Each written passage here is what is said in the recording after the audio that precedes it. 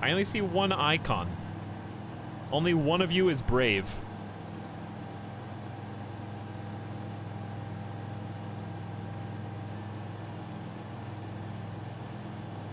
Also, Kyra, you can unban the first two people, if indeed they still exist.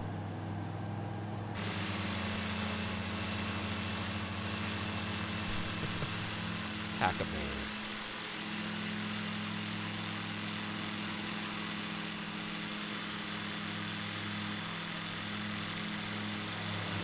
I can see some lights way back there. Oh, speaking of lights. Guess I don't need landing or taxi on anymore. Watch out for this hill. Could be a doozy.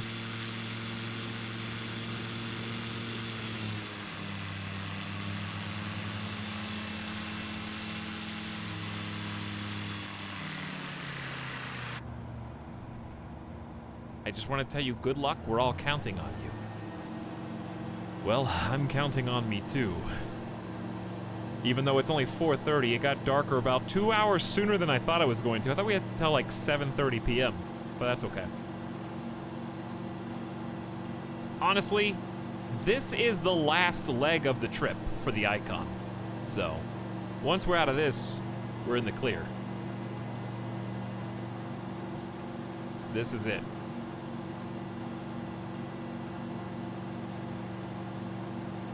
Oh, it's 7:30. Sorry, I didn't know. In Costa Rica, I think it's only 5:30. It's already this dark. It's beautiful, though.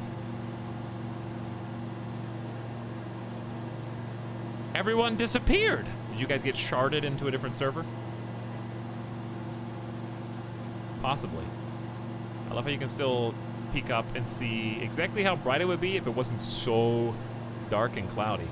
Okay, well, I was gonna like fly low and look at the coast. There was a couple beaches here that I was curious about. Now I'm thinking maybe we should just go up and fly direct. I don't know. It's not gonna save us that much time. What do you guys think?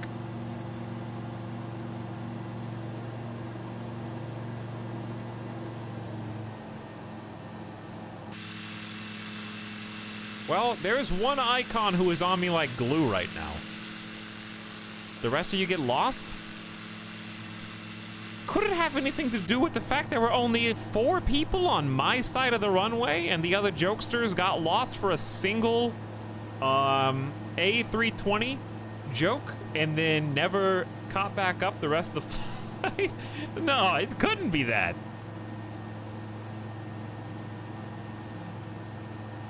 What?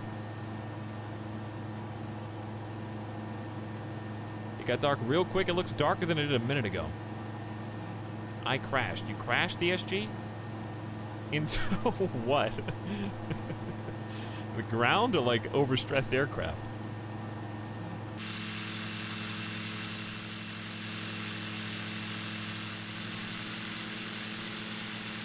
Oh, if that's you, I can see why you crashed.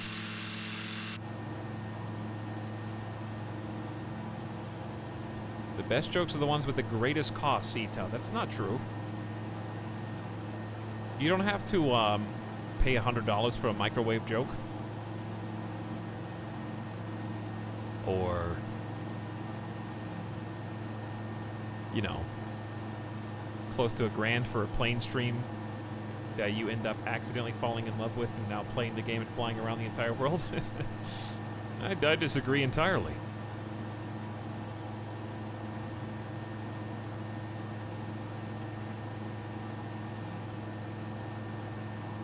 I accidentally fell in love with flight sims, dude. It wasn't supposed to be this way. All right, at this point, I think it's just me and one other dude. I understand the conditions are a little harsh. This is why it's a challenge. There's one guy who's like flying upside down around here, kind of doing their thing. I think multiplayer's kind of broken right now. I can never see anyone. You have to be on the correct server. We're on all live conditions and US East. I do think there would have been more people if it was working, because we normally get way more than like 10 people. If you guys spawn in at MRLI, you can kind of shortcut. I don't know if that's a strip or just a waypoint. MRLI is pretty small. I think it was only like a 500 feet. But you can still spawn in there.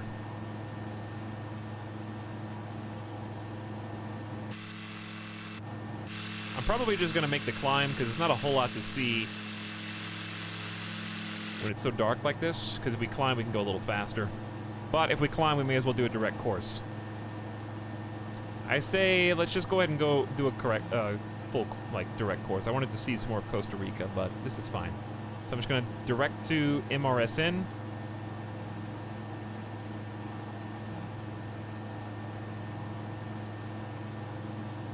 MRSN, enter, activate. Okay, and I'm just going to start a climb at full throttle. Try to get above the clouds. We'll gain speed the higher we get. I was the upside down guy, can't see you anymore. Well, you held on for the longest. It's got to count for something. Okay, so what I'm trying to do is kind of just see where my trim takes me. I really don't want to go above 15, but it's going to nose back down as it kind of evens out, and it's trying to find equilibrium. So it's just going up, going down. Hopefully it stops going down thanks to trim. Goes back up. It's trying to find a balance.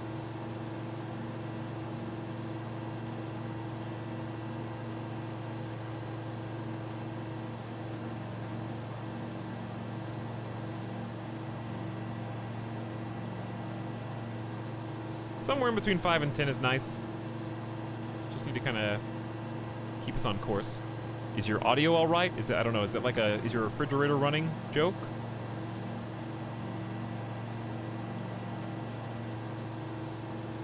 All my equipment's still here. Are we still going to the same destination? Yeah, we're still going to MRSN, but I'm taking a direct route instead of the like fancy one we were doing before. And I'm going to climb to probably around 10,000 feet. Maybe, yes, 10 to 12,000, somewhere around there. Last leg of this little iconathon.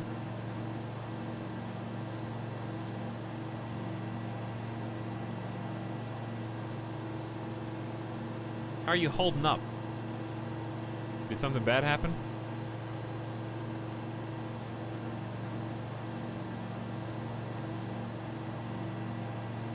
I am a little bit saddened over the loss of about 9 of my crew. I'm the last survivor. Name tags were not enough. Oh. There's one blinky plane back there. That's the only one that I see.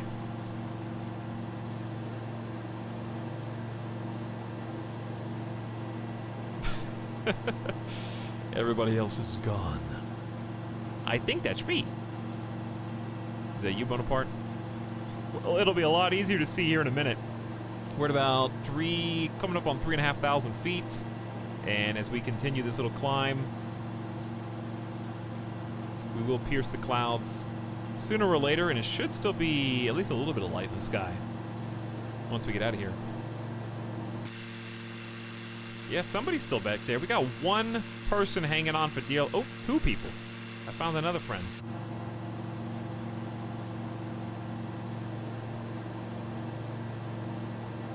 Approaching 4,000 feet. It's a pretty easy altimeter. There is no little hand, there's just a big hand, and it just keeps on ticking. All I gotta watch is my angle.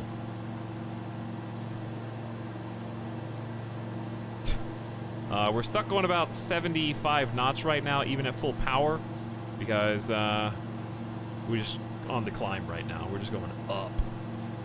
But once we get up, our true airspeed is going to be higher than our indicated airspeed, and we can work that out and find out how fast we're actually going. But the higher we go, the faster we'll ultimately be going.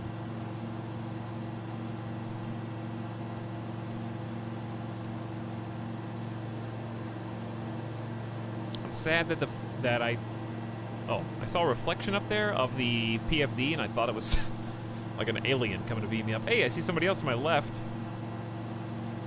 But yeah, I'm a little sad that I didn't plan well enough and had to do the final stretch here at night, but that's okay. Or rather that it's so cloudy. But what can you do? That's just the weather, chat. Alright, calm down, plane, or you're gonna end up stalling us both. It's just a little spooky to be flying like this, you know?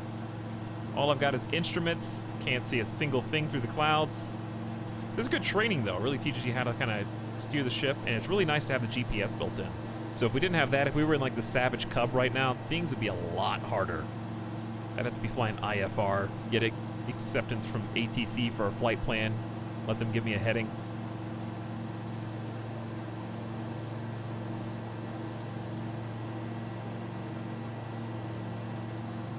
Seems like a teeny bit of trim goes a long way. Yeah, my trim's good. My trim's fine. Trying to keep it below 10 degrees. It's really the left to right that's giving me trouble. What's my favorite plane so far? It's hard to pick just one, but I mean, the jets are really fun. The passenger jets are really fun. I like the King Air quite a bit. The turboprops are really neat. I like the Icon, unironically, quite a bit.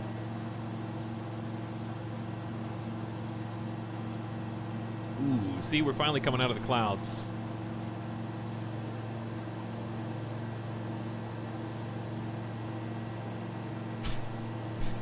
Flying is just chanting acronyms till your plane levitates.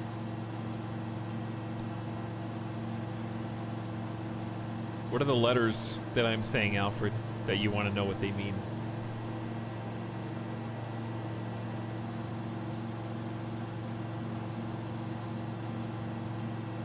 All right, we are finally...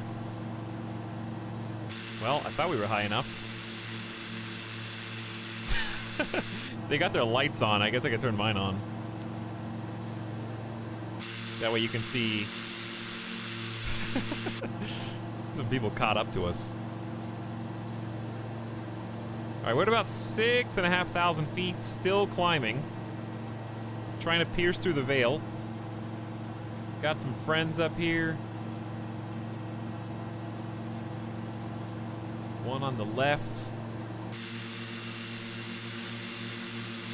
I think, yeah, one behind. Another one a little further back.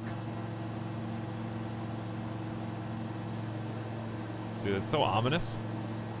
Seeing the spotlights of the landing lights. Hey, what's up, Metalbit Zoomy? What is that, uptime? Uptime is broken. It's not a command anymore, Metalbit. Specifically to prevent people arrive uptime in the affirmative or the negative, whatever the opposite of affirmative is. Do you have cabin lights? I don't know, but I don't think I need them because I have backlit panels. And I can change the brightness of the backlit panels right there.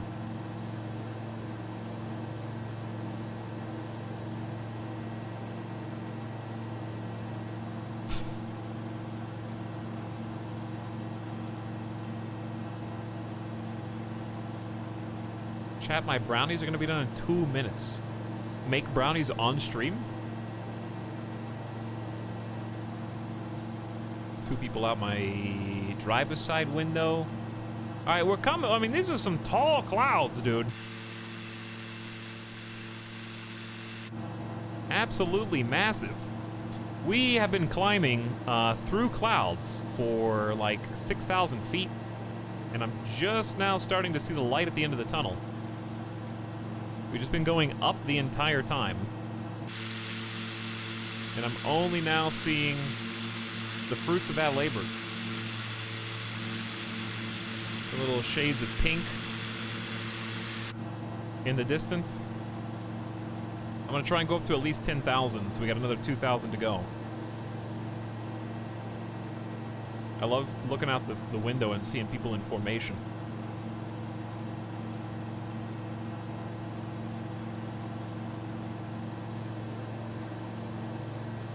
one above, one below. There might be some more people behind. I saw your headlight go out. Did you guys turn those off together? Or does the game just turn them on when you're in the clouds? I don't know, but I started like nosing down for no reason there. Did mine just go off too? Why did it, what? Everybody's landing lights? Or maybe they're on and there's nothing for them to shine off of anymore because there's no more clouds.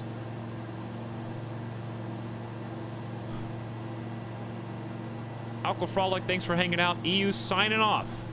We got to see Europeans on until they all died gamer death, dude. Think about that. That's crazy.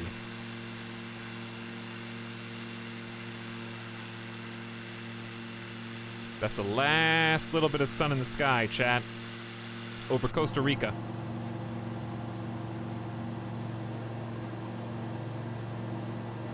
It's all almost gone.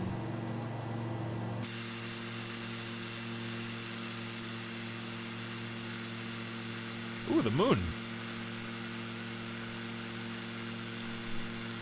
So, for those of you phone viewers, it's gonna be a lot harder to see anything. If you have a computer, like a real gamer, everything on the screen is visible right now, including individual clouds, the moon, the stars, and the light between the layers of clouds, and the plane. If you're on your phone, well, get good. No, but seriously, like, I tried watching some clips on my phone to see what you guys see, and it's actually kind of invisible.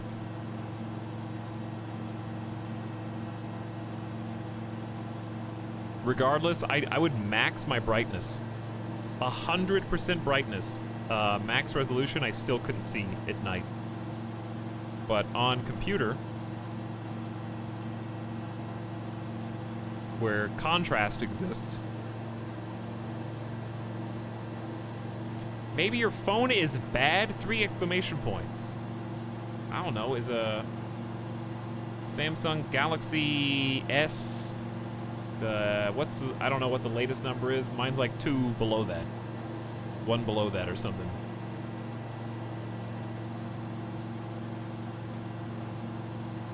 All I see is darkness. I mean, okay, out the front, it's pretty dark. I can still see shape of a cloud here, shape of a cloud here. There's a horizon line right there, a little bit of blue sky, and then a little cloud above. I can see all that. And if I look out the left, I can see all the stars in the sky with some puffy clouds right there. I can see the mountain line, or rather the cloud line right there. I can see a gray cloud just underneath the horizon line. So I can see all that.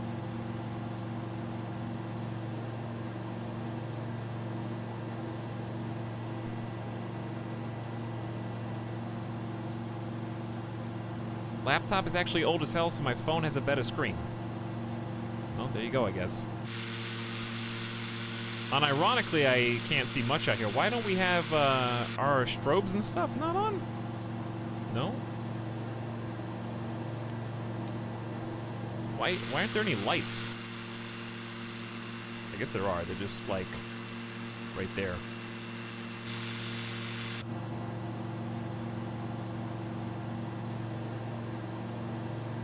Does the computer render every water particle in the clouds?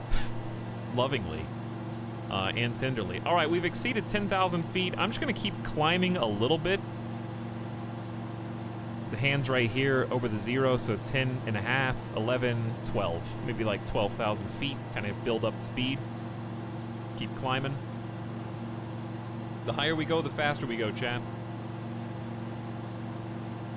Once we level out.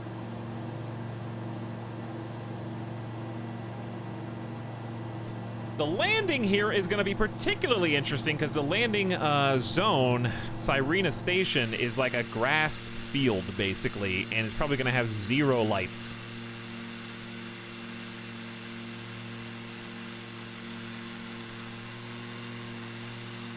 Dude, we got like a few planes here.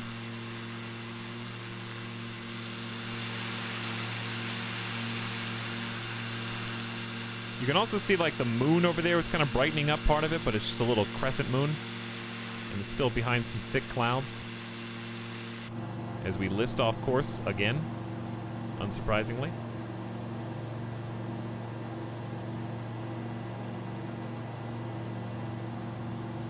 But yeah, this is super peaceful. Very relaxing. I mean, you can't really see too well. Moon at the very top. The last bit of sun reflecting off of our lime green monster. Very comfy.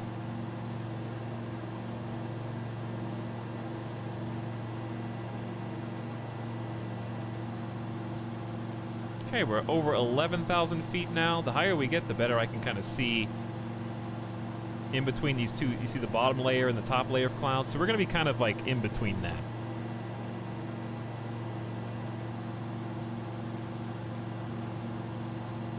If we look on the map, we still got a little ways to go. But this is our last stop, chat. This is it.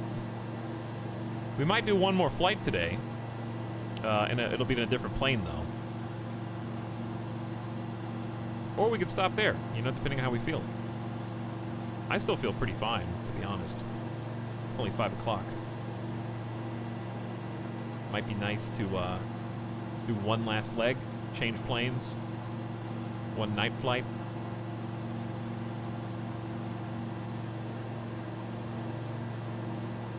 I mean, this is partial night flight, but it's still technically part of the same one. 5th Gamer Deathbot ping.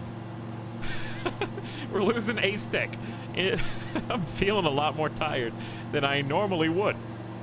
Ace-Tech, are you in the game right now? I see 1, 2, 3, 4 planes now, so 5 including me. We're gaining people. I thought we were down to 1 from the original 10 that started. Enchilada's second win. Hey, Carrie, what's up? Internet George. Hi to both of you. All right, so let's take a look. I want to show you guys where we're landing. It's kind of neat. It's a ranger station in Costa Rica, and you can camp here. So they have this weird kind of like...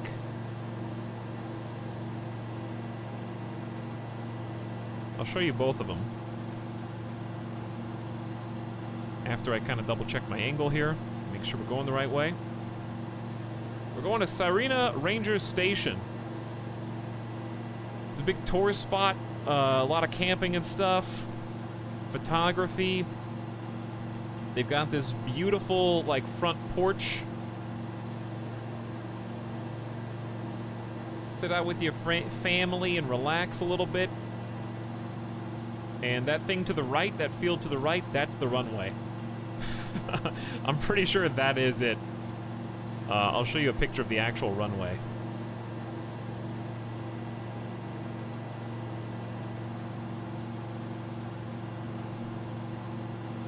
So they have a couple different variations. They've got one where you can just put tents in here, and then they've got another one that's like bunk beds with bug nets.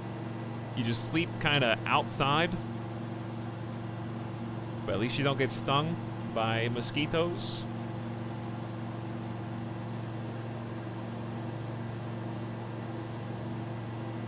And here is the actual airstrip itself. So, no lights, as you might imagine. I don't know how we're going to figure out. I guess we're going to use the 3D map mode to figure out how to get in there at nighttime.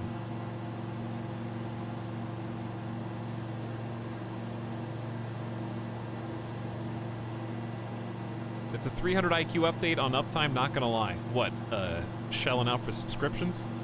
It's pretty good. All right, we kind of want to stop climbing because we're approaching 13,000 feet. I think our operational height is close to 15,000 feet, so I'm just gonna get a little bit of trim down. And then those of you on PC will be able to actually spy with your eye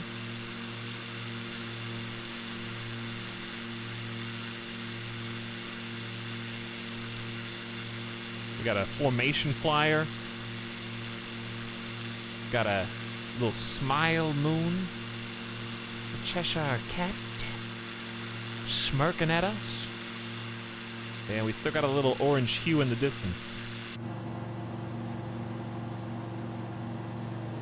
Stop making me feel bad, my PC's stuck in transit. Well, once you get it, then you can jump on in. Just woke up, how many times did we crash? Technically, on the record, 0, right, chat? This game makes me want to bust out my flight stick and fly myself. Have you already played it, Soupmaster? Or you wanted to try it out? Because it's on Game Pass, and I'd highly recommend giving it a try. It has made me a believer. Silly Starfox says, help Ital, I'm drunk. What should I do? I don't know. Share? Okay. You're being very greedy, keeping all the liquor to yourself. Maybe I need to get myself one in between flights.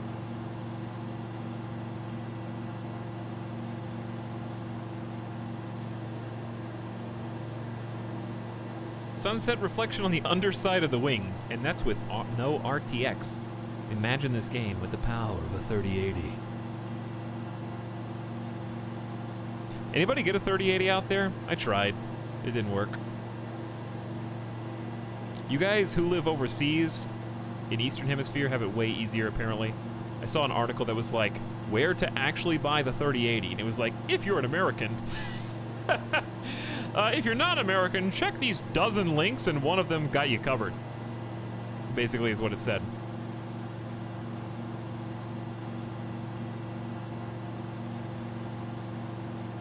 They just laughed. They typed LUL all caps and then said, get out. I'll get one once I move to Seattle. I'm excited. I would love, even if I only get marginal improvement in performance, it would let me probably switch to full-time GPU streaming, and that's kind of enough reason for me to get one, even if I only get like a 20% FPS boost. But honestly, I would still buy one for a 20% FPS boost, because I am just a fiend. And if I can crank it from, what's 20% of like 40 FPS? That'd be like extra 8 frames. Yeah, I would. If I could go from 40 to 50 frames, oh yeah, easily. I would do that every single time. All right, we're at 13,500 feet, so we need to even it out. If you're in an icon, just make sure you're nosing down a little bit.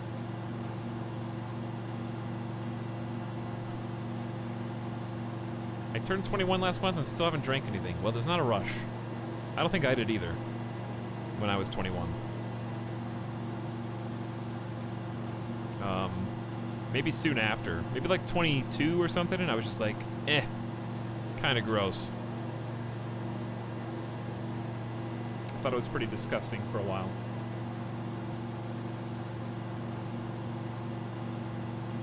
So what does LOL stand for? Do you see the emote, Cloak? I don't think that's a better Twitch TV emote, right?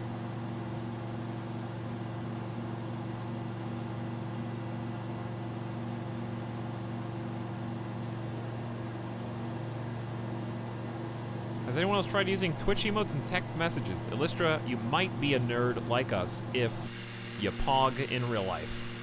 Okay?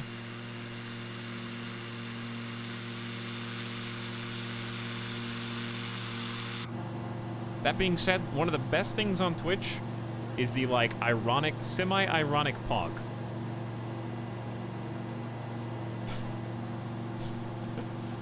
Something about just a bunch of people, like, pog is good written or in emote form. Like, just looking at chat, scrolling by, and it's like, pog, pog, pog. Like, if you could imagine how it sounds to say, like, the most average pog is like, pog! Like, whoa, pog, dude! That's the average pog. Top form pog is kind of like, it would be said out loud verbally like this. Pog. Pog. Pog. Like, just like seeing 4 people with that kind of energy. You know what? It's not like actually a cheer or they're not impressed. It's just kind of like, You're gonna do an average thing? Pog. Pog. Sounds like a Pokemon. Uncapitalized Pog. Maybe. I could see that. Alright, I've been at like full throttle this entire time, so if you've been unable to catch up, I'm sorry.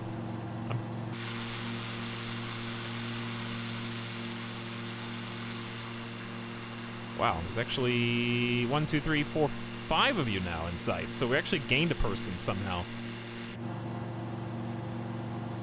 But if you guys are all going full speed in your respective icon, then you should at least be keeping up. Yeah, it's a good sight, Ace Tech. It's a little darker than it was even a minute ago, but it's still really cool because I can just see 1, 2, 3, 4, 5. Wait, 6? I can see 6. We actually gained 2 people. All right, I'm gonna slow down slightly, chat. See if you guys can catch up and like fly formation real quick. But that's gonna make me nose down because of trim, which is actually not that bad because I'm at 13,500 feet, which is a little high.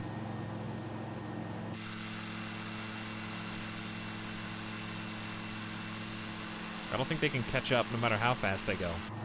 To be fair, even if I slow down, they're probably only going like 5 knots faster than I am, so it's gonna take a minute. Gamer Deathbot, God, it's been 4 Gamer Deathbots. It really has, hasn't it? All right. We started here. We're probably about 66% of the way to our destination at this stage. We'll probably want to start our descent probably around this, because we are pretty high up there at 13,000 feet. As a mobile viewer, I love the game about the green dots in the background. Thank you. I think it's very good too. Hey, they're catching up. Somebody just behind me and to the right. Somebody just in front of me. Somebody sneaking up on the left-hand side, I think.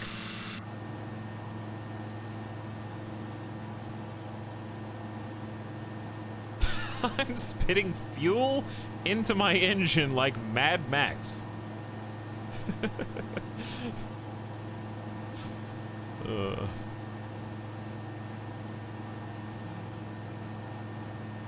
Yeah, we should be there in under 30 minutes. Especially because we're gonna speed up again. I was just giving people a little bit of time. We got 1, 2, 3, 4 people basically all around us right here. 5 and 6 a little bit more distant in the background. I can see you.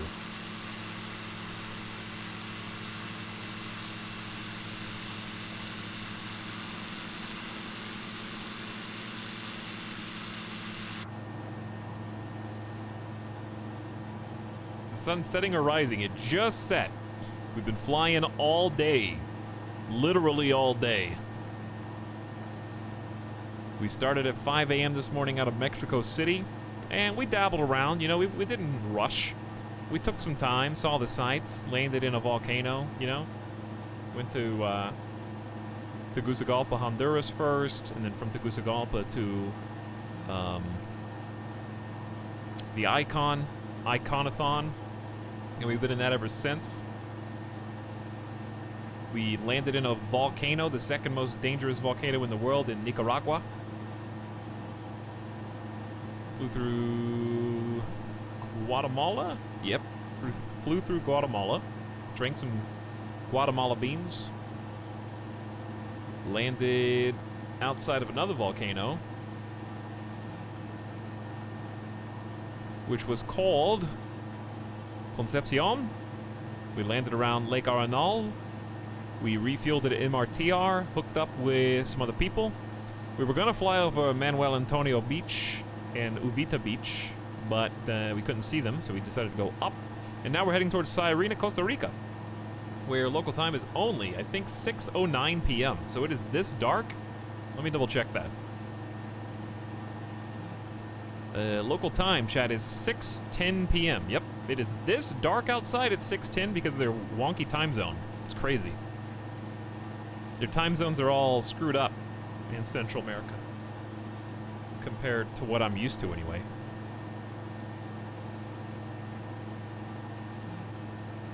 Why are they not on your radar? It's not a radar, this is just a GPS.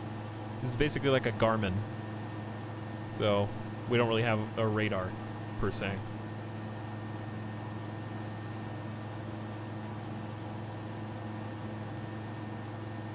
Can't see shit?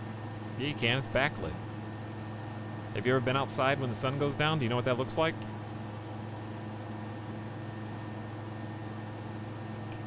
Do you think, like, ancient humans, you know, work in the fields, coming in at night, like at 6 o'clock p.m., and they just open the door and there's like a fire crackling in the hearth, and they just go like, honey. She goes, what? Shuts the door. Can't see shit out there. And she's like, I know. That's why do you think I'm in here? I lit the fire. I'm the one cooking at the hearth right now. It's like, it's weird, dude. Like, 1 minute I was out there and I could see shit, but now I'm out there and I can't see shit. How does it even work? Whatever. Guess I'll light a candle or something and, like, sit by the wax until it burns out and I finally go to bed after I scroll through my social media. Which at that time, I imagine, was probably just people with their windows open because they didn't have sealed houses. And they would just yell at each other while they were lying in bed to communicate because they couldn't see each other. Just connect up some string and some cans.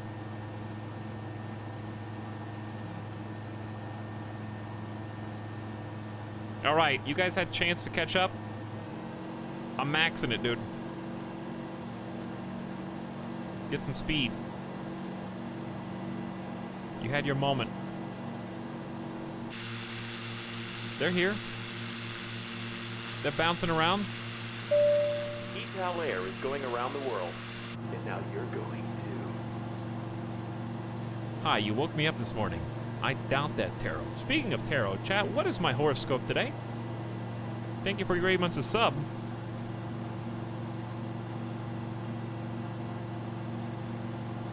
All right, let's see. I want to know what... Did they delete the quarantine horoscope? It's gone. Did I do that? Did somebody that works at horoscope.com watch my stream and then go back and hear me complain about the quarantine horoscope and then was like, who wrote that? This isn't even a horoscope. Hey, what would somebody who wrote that's name be? It would probably be like Janine or like Betty or like Roscoe. The one that we read. Walter? I could see a Walter writing the quarantine horoscope that we read. They're like, this isn't even real. You didn't even reference the constellation, the stars, or Taurus itself. You just told people that COVID is overblown and you shouldn't be afraid of it on the horoscope. It has nothing to do with your horoscope, actually. You're fired. And then they fired him, and then they stopped that entire segment. Because now it's just regular horoscope as far as I can tell. Today is a fantastic day, Taurus, so make the most of it. If you're emotionally and mentally prepared to go on a new, exciting life journey, the opportunity will present itself. The energy will be fast and furious. You can work harmoniously with electrical gadgets and new technologies, like microwaves. Break free of the mundane and seek less conventional ways of living.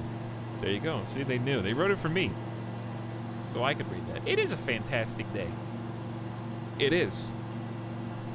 See, that's what a horoscope's supposed to be. It's supposed to be something that kind of just loosely plays in to something that could actually be happening in your life. And it's really not that, like, goofy to say break free of the mundane and seek less conventional ways of living. That's just kind of a generalism that you could get behind fortune cookie style, right?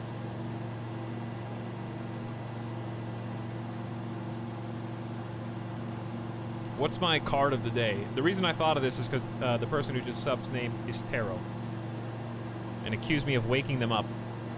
By the way, I am actually, like, not having to correct my course for once, which is insane. There must be really calm winds up here. The Emperor is my card today.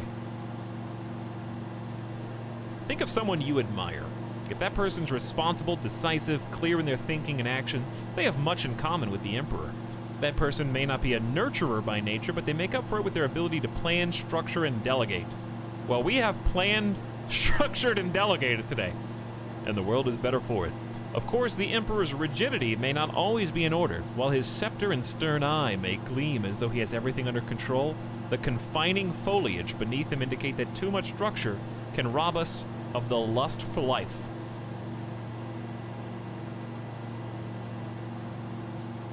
The lust for life. That's my tarot reading today. Didn't even have to pay a psychic on the streets to get it. Can we visit the island to the east? No. Because it's dark and I wouldn't be able to see it. But also we're at a perfect altitude and basically a near perfect trim. And we're making good time now. Even though you guys, I know you can't see anything. Where'd everybody go? I'm all alone. Did I lose all you guys? I don't think I've moved. There were like 5 people around me, now there's nobody. Maybe it's like a server thing. We're almost there, chat. Well, maybe they're having some hiccups, or maybe the live server aspect is just a little goofy right now, but still, it's been super fun flying with you all. Even the people I banned at the beginning as a joke. And then that one guy who said, quote, Jesus, stop whining. It was their first message ever in the channel. And I'm so happy that they got the real me, you know? I'm glad that I was able to leave my actual correct mark and that I didn't give them a front or a facade that might give them a false sense of security when they come back for another stream and then find out that I'm actually completely different than their first impression. Nope. I said the real E-Tal stream.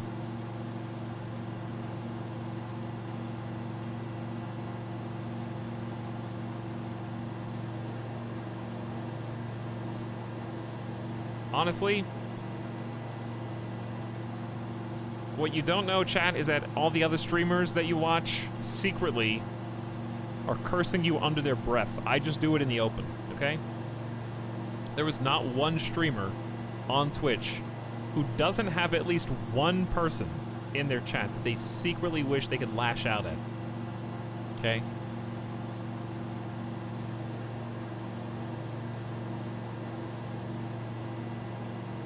I'm not saying that they hate everybody or that they dislike their chat, but there definitely is one person in every community. And I'm saying you might be that person.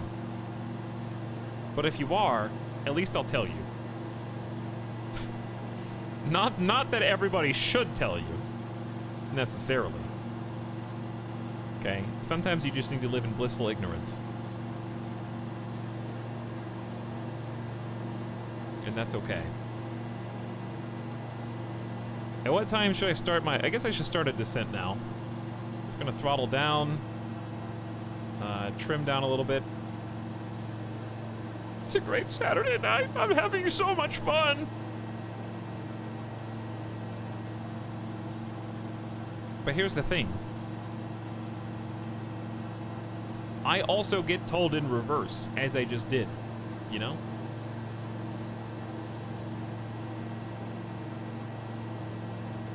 So it's not a one-way street.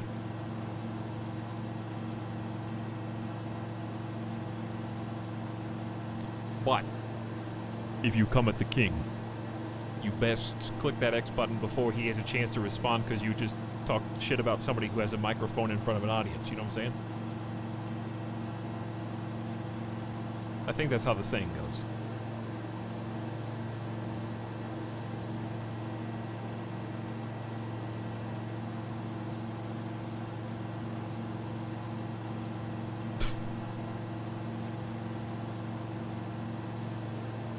I think it's important to not think of streamers as your friends. Luckily with eTowl, that's not a problem.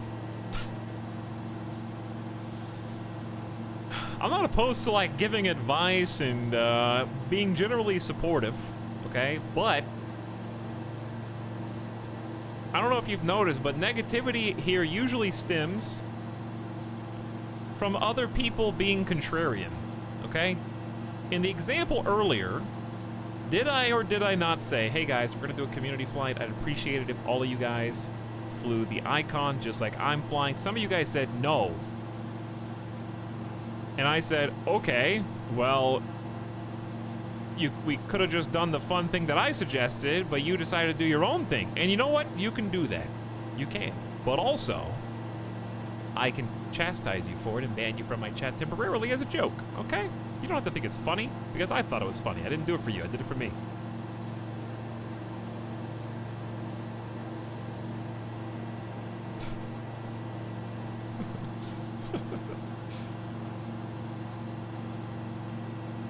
Because often streamers react to contrary stuff more. People crave interaction with the streamer, see it works, and perpetuate it.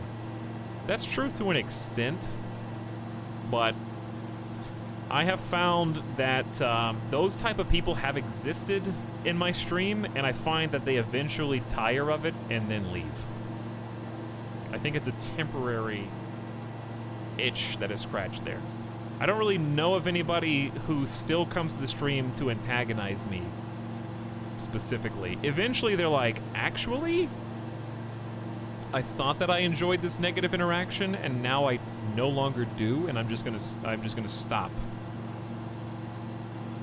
And then they go away.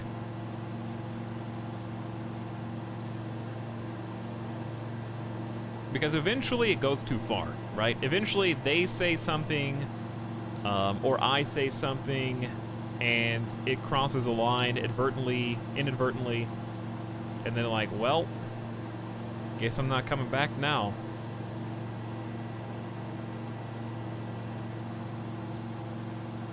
I don't think there's anybody that's here right now that's actually like antagonistic in terms of trying to... There's nobody who's intentionally like trying to put down the stream. Like, some of you guys will do, like, people chat no to whatever I say. Which is not the same thing as, like... I don't know. Somebody that would just be annoying without actually being insulting. Kind of like... I can't even think of an example. Because nobody does this. But I'm saying, if there was somebody who was just, like, every single time they came to chat, it was just... Hey, you're ugly, and you're actually, unironically, an idiot. You're bad at games. I'm here to just insult you, like, with very specific insults. Nobody does that. You know what I mean? It's kind of just like, Peepo chat no is the vibe.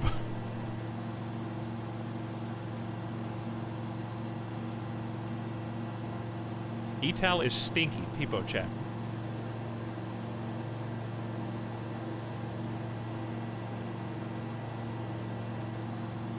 Because there's antagonistic and there's like... And there's been some antagonistic people, and they usually get called out because they're like first-timers, or they just get... Like, there's been people within the last couple weeks who've been banned just for being antagonistic, but they're not community members. They're just people with like 4 messages in chat. 2 of them are just like grating insults, and it's like, I'm not even offended, I'm just annoyed that I had to read your comment that was just not contributing in any way, shape, or form. And after 3 comments, I can tell that you will never, ever belong in this community, so just get out now. Like, that type of situation. Like, based on the 3 things you've said in chat, if I never saw you again, I would be happier for it.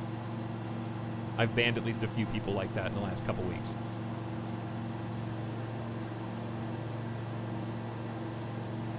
And, like, they might take it as I'm so offended by their scathing insults that I banned them, but really it's just, like, it's so stupid that I just don't want to read it again.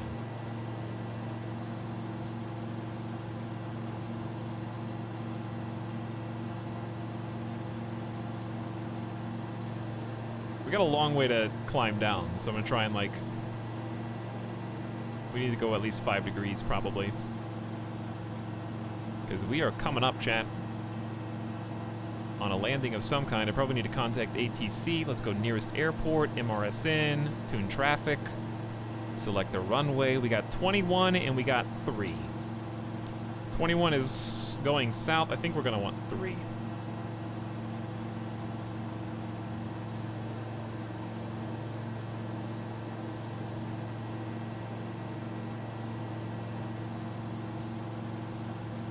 The more people you kick out, the more prestigious the people who remain become.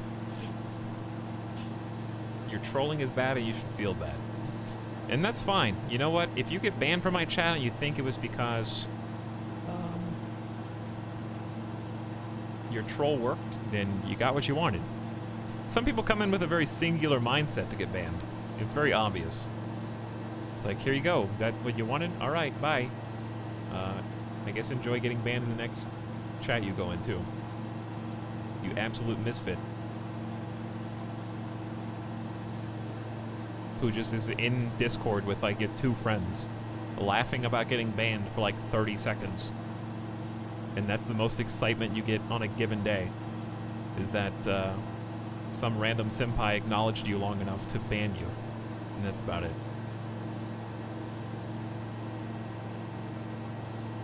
And then they're gone.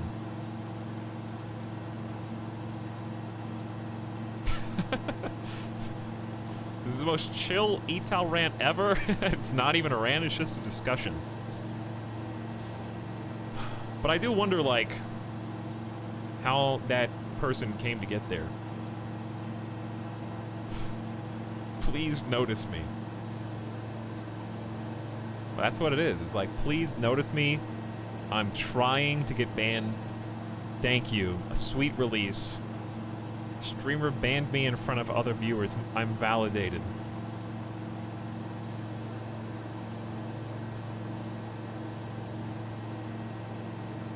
It's this weird kind of like death by moderator circumstance where it's like I'm tired of passively enjoying this broadcast, even if there's no gameplay because I'm on my phone, and as far as I can tell, Italic's is just talking against a black screen right now. I'm just gonna stir shit up and see what I can get away with before I get banned. They get banned and then chat ignores them. It's not even worth the time. The most beautiful thing that ever happened to Twitch in the last like 2 years is them making bans IP bans within the last few months. That is seriously the most comeuppance I could ever ask for, because the thing about it before was the troll could get away with making a new account and coming back. And not only that, they got to see the reaction to what they said. So now if you type some bullshit and you get timed out / banned, you don't even get to see what anyone else in chat says. So I can just like ignore it, ban them. No one in chat, even if they do react, is visible. And it's just like a total muzzle in the best way. It's just like, okay, timeout or ban, you're gone. Like I don't have to say a word because no one else in chat, even if they did speak about it, would you even notice. You don't even get the satisfaction. I'm so glad they made IP bans. When I was banned for losing in single combat, I couldn't see chat. I was like, guys, where are you? I never want to be timed out, but I'm just an inherently annoying person, says Miss Lycidae.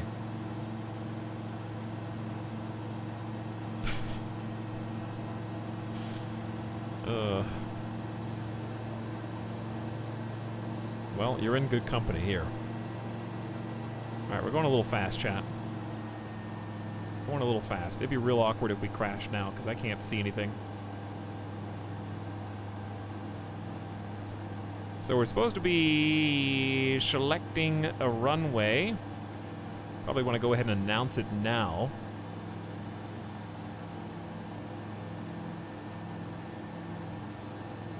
Could have landed from the north. I don't know why I'm coming in like this.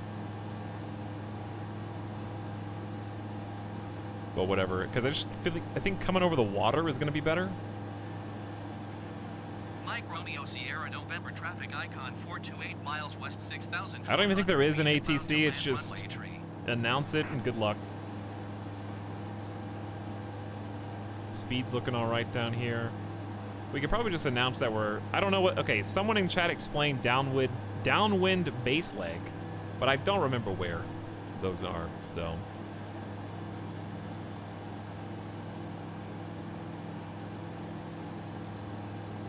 So what we're looking for is 3, correct? That way. And I'm gonna give myself some more space because I always underestimate how far it's gonna take me to actually line it up. Yeah, we were looking at photos of the airfield earlier, Mostly Lost. It's a ranger station that just has a grass strip, and it's actually starred on the map by the devs. It's just a really short grass strip runway. It goes crosswind, downwind, base, final. Why do my lights come on automatically? Also, I'm gonna save because I don't, it's so dark and foggy that if I don't do this and we crash, then I don't even know. If we crash on this one, it's official.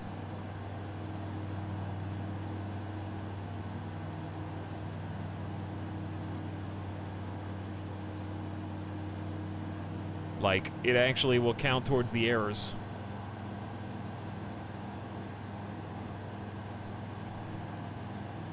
Yeah, there's no lights on the runway as far as I know.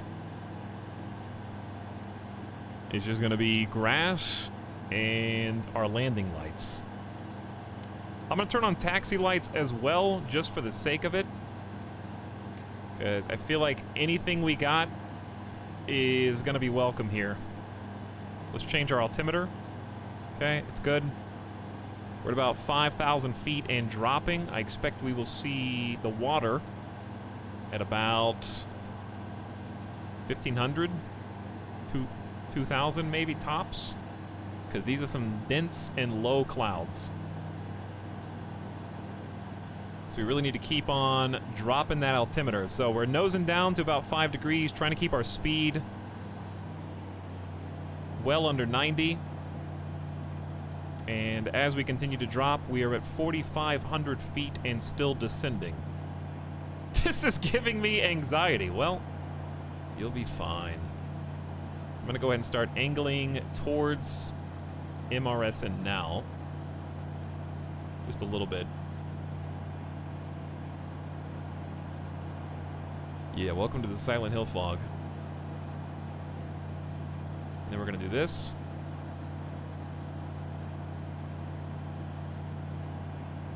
Gonna get some zoom in on that. And in fact, on this map, you can see the runway is gonna be like, we're gonna be here and then go up and in. But we still gotta drop some height. We're at about 3,500 feet and still descending. So I think now's a good time to go ahead and turn again. Watching my speed, make sure we're in the safe zone.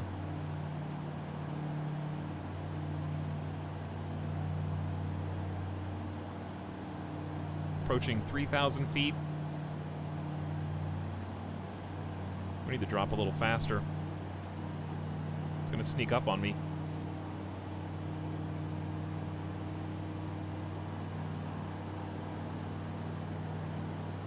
Throttle down even more.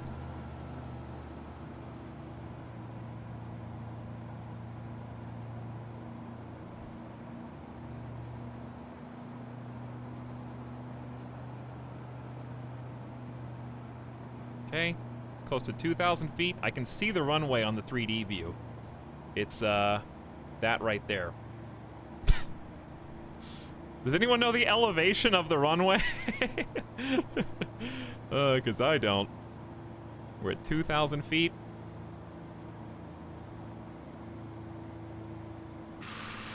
Dude, I can't... There's other people next to me. I think you guys are using me. Mike Romeo Sierra November traffic icon 42 is on final runway tree to land. Hi, guys. What up? Another chatter land first to light the way. Maybe. Alright, I'm gonna start,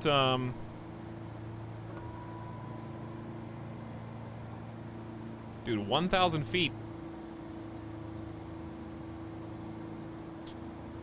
1,000 feet, chat. How low are the clouds, dude?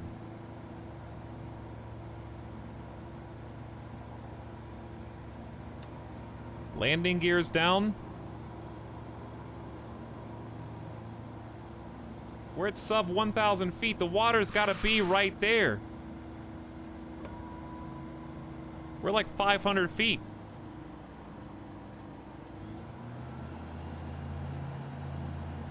And there's planes below me.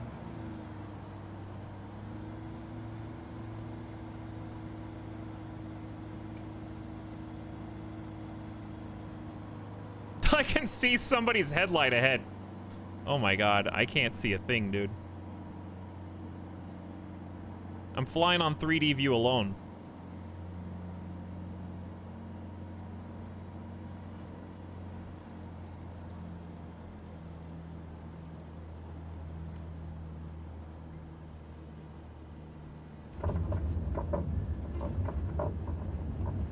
Oh, baby. There she is. 3D view saves the day, dude. There it is. I was watching this the whole way.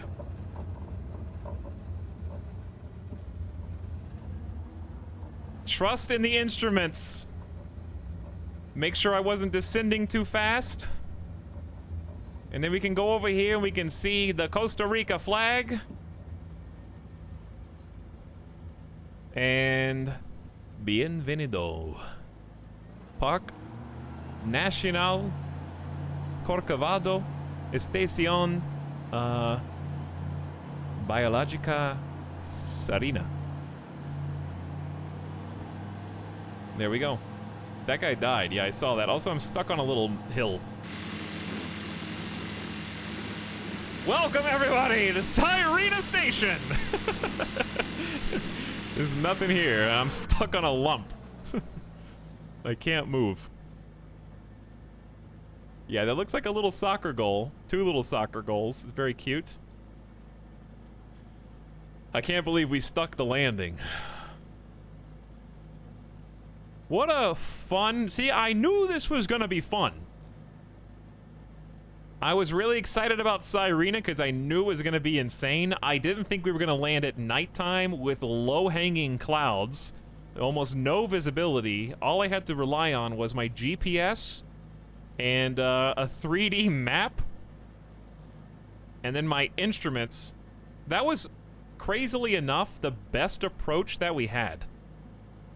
Like, today, in terms of landings. Besides one of the water landings. The volcano water landing was really good. But, like, in terms of distance that I had to kind of go down, I didn't feel like we had an angle of attack that was gonna just, like, crash us in. I saw the ground come up and then flared, but I didn't have to flare, like, super hard. You know what I mean? It just kind of naturally rose because our rate of descent was good, and we got down. I kind of just had to guess what elevation it was at based on the 3D map, so the only thing we could have done better is know the elevation ahead of time. But remember we looked at the pictures of this little spot? Watch out for bushes. The lime green hero over there. They've got the whole thing, dude.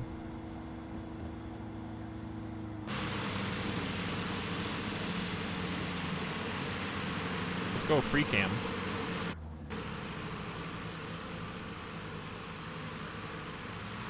They've even got like the luggage, the mosquito net beds. We saw pictures of all this. I didn't realize they went so far back. Dude, this is where we're gonna stay. This is where we're gonna hang out. Right here.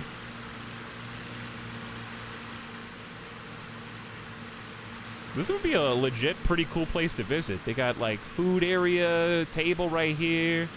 I don't think you can use the lamp, but like a little sitting area. They got the little chairs on the porch. 4 different stations. This is pretty detailed. It goes all the way back here, but I can't see it. This is kind of as far up as we can go without, like, turning around. And if I turn around, I'm afraid I'm going to hit something.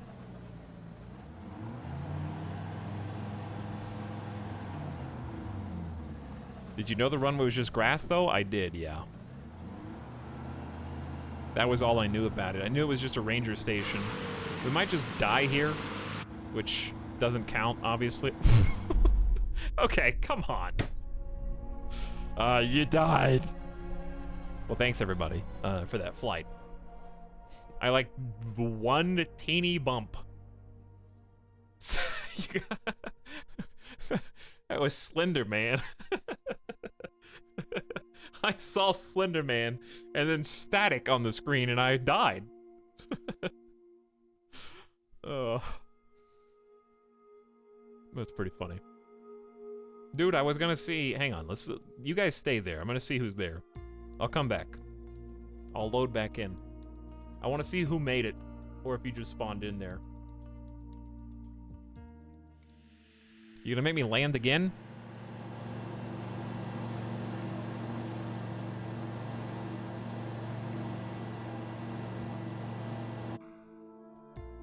We'll just skip to the taxi. Very convenient feature.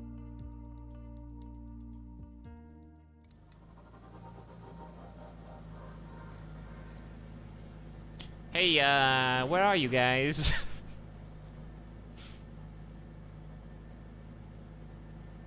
My 3D vision is currently loading in. Alright, it says tax. Are you guys behind me or in front of me? I see one beepy light back there. I see no beepy lights ahead. So I want to say that you're behind me? I'm gonna go to the devil I know over here.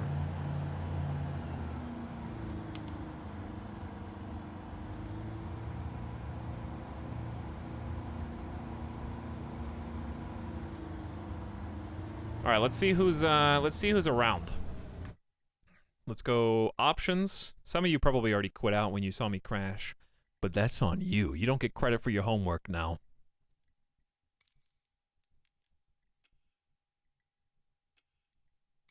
Whoops. There they are. I spent $500 to upgrade my GPU for this one. You made a good choice. I don't think you'll regret it. It's super fun.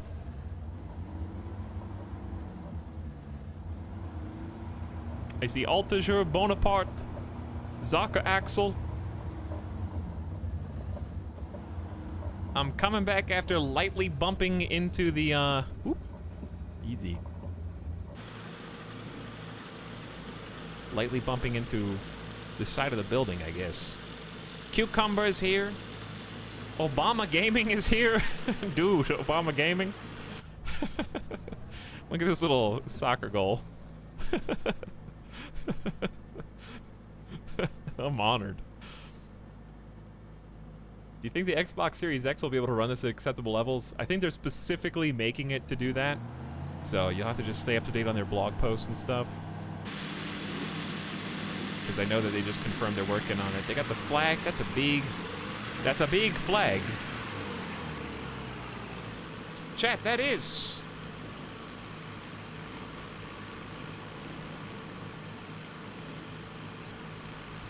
This is not the flag, but this is a flag. We went to Honduras, right? We gotta hang these flags up. Anyway, thanks for flying, everybody. I know there were more people besides that got lost in translation. Thanks to those of you who attempted it. I hope you had fun, even though part of it was at night. I enjoyed flying in formation and seeing the sunset over Costa Rica with you all. We got one more flight, at least. Chat, we can do one more flight, right? We'll just do one night, like pure night flight. We're gonna switch planes, if that makes you feel a little better. We are not going to be flying the Icon anymore. The Iconathon is at an end, but we could do, it's only 540.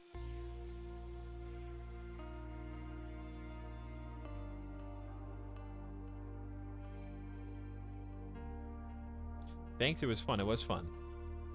Can I use a HOTAS Warthog if I only have joystick and no throttle? You can, yeah. But I would get a throttle of some kind, even if it's not the Warthog, because it does make a big difference.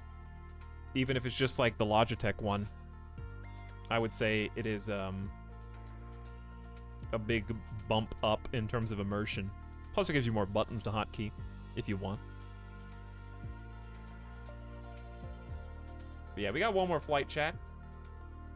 We can do one more. This will be our final, well, yeah, wait. It'll be technically our second to last landing before we get into South America. We're gonna be flying into Panama. So we're gonna do a nighttime SR-22 flight into Panama. I'm gonna go back offline for a little bit, just so I can focus on speed and efficiency. You guys will still be able to see me. I just won't be able to see you in the game, I think. So if you want to follow along just to fly, that's fine. But I'm just gonna have the flight conditions on group only. So you won't be visible, but I'll still be visible. If you just wanted to tag along. Okay, and I believe I've already loaded this in. But before we do this, let us take a quick plane BRB, if you guys don't mind. It has been 12 and a half hours. We'll do one more flight today. I don't expect it is going to be a crazy one. Yeah, estimated flight time is less than 2 hours.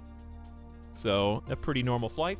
Dude, that was like an 8-hour flight. I told you, the Iconathon's crazy. We had how many landings? At least 5, right? We landed at Apoyeque, Concepcion, which we tried to land on top of, which doesn't really count. Lake Arenal, MRTR, and then Sarina, Costa Rica. So there was a minimum of 4 landings, maybe 5, over that 8-hour period. So lots of action and multiple water landings as well. All right, before we do that, actually, let's just go ahead and take the BRB first. Then we'll update the flags, and then we'll update the map. And then we will head off on our final voyage tonight. Okay? Sound good? ETAL Air will be right back. Thanks, everybody, for hanging out. And those of you getting on for the normal time, welcome to stream. Be back in about 5 minutes. I think it's time, chat, to get a little drink. You know, I think we've earned it today, okay? I'm gonna do some stretches, do some gamer stretches, prevent gamer death, get the blood pumping, get some food. See you in 5. Thanks for hanging out.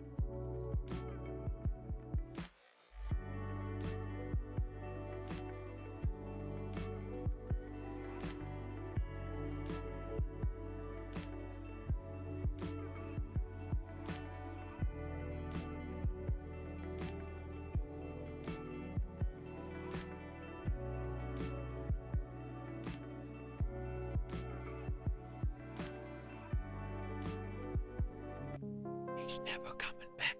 He's never coming back.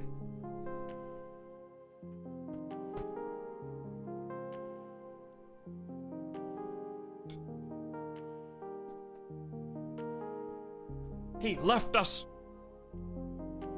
Okay, so this is true. I spent at least 3 minutes trying to close Midas's snacks. I could not align the Ziploc seals, and I gave up, and I rolled it up, and I pushed it against the wall so it would stay shut. I just sat there trying to, like, carefully put both of the little Ziploc sides together, and I couldn't do it. Are you out of breath from trying to close the bag? No, I gotta do more exercises so I don't die gamer death. Also, I got a package. So check out this show and tell. You guys are gonna think this is awesome. Okay? I'm gonna have to do a product review. I got so pissed about coffee nats that I went all in. Okay? I said enough. People are telling me to get apple cider vinegar. Nope, I'm not gonna do that. I'm not gonna get like bleach. Nope, I'm going deep. Okay? I don't do anything half-assed right now. So, I got like, it's a bug zapper. Mesquite. You literally plug this thing into the wall. A UV light comes on to attract any kind of bugs.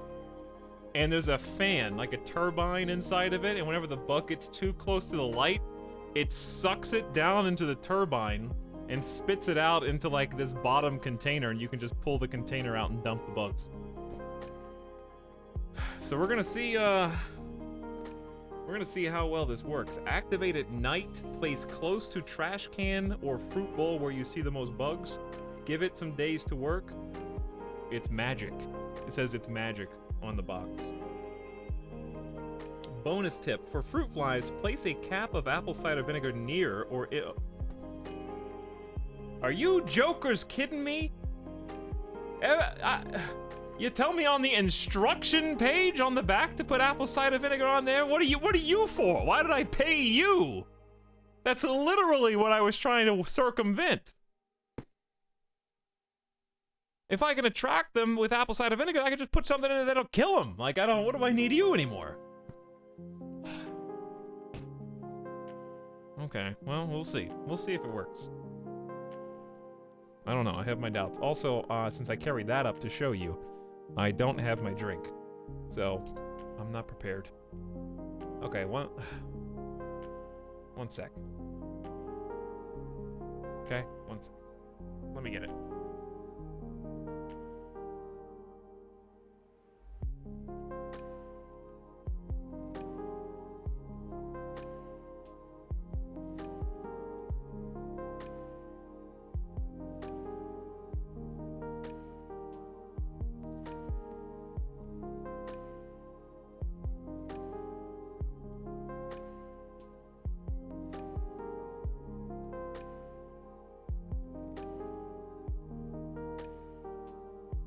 This close to emergency. Oh, that was close. So, I carried my, my Coke up like this. This is literally how I caught it. It was standing like this in the ice, and it rolled around, and it almost just fell, hitting the tile, and it would have gone everywhere. I managed to, like, dance in such a way as to catch it from ringing out. Okay, well, let's do this. And, I believe we've got some flags that need to be pinned up. Okay? So, let's, where is everything? Here we go. It's under the bug zapper.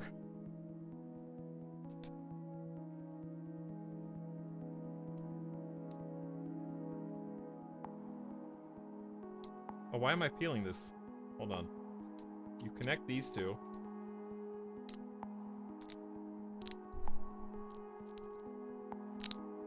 And they make that noise. That just peaked the microphone.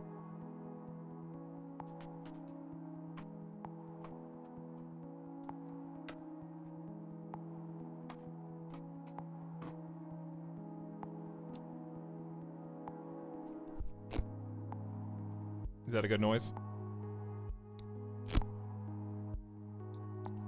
Nice ASMR stream.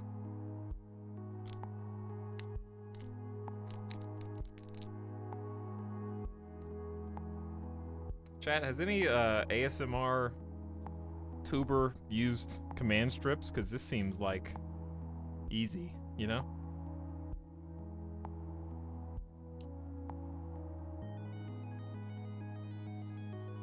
Okay, so what we are going to do, we went from Mexico to Honduras. This one's gonna go up right next to the first one.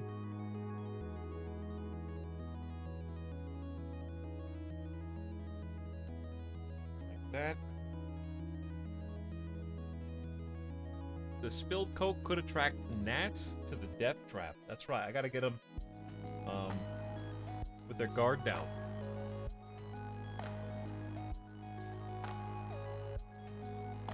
Okay, so here's what we're gonna do.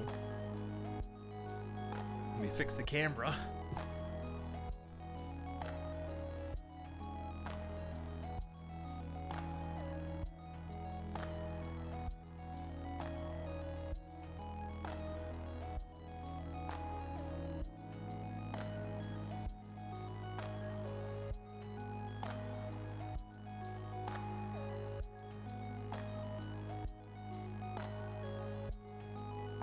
Then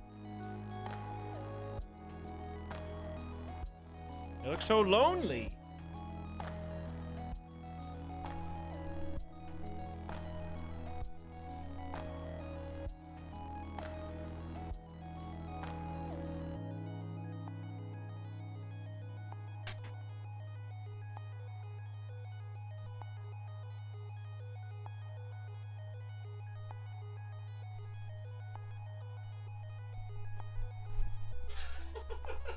I couldn't go any lower.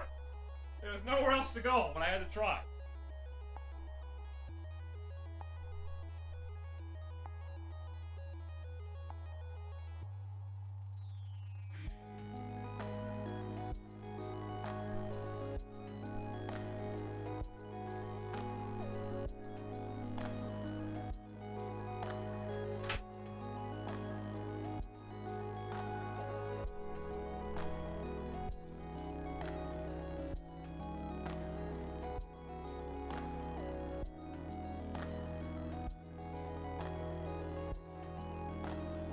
I gotta peel the command strips and leave these little trappings all over the place.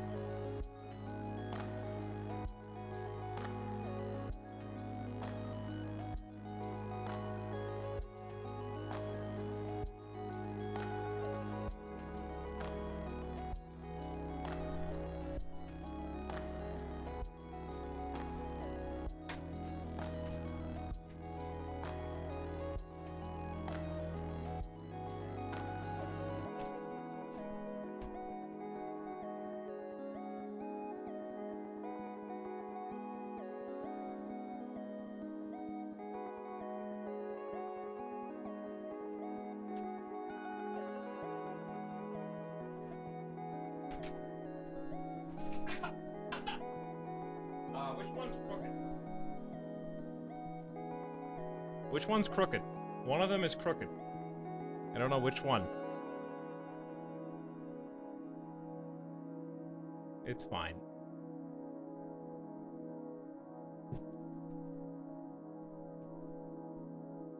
Actually, I think it's the new one.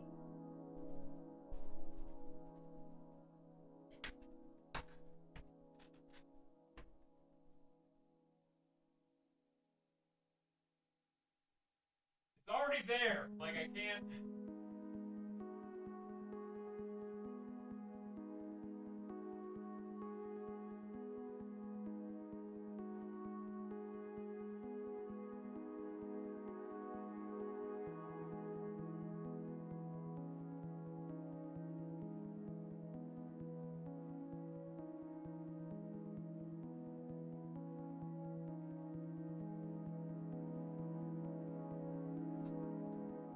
Okay.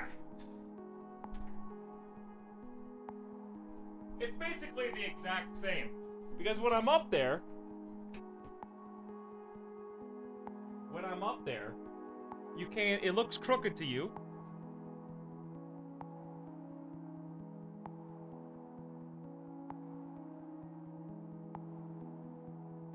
But it's not actually crooked when I get up there. I don't know.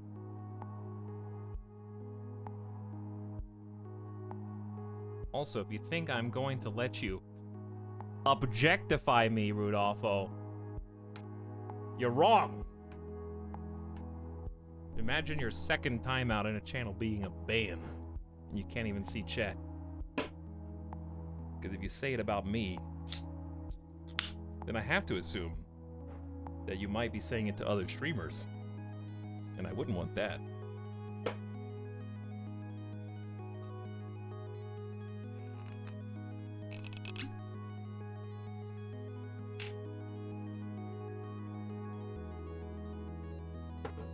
Okay, I think I got one more.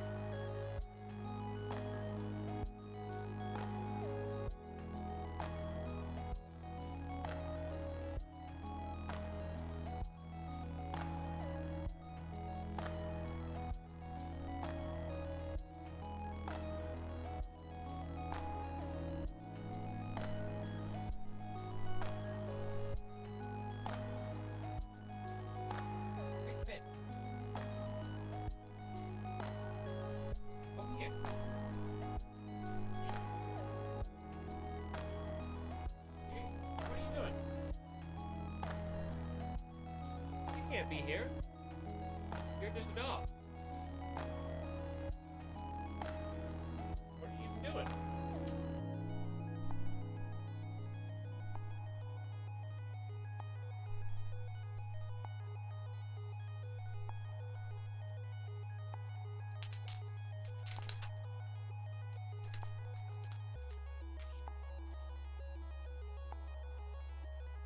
This one seems smaller.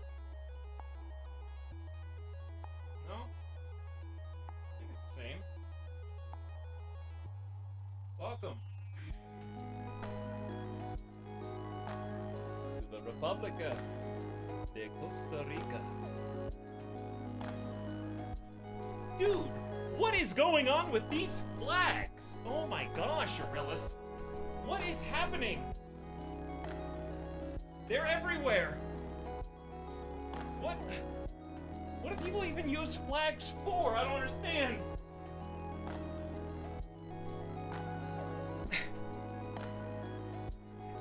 Here's the camera angle that you all want. I know.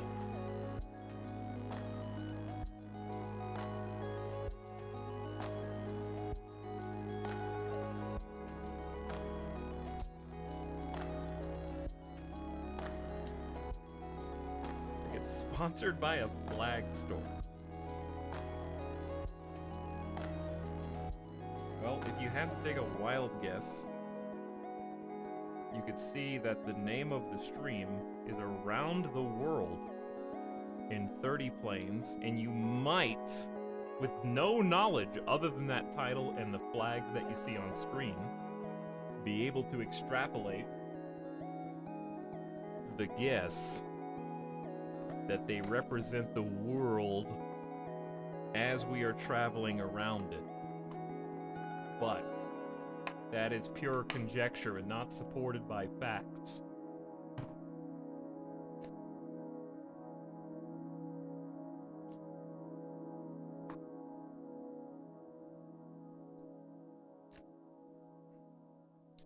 Do you need props to prove your point? What?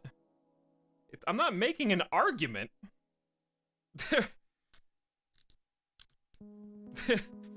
What is this, a debate? Just people arrive in here and try and throw everything into disarray just because you are indignant that I am celebrating the peoples and cultures as I travel through their region of the world? Do you just not like other people? Or where they're from? Let's see, did you have anything interesting to say before this? In your 999 messages? No, you people arrived. Your first message today was, why does Italics have an antenna? Resident sleeper. I said resident sleeper, not you. If I have to answer that question one more time, I'm gonna create a second command for it.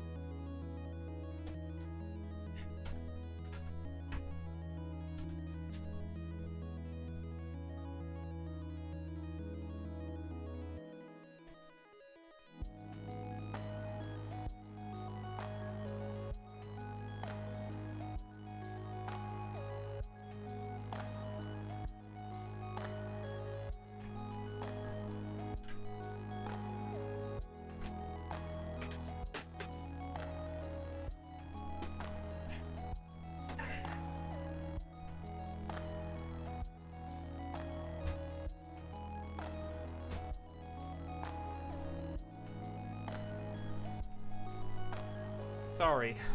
I got carried away there. I thought I was Aurelius for a second and I hated the world, so I almost destroyed it.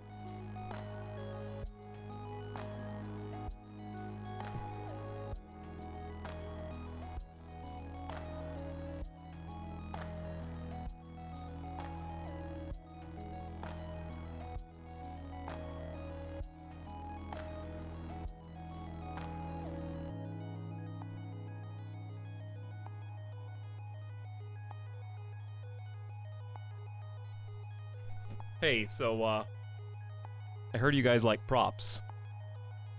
Is that true?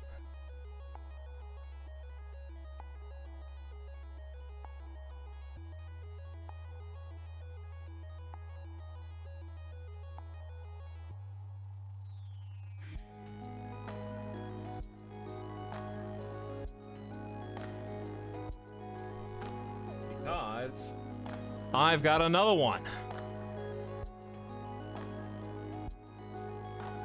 Alright, we need, actually, we did crash once, didn't we? We crashed on the way to Honduras. What did we crash on? I put a red dot. Is that the one we have to spin the wheel for? Yeah, I think it is. Alright, we need, orange pins. At least 2 of them, I'd say. Oh yeah, the wings got ripped off.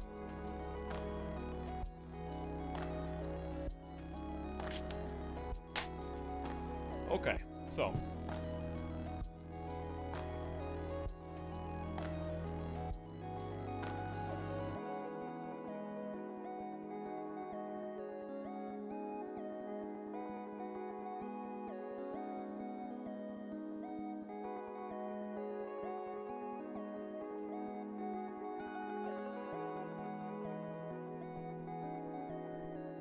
I'm gonna put a pin in Leon because we stopped in the mega volcano that's right next to it, and that's like the one that we landed inside the giant caldera in Apoyege. So put one there, and then we'll put another one near Costa Rica.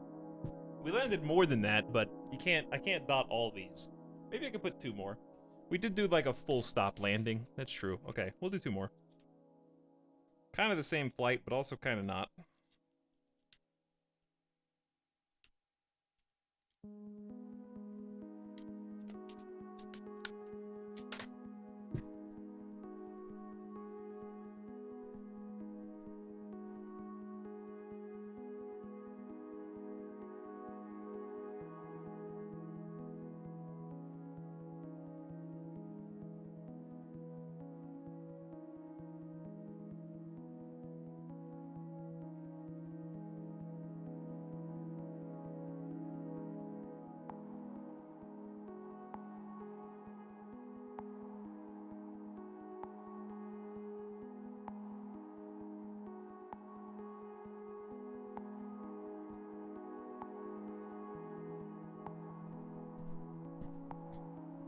Dude, we stopped a lot in a pretty short distance. That's the icon for you.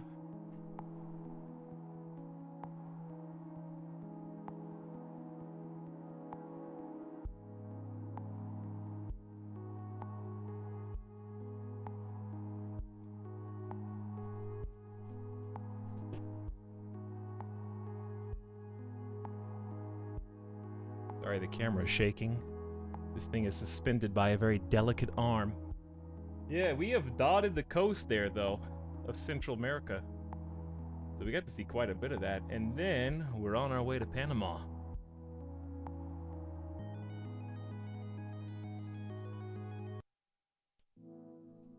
Okay.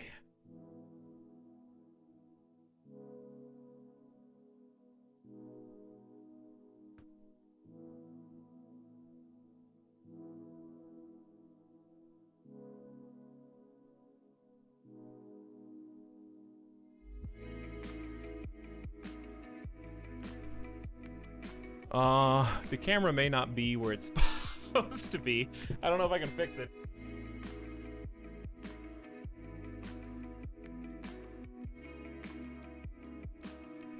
If you can't fix a camera, maybe you just need 2 cameras. You know? Because, like, this one is fine, but right here, there is the computer. Bright outside, huh? Look at that sun, dude. Oh, never mind. More cameras has got to be the answer. Actually, I think I have the answer.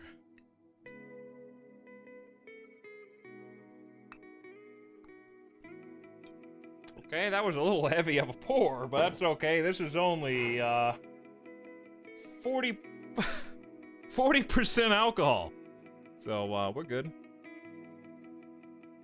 Regular wild turkey is pretty light. And then the rest is Coke. Cheers, chat.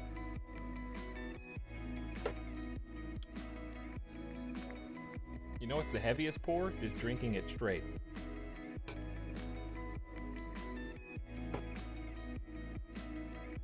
Put this over here with my other things that don't actually have anywhere to go. I got like garbage everywhere. This is gonna be a fun cleanup. That's what happens when you are a real gamer and you don't move for like 13 hours. Which reminds me, it's exercise time.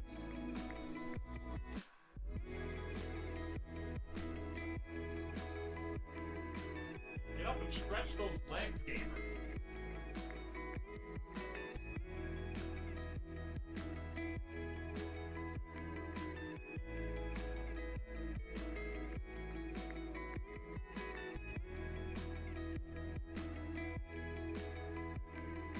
So you guys can't really see this, but you notice how the flags are all like high, sloping down?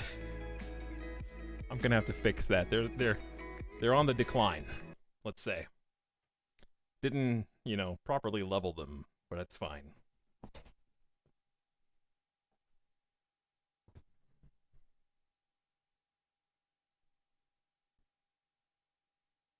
Is there any music? No. Okay, fantastic. I thought I turned some on, but let's just get the game on. There you go. Perfect timing, dude. The song was literally just restarting.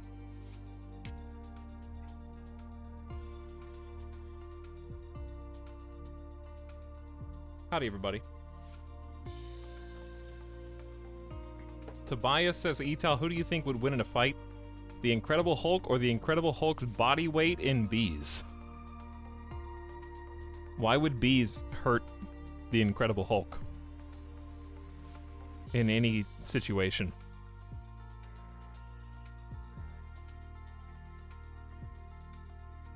Vegas set a new record, 150 rain-free days in a row. Kieran Kylo, glad you're having fun, dude. The Fog Sirena Station is exciting. You know, it's more exciting than landing at Sirena Station when you can't see. That's right, taking off from Sirena Station when you can't see, because the trip around the world dictates that any place we land at, we have to take off from. That's just how it works. Maybe one day we'll make an exception, but not now. How do you fly a fake plane for 13 hours? I don't know, probably the same way you shitpost for 13 hours, but I'm not up here grilling you about it, you know?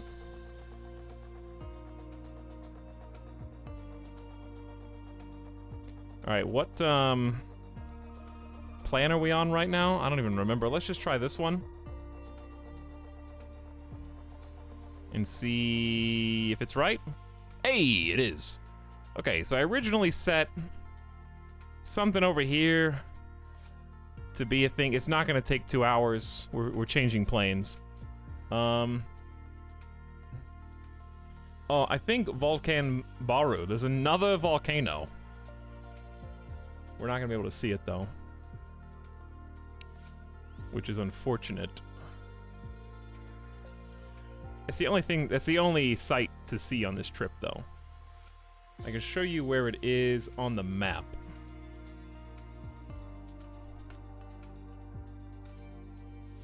Momentarily. So here's the map. We're going to be taking off from Sirena Station in a faster plane that's almost twice as fast as the Icon. Volcan Baru, or Baru. I don't know, how do you say a U with that little symbol over it? Either way. There it is. And I guess I was going to stop over here, but... Oh, yeah.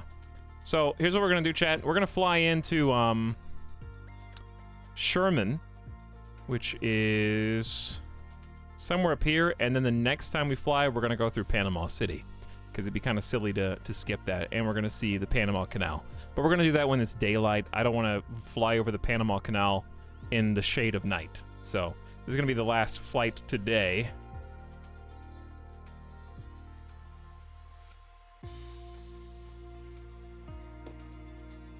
Nice nighttime flight in, a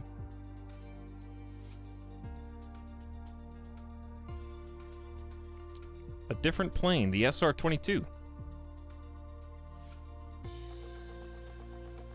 Which should be this way. I think we've flown the SR-22 once. Only one livery, unfortunately. I don't know how much gas we're gonna need. But I think we get autopilot back. SR-22 is pretty nice. As far as planes go, I know I have to spin the wheel also. Right? Oh boy. I'm just kidding. Alright, where's the wheel? Let's see what chat has won. How do you have so many planes? I have the Big Boy Deluxe Edition, I guess.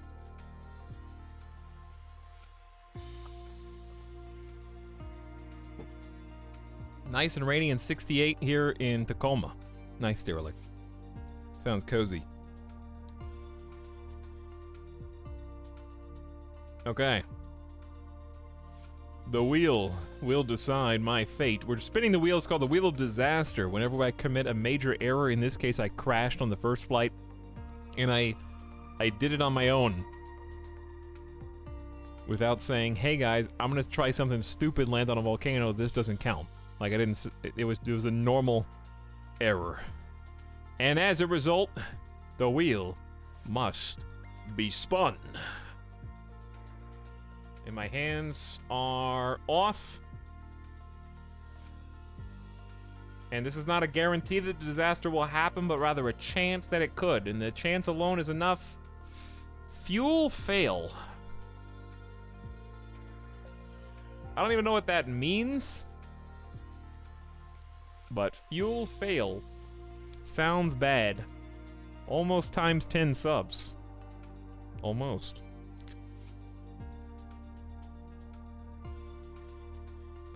Fuel...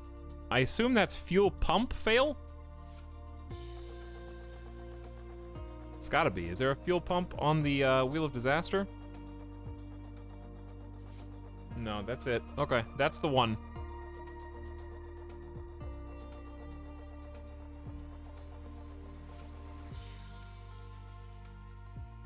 Okay, fuel pump on, armed on. Let's say this is gonna be about an hour-and-a-half flight. Let's say it can trigger between 20 minutes in, and we have to give it a reasonable excess. So it's not, it can't, because 50-50 is too high of a chance. Because we're gonna have to do an emergency landing. Somewhere. I would say 33% chance is reasonable. The fear of a failure is sometimes enough to cause one. That's, you know, that's good enough. So let's say 4.5 hours.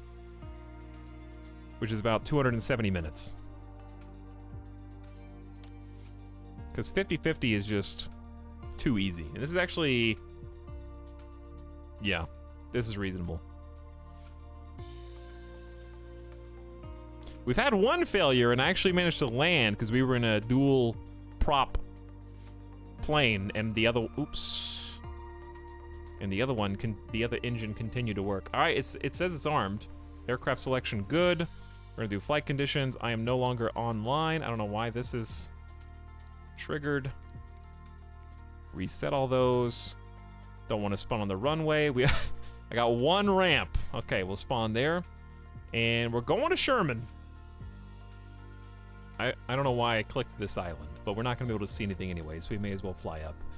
Less than an hour-and-a-half flight at full speed. We gotta take off from Sirena at night. Which is going to be kind of going downhill. This is going to be interesting.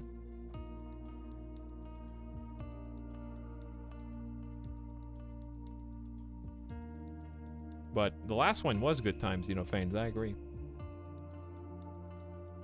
I agree.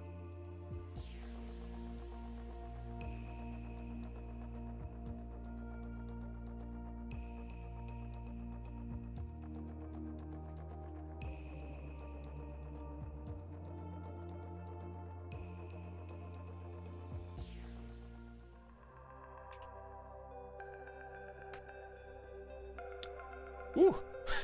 Where am I? I think this is the part where you're supposed to see your plane.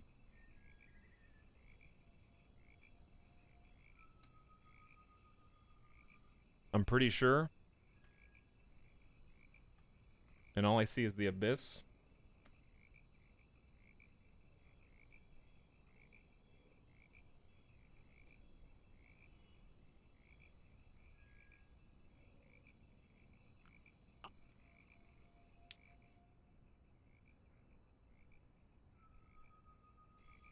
You took 2 sips of Coke and whiskey. You shouldn't be saying, "Where am I?" yet. Well, Alfred, do you see me on the screen?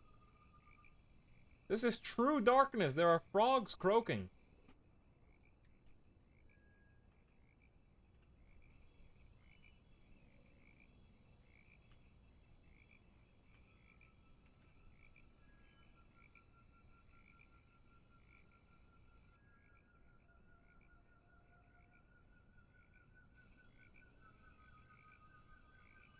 Sorry. Anyway. My bad. Ooh. Okay. I guess we are here.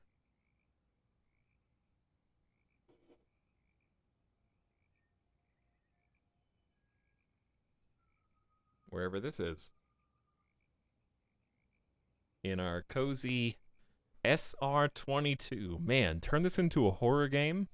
And, like, have Bigfoot run up and, like, smash his hands into the glass, you know, and start breathing on it, making fog. Slender Man just appears off to the... We already saw Slender Man today, and then I died. So, That's already been here. But look at the SR-22 interior. It's a fantastic cockpit. Cirrus, very, very high luxury here, basically. Twin screens just for me in a quad-seater back here. So you guys are welcome to sit. You got an emergency oxygen armrest, it looks like. And a little bit of room for cargo, maybe, behind those two seats. So, we're going to jump. This is only 13 things on the whole checklist because they didn't really have much to go for it here. We got to set the parking brake, which should already be set. Correct. Battery master switches. So, it's been a while since we flew the Cirrus. I'm just going to find these the old-fashioned way, if you don't mind. See, fuel boost right there. Probably need that in a minute. We got flaps. There's our fuel mix. Throttle. Some lights and panel brightness. There's battery master right there. 1 and 2. So the screens are going to start booting up. Then we need to get our strobe lights on so that we can be seen. We got fuel mixture, which is right here, or you can move it manually. I'm going to turn that all the way up. I can go ahead and get some other cabin lights on here so you guys can see a little better.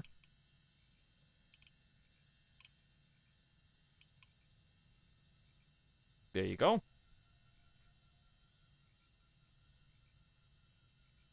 Power lever, full forward.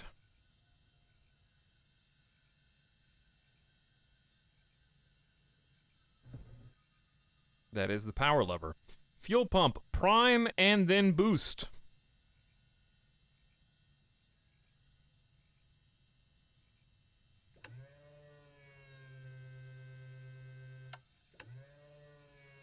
Okay, power lever open 1/4 of an inch.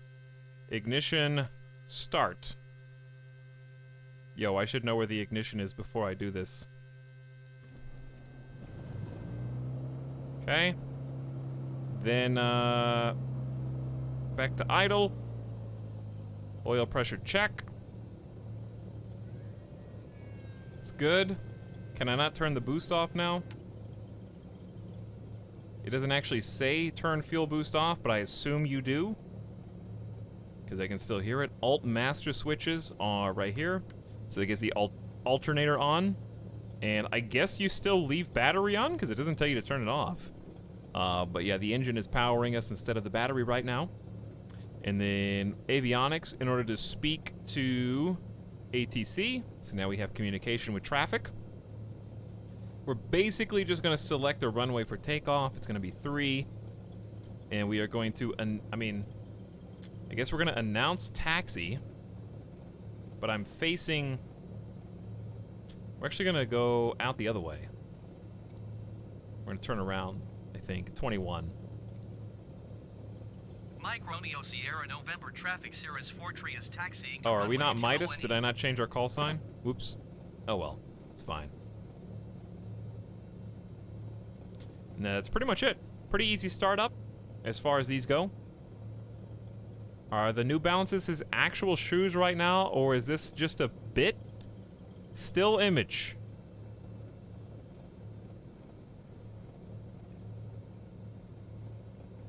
Be a weird bit to put a JPEG of feet on the screen, I guess. I don't know.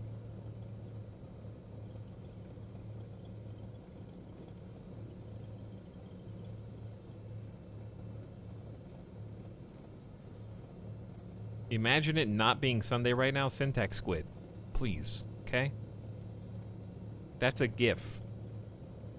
It looks like a negative. Yeah, because this camera sucks. This camera is seriously, this is not a joke, the worst webcam I have ever used.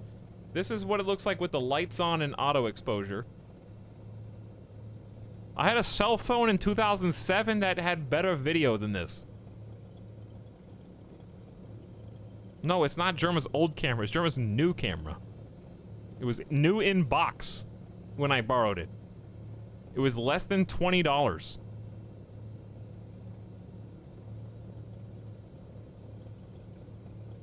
The reason I had to borrow it is because I was gonna buy a new webcam for the stream. They're all sold out because of all the Zoom meetings that are going on because of COVID. Legit, every webcam is sold out. Period. So I was just gonna get another, like, C920 or something, and they just don't exist. I was gonna, chat, you don't understand, I was about to drop, like, $150 for FeetCam.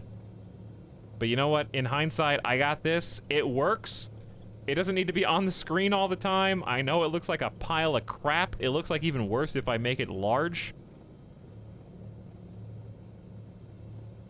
You think it looks bad? Wait till you see it full screen if I ever deign to do that.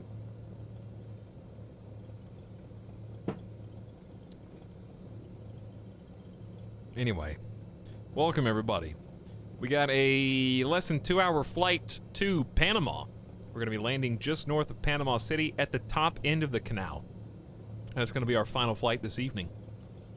Here with Ital Air, what is going to turn out to be a over 15-hour stream, and then I'm going to sleep, and then I'm going to wake up and we're going to stream again tomorrow. Okay? But not at 5 a.m. In fact, I don't know what we're going to play tomorrow. We'll talk. We got plenty of time to talk, okay? We're about to be airborne. We got plenty of time to chat. So let's do this. Let's figure out, we do have autopilot on this plane. The Cirrus is a really nice plane. We got normal instruments here for airspeed and altitude. But we've got also the digital display, which we're going to be using primarily. We got a map on one, as well as power for our throttle. Oil PSI, that's just our pressure. Battery is good at 57. We just need to be careful about the fuel. So I need to pay close attention to how much gas we have, chat, because right now we're at, how do you see fuel on this? This is flow. That's not the same thing. Oil F. Oil is not the same as fuel.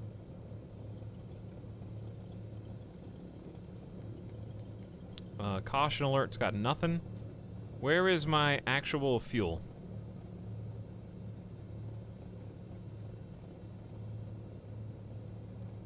Bam. We got like 80%. It should be way more than enough. Of course, it could drain. So, let's turn off the parking brake.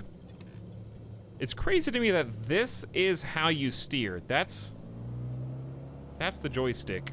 And likewise, I can't see anything, chat. So let's turn on landing lights, nav lights.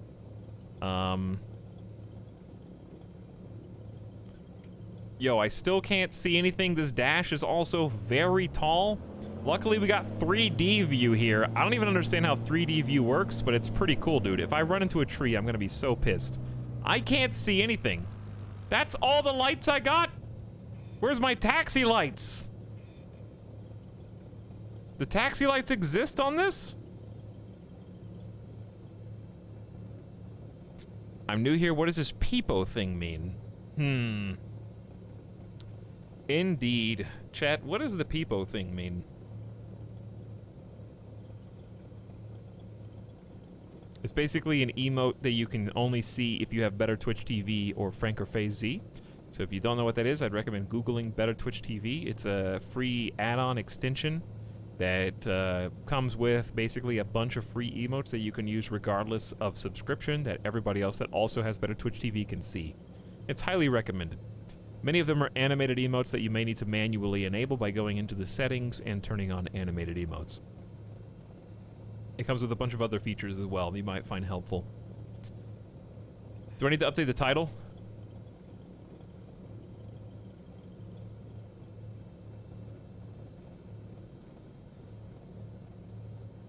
Did it already? Thank you, Karatope. Appreciate it.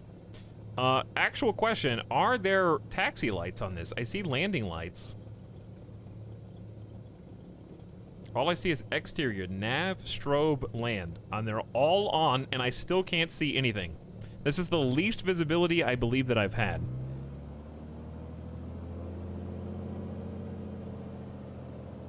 So I have no idea. Just keep your eyes on this, I guess. Oh, there's like one of the buildings. God, we are gonna crash before we even get to the runway, aren't we? Spooky. There's no pushback here, so I'm glad there's nothing in front of me. Oh. You spoke too soon. If that little thing on the ground ends the run, I'm gonna be so mad. Oh, that's the first time that the thrust has moved in like the whole time we've been playing this game. Just like slid.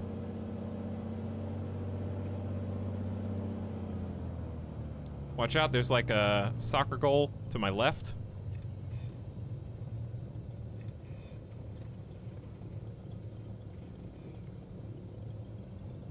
We've got the taxi helper on, which I would have been able to find anyways, because I recognize this from when we were just driving around.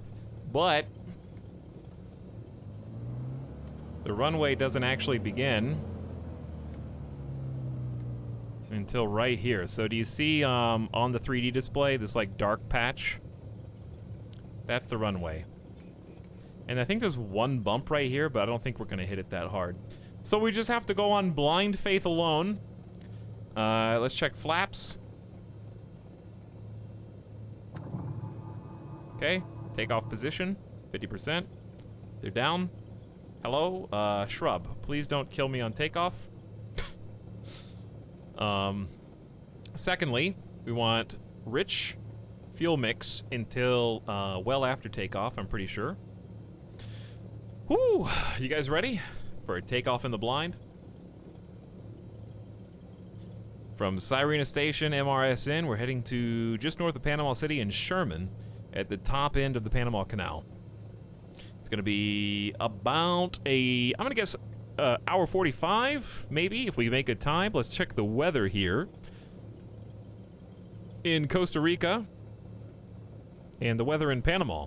Weather in Costa Rica right now is 68 degrees Fahrenheit. That is 20 degrees Celsius. Precipitation at 47%, expecting showers and thunderstorms starting on Sunday all the way through the next 7 days in a row. Thunderstorms are expected. Right now we have about a 47% chance of precipitation. It is clear skies with periodic clouds as the air swirls over the Pacific. More tropical storms, possibly hurricanes, coming your way over the coming months. Panama is likely to be similar. Right now the weather in Panama is 79 degrees, a little bit cooler Fahrenheit. Also expecting thunderstorms Saturday all the way through the next Saturday. That's 8 days in a row of expected thunderstorms, which is insanity. Precipitation right now is only 20%, but the humidity is up there at 89. So it is mostly cloudy at this exact moment in Panama. So I'm not expecting any rain or thunderstorms while we're flying. However, it would certainly be an interesting challenge to fly through a thunderstorm, so I wouldn't mind that at all. Be pretty cool, actually. All right. Flaps, fuel mix. As far as I know, we're good to go. Let's just turn down the cabin lights so I can focus on the panel. Sorry for phone users. I know it's a little hard to see, but I'm just focused on this right now. Hopefully I'm not obscuring too much of it with my cameras. We're just gonna try and keep this lined up, okay? Thank you all for flying Yital Air. Welcome aboard. All, 3 of you. Technically, we've only got 1 in the passenger seat according to the the weight distribution. But thank you all for flying. Yital Air is what I would say if I had already announced my takeoff to the south. Somebody thought I was going to forget. Nope. Mike Romeo Sierra November traffic Cirrus 43 taking off runway 20 south departure. That would have been a minor error. Okay, no one has to give us permission. We're just telling everybody that we're doing it. So the goal is here to just watch the screen, nose down. We're at 30 knots, 40 knots. I'm just gonna use the pedals to try and stay lined up with that 3D road. And I really don't even want to start lifting off until we get above 70. But guess what? The end of Sirena Station is at hand. So a little gentle pull back before we hit the edge, and we're off. All right, gear up. If there was there's fixed gear. We're gonna flaps up since we're at about 100 knots. And we're gonna have to make the loop around right now. I love being able to see the 3D view on one and the actual map on the other. So what I'm trying to do is just keep the throttle up. I want to keep the speed around 100 and, 100 plus. We've got a pretty steep ascent here at 10 to 15 degrees. You can see the land kind of creeping up on us. And we really need to gain some altitude. So we're at 700 and climbing up to 1,000 feet, while we obviously want to get back on track over here by turning to the left. So we're at 1,000 feet, gonna keep turning in. Got the throttle max, but I don't see any red. So I'm kind of checking our oil, our pressure. I don't see a temperature, but I can see the RPM at 2,500. I assume that would blink red if there was a big problem. But keeping throttle maxed on a climb is generally fine. So we're going a little too direct back towards our line. We can go more for an intercept course. Don't need to be so aggressive with that. So at this point, what I want to do is, when I got it lined up, start fixing trim. So I've got, like, right here on my thumb button, I can pull back on this. And the goal is to have the plane kind of start climbing on its own without me having to keep pressure on the joystick. So notice how now I can take my hand off, and it's kind of maintaining. We're trying to get it to maintain that 10 degrees, so I can go ahead and pull back, try to get to nose up a little bit more on its own, and just do a very natural climb. So around 5 to 10 degrees is what we're looking for right now. And if I can take my hands off, then that's flawless. So if we can get on autopilot as well, I'm just going to go ahead and correct up. Take the feet cam off right now because I'm not going to need the rudder. Kind of overshot our line, but it's all good. Hi, Toxin Chat. What's up, Jacob? Is this just nighttime? Yep, it is real-time nighttime. The sun sets at 5:30 Costa Rica because of time zones. So going through Mexico, you actually end up doubling up on both Central and Mountain Time. So Costa Rica, I think, is on Central Time, even though you have to go through Central Time. Yeah. You go Mountain Time in America to Central Time, back to Mountain Time in Mexico, back to Central Time in Central America. So the sun actually sets at 5:30. It is about 7:50 p.m. In Costa Rica, where we've taken off from, and we're heading to Panama, where I believe it is 1 hour later. I think they're off of Mountain back to Central in Panama. Okay, so we are basically lined up where I want to be. We are making a, steady-ish climb. As long as I can keep that above 5 degrees, we're doing good. And I can go ahead and get autopilot configured. I could have got autopilot configured before I even took off on the ground, but I think it's a little bit more challenging and fun to try to set this up. And I enjoy flying manually. So what I'm going to do is turn on our overhead so I can see the buttons. You can see the buttons down here, though, glowing.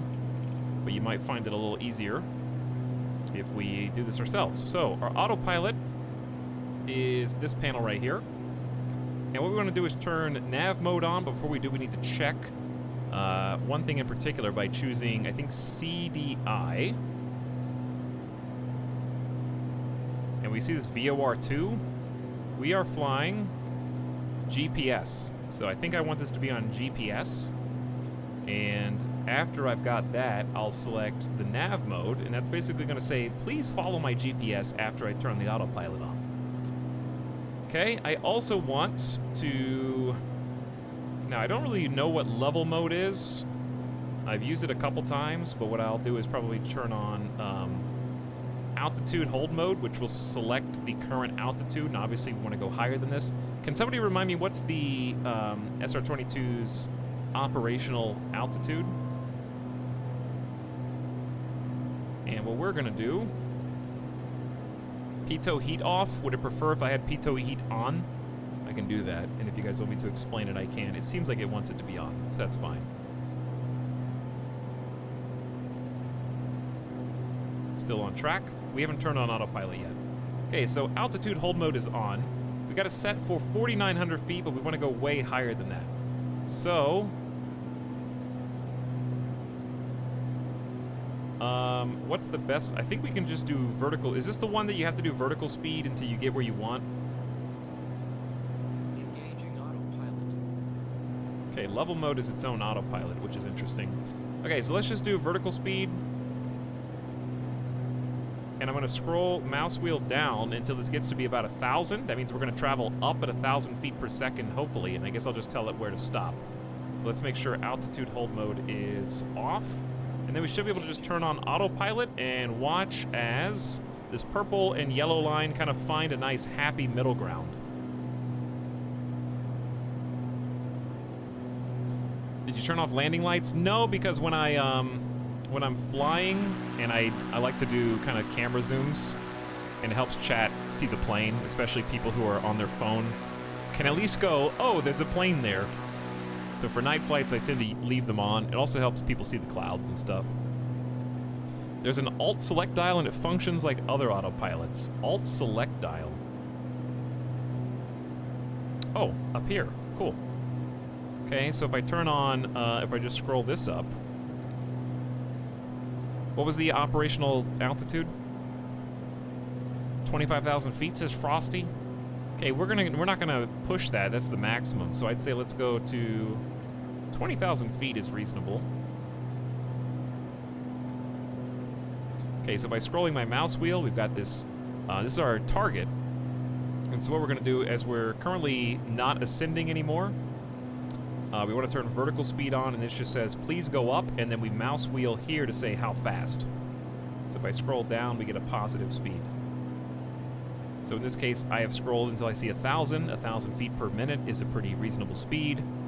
Because if you go too high too fast, you end up stalling the plane. So you got to watch, you know, how fast your plane's actually going. And this is just how many feet per minute we're going up. So the faster this number, the higher the plane has to angle to achieve, the slower you're ultimately going to go, and you risk stalling the plane. So you don't want to climb like insane, right? But we're definitely not on nav mode. I forgot to turn nav mode on, so now that I've turned nav mode on, you'll see, but it's a good example of what nav mode does. The reason I selected GPS first is because now nav mode is going to try and follow the GPS basically verbatim. And it's going to fly on that GPS while also simultaneously trying to maintain the altitude that we just selected and the speed of ascent that we also chose. You guys got all that? It's going to be on the test. Cirrus says 17,500 feet. Oh, did somebody just make up 25,000? Did I almost believe random Jeff in chat? That's why Ace Tech is here, to smash Jeff. This is why you don't trust non-subs. I'm just kidding. Okay. Works for me. Regular cruise is 3,000 to 12,000.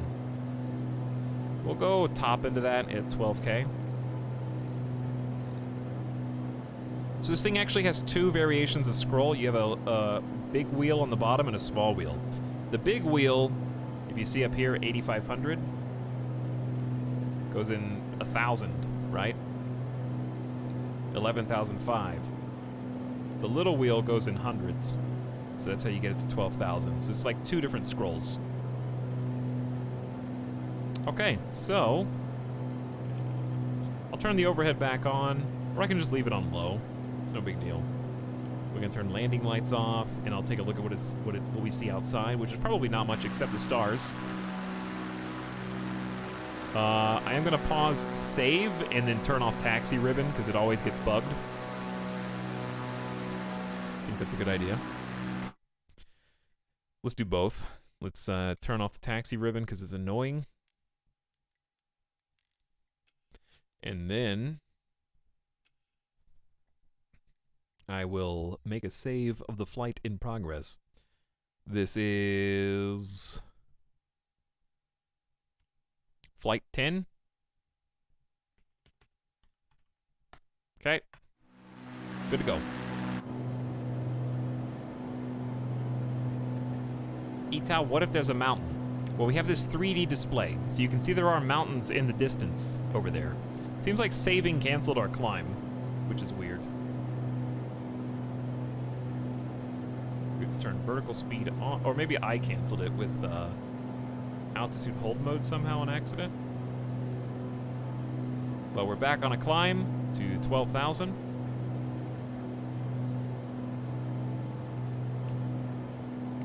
But yeah, we would be able to see the mountain, and second of all, 12,000 feet is an insanely tall mountain, and you would probably know about it before you flew. Like, if I was planning on a night flight, I'd probably consult the map and be like, there are some mountains here. Like, let's just consult the map now, actually. What? Oh, dude, a volcano is here? How tall is that volcano? It is 3,400 meters high, which is huge. That's pretty close to 12,000. It is possible to see both the Pacific Ocean and Caribbean Sea from Volcan Baru's peak on a clear day.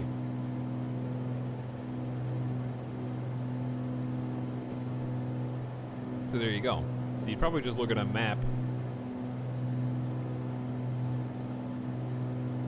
You are correct, you do know of the mountain above 12,000 feet. Yeah, see, you just know. Plus, you'd be able to see it on the 3D display if you're paying attention. So I like that the volcano is just volcano, right? That just means volcano. But there's also a city named Volcano, which is kind of badass.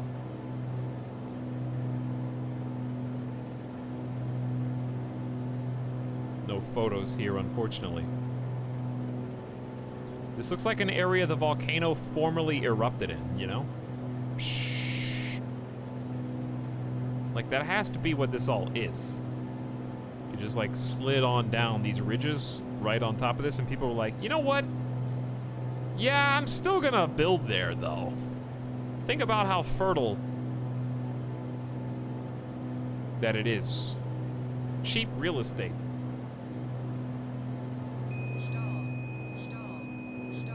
Chat, why am I stalling?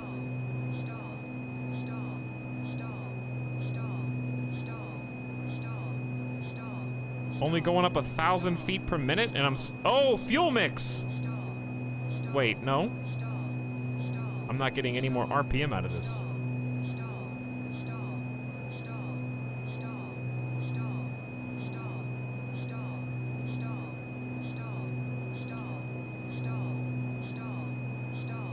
No, the fuel's fine, I think.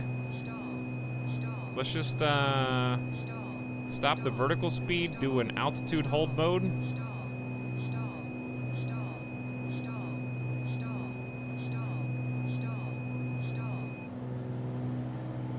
Try and gain some speed by leveling out. Maybe that is too fast.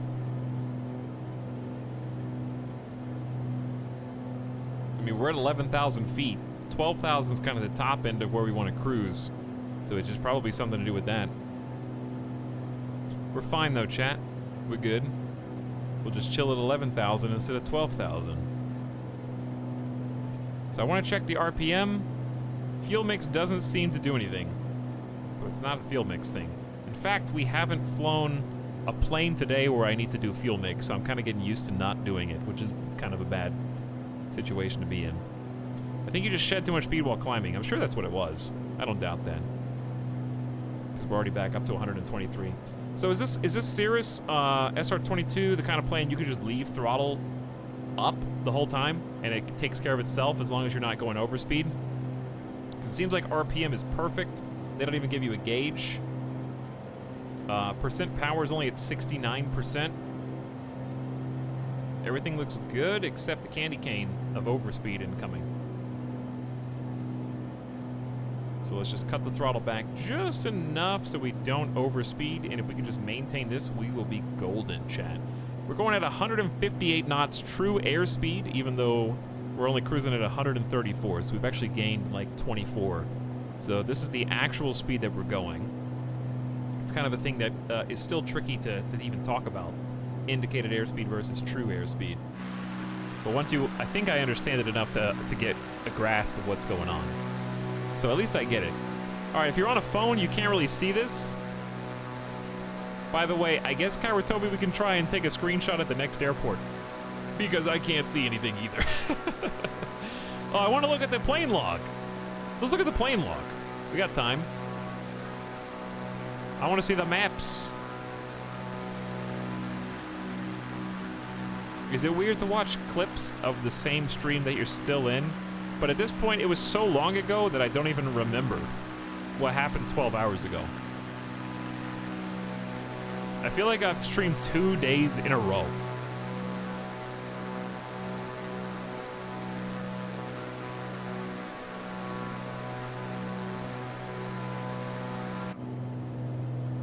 That's what it feels like.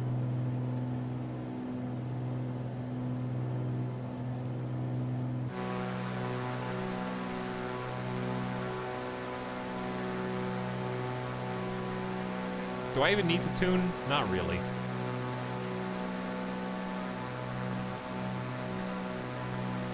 It's super dark. I feel like with a little editing, that would be a pretty cool shot. Maybe some, like, brightness. Let me see if I can print screen it. But the moon's awesome. It is real-time moon chat, if you were curious. And also, if you know the constellations, you can fly by them. So the constellations are accurate to your hemisphere and your region of the world. So you will see actual constellations that you could fly by if you knew where to look and what direction to expect them. What's the end goal? We're going to Panama. But the end goal is to fly around the world. We're trying to go all the way around the world. We're taking the scenic tour. We're trying to head into South America right now. So we've gotten a good North American sample. We're not going to do it in 1 stream. We're not going to do it in 10 streams. It's going to take a long time. But I think we got this. And I think it's going to be a lot of fun. I'm already like I'm just enjoying hanging out, checking all these different planes. Saw a lot of really cool regions of the world today. Obviously, a night flight, you're not going to see too much. I believe the volcano is here, if I'm not mistaken. That's probably it. That's Volcan Baru. But it's kind of just a challenge to see if I can do it, you know? I'm trying to see if I can not only do it, keep it interesting for me, and hopefully keep it interesting for you guys. Or at least provide a comfy place to come hang out, chat about some stuff, and enjoy your day a little bit more, maybe learn something along the way.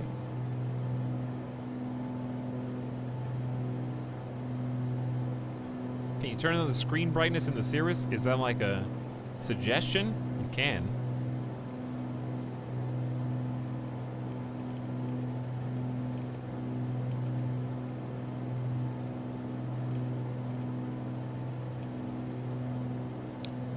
Configure all that stuff for some more peaceful nighttime flying if you want. Do actual pilots use this? I'm sure they do, but I'm sure they don't need it. It's probably just like a supplementary thing. It definitely would teach you a lot of basics, for sure. But I don't think you could use it exclusively as a training program.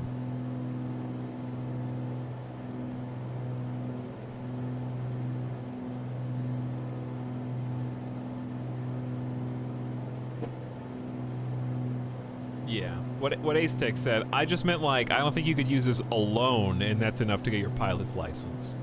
It would definitely enhance your understanding of core concepts when in a no-risk environment.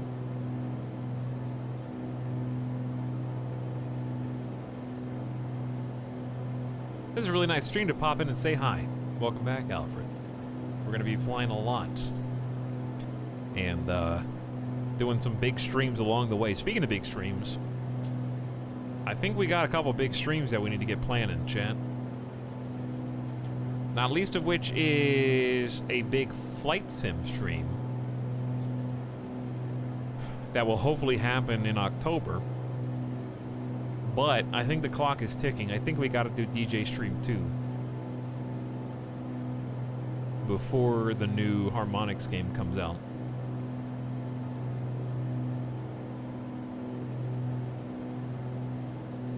I don't know when that game's supposed to come out. My biggest fear is that I get like 4 copyright strikes on my channel and then I get banned. But I guess at least I go out on top.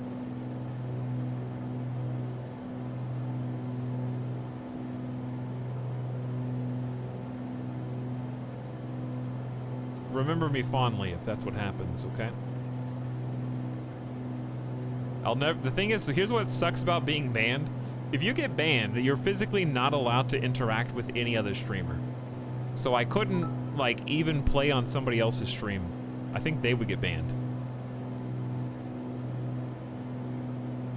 The thing is, like, it's a game on Twitch. So it'd be a super weird thing to get banned for, because it's like, if you don't want people to play it, why is there a drop mix listing on Twitch? Just remove it. That's what's so confusing.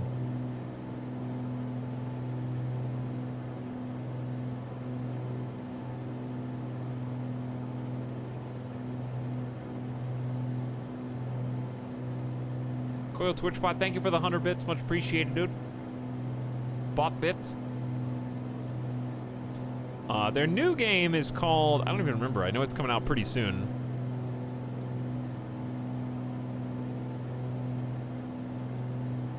They came out with Audica last year for VR. The new thing is called Fuser, though. I don't know if it's going to be good or bad. I honestly have no idea. But all I know is it's coming out this year. It's November 10th. Well, I guess we got a time frame. Because I'm not telling you I'm going to do a DJ Stream 3 for... We might just do Fuser and play regularly, okay? But we're definitely going to play it.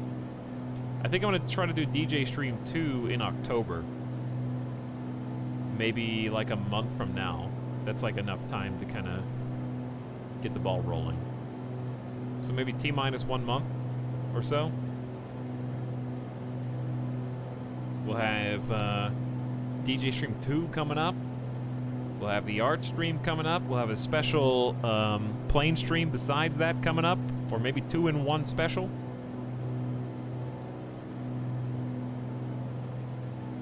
And I got some other stuff I want to do too.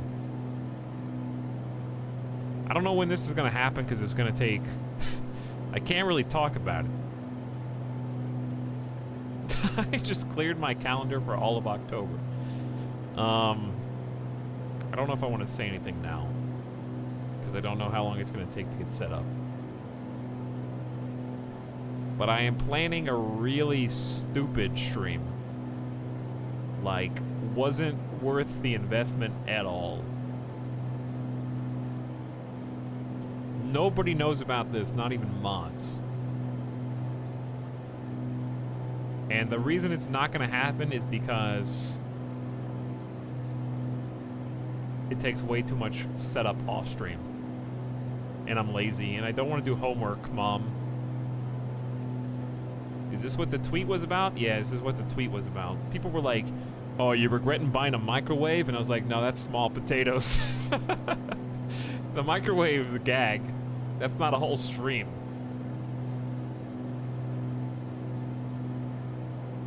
I was like, nah, man, microwave, that was like 80 bucks. That's just 80 bucks. I've spent more than that on AAA video games that I only play one time. And the microwave's gonna be a repeat guest on Flight Sim streams. We've had 2 in-flight meals today. Thanks again, Liuda, for making the graphic for that. Can we name the microwave? You probably could, yeah. You guys are gonna come up with something dumb, though. Alright, since I don't fly the SR-22 very often, I'd like to take a look at it. Micro Dave. Wow, that was that fast, huh?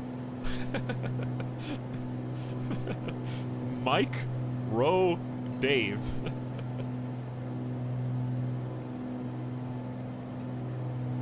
Is it Italic's MRE reviews? Kind of.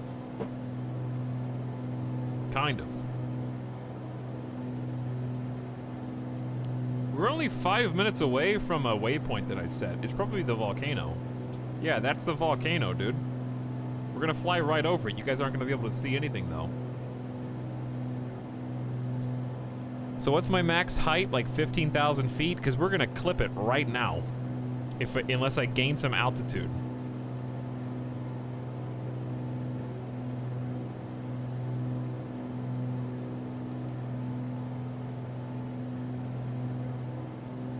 Let's go up 2,000 feet.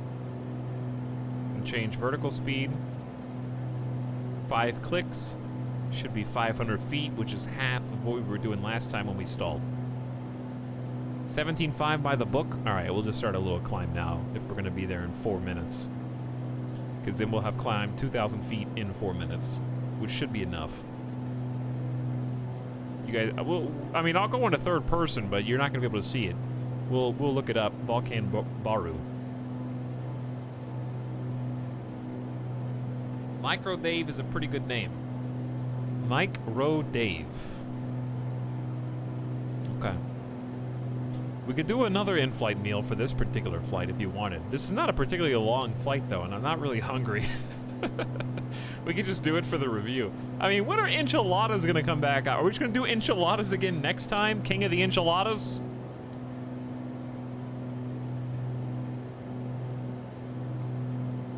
I'm so drunk, I'm getting the spins. Maury, how... If you were getting the spins, you wouldn't be able to type that well. Unless that you've been typing that for 20 minutes. And you proofread it 6 times. I like the Amy's enchiladas if you don't. I just can't eat enchiladas 3 times in one day. That's all. It's a bit much, you know, even for a gag. Streaming for 14 hours is a dirty job. Is it a Mike Rowe joke? Sounds like a Mike Rowe joke. Old school. I type slow and proofread when I'm far gone. Coggers, I'm getting the spins.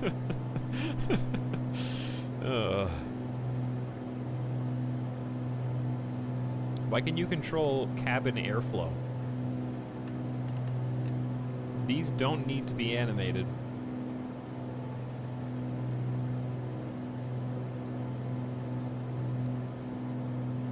There's the custom waypoint. That's the volcano itself. These buttons would help you set up a flight plan if you did not already have one. You can check the weather if you want. Very clear skies. We're passing right through any thick clouds that might be ahead of us. This is the horizontal view, so we're just going straight through. Vertical view, absolutely nothing. So it looks clean. I love messing with these displays. So the one thing we have to watch, chat, is our fuel.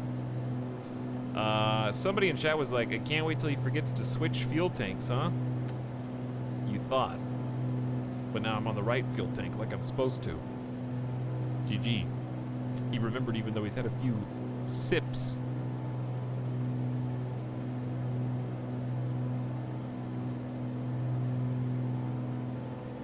What if you get virtually chilly?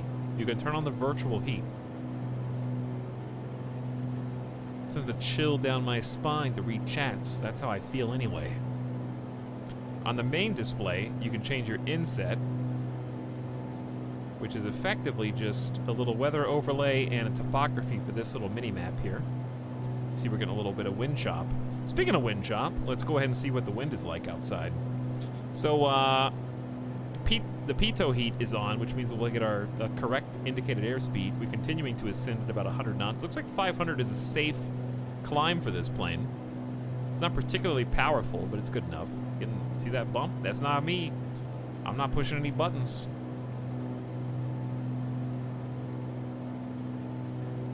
I don't know what XPDR is. I'll be honest. List of nearest airports. Some references. I think you can start up a timer if you're trying to fly based on certain waypoints. ADF DME tuning, which I have no idea what I would change that for. The PFD is the only thing I know what it does, and that just lets me see.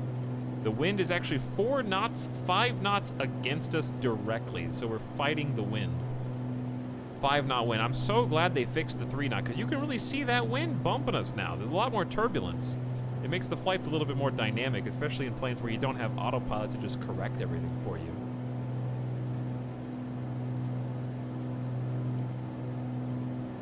We can change this to show us kind of like a little update, which is pointless because we have distance up there.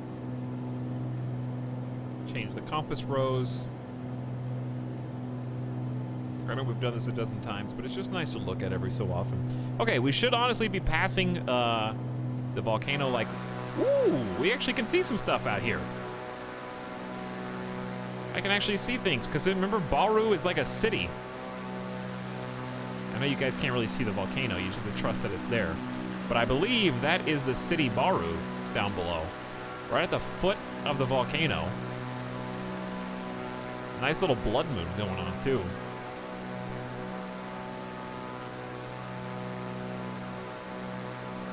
Directly against us.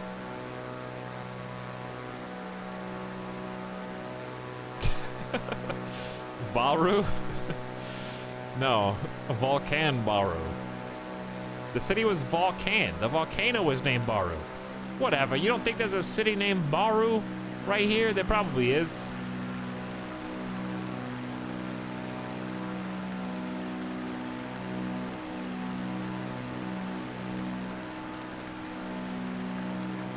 There's actually a Baru, Panama.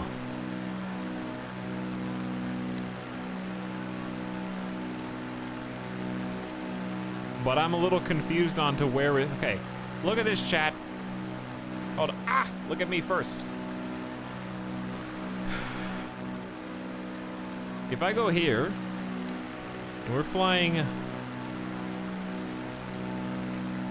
over the volcano, wherever that is. Where, I don't know where it is. I think it's here. Chat, where's the stupid volcano? It's right here. Okay. And I search for Baru, Panama.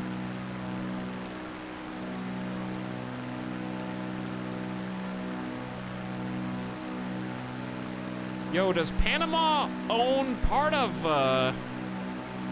Antarctica?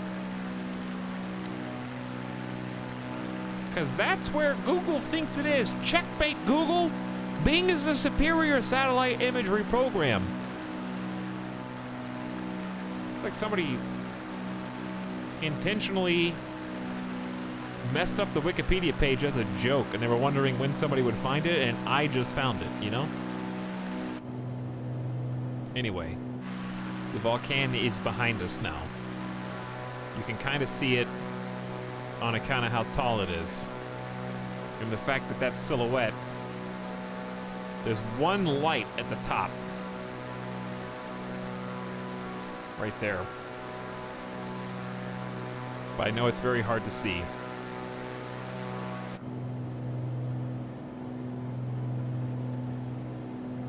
Boy, I sure hope we don't have a fuel failure, because I don't know what I'm gonna do. Do you think I can land? Look at this terrain. River, mountains, river, mountains, river, mountains. Probably a bunch of trees, too. What am I supposed to do? Can you spawn in a full moon for extra light? If you're actually interested in this game, you can change the weather literally whenever you want. But we're doing real-time, real weather as a challenge. To say that we flew around the whole world as it is, you know? Because it's beautiful as it is. Even if it's nighttime and you can't see a ton, it's still just a different experience. If I had full control, I'd probably just have, like, the most beautiful sunset, sunrise every single time. And it would get really stale. So when we do get it, it's, like, extra enjoyable. You know what I mean?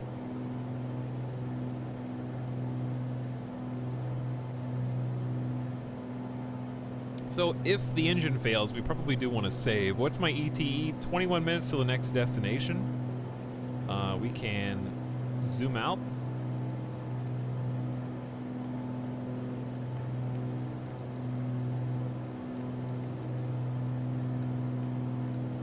So this is that destination right there. So it's only 22 minutes from here to there.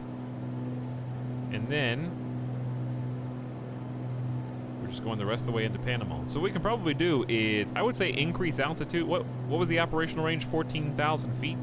We could probably reasonably go to 15,000 feet, increase our true airspeed, and gain a little bit of time.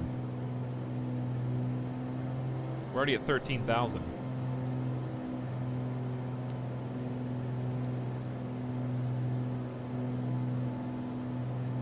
Why not, I say?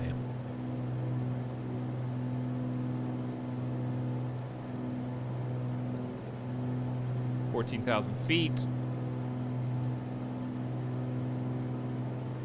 Vertical speed 5 hundo. Why are there 2 fuel tanks? Yeah, there's fuel stored in the left wing and the right wing. And it's basically saying, hey, stop using that wing and start using this wing. So if you get one too low, it'll kind of unbalance the plane. Some of them do it automatically, and some don't. But also, the higher we go, the better chance. We're kind of hedging our bet in case we do fail. That way I'm taller, and we have more room to glide. It'd be good to know how quickly to find the nearest airport and direct to it. Well, I think I could do that relatively fast. We would probably just go menu, or just hit direct to. Actually, it looks like it's just ready to activate.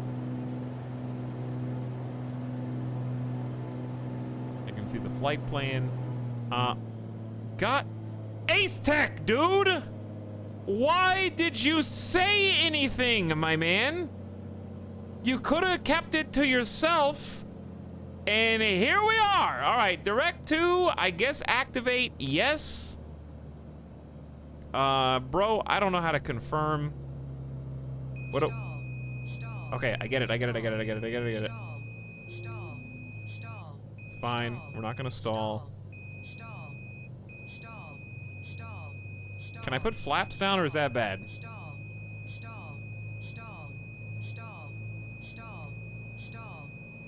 Dude, the nearest airport's behind us. How do I select MPCI? We're close enough to MPCI.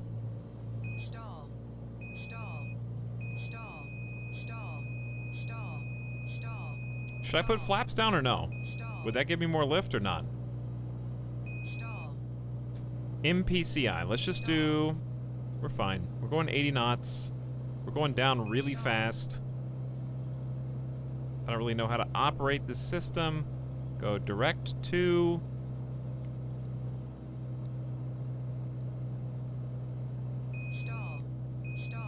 I saw it earlier when I was looking.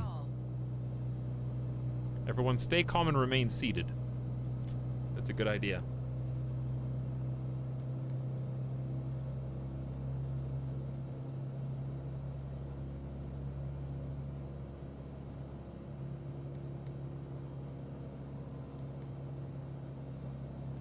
There we go. MPCI. That's the one. How do I select it? For, oh, got it. That's not updating though. Is this bugged? Cause, oh, there it goes. So now we need to tune. MPCI. Select a runway. Our options are 21 and 3. 3 is gonna be the easiest because we're going north already. I need to announce a full stop landing and announce that we're on final. My Papa Charlie India traffic Cirrus 4 tree is on final runway tree to land. All right, we need to get low, chat.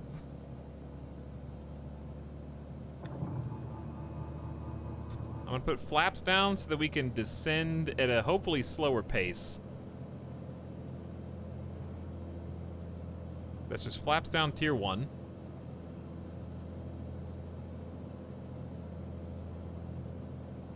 So it should be on the other side of a river here.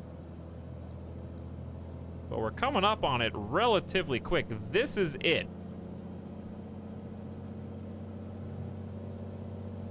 Do you see it? It's behind the compass. That's the airport right there, chat.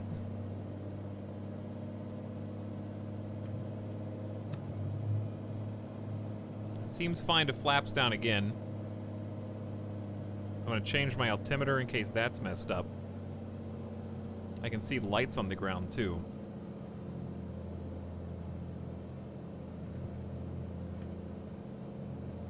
Okay, I've got full flaps extended. Oh my god. I got no throttle whatsoever. We're going down 4,000 feet per minute, dude. at only 120 knots. Angle of attack sucks right now. So what I'm probably gonna do is flaps up one tier. I think I need to make a loop. There's no way I can just dive bomb this and somehow land.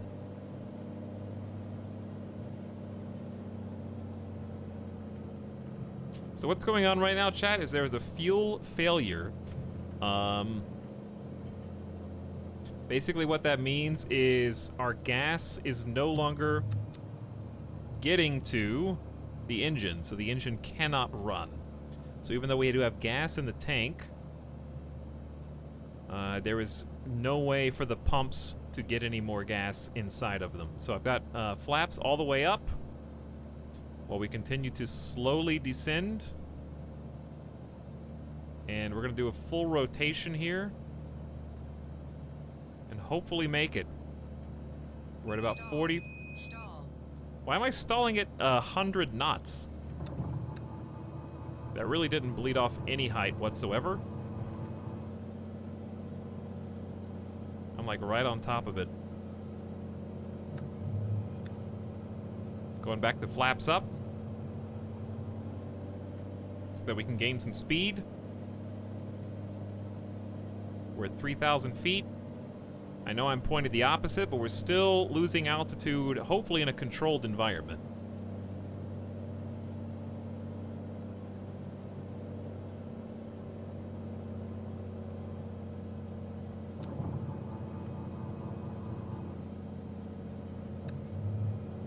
Okay, flaps are full down. Basically as lined up as I can be. I think we just take this one. Still can't see shit. It is apparently ahead of us somewhere.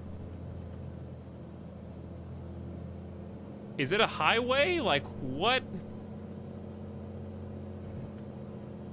500. What I'm supposed to see? Stall. Stall. Dead. Wasn't even close.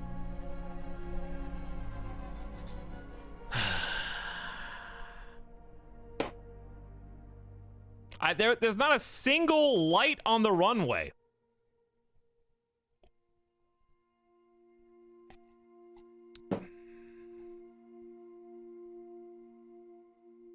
But all the other streets in the area are lit up.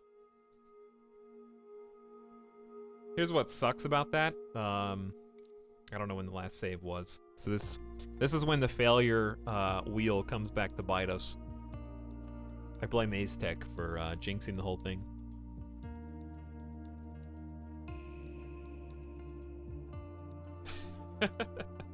It's easier that way.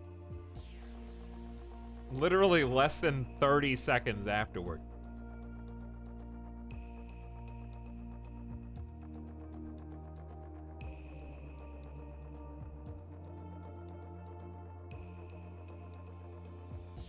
But yeah, there are occasionally... Okay, that one wasn't me.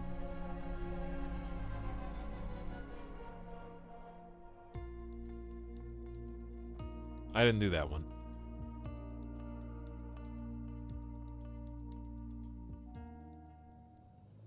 Why am I over the water? What is going on, dude? Where do you think I am? It's respawning me, like, in the water.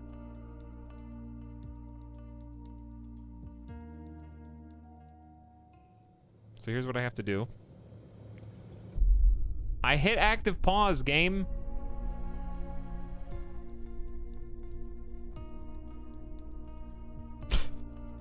We're a submarine now.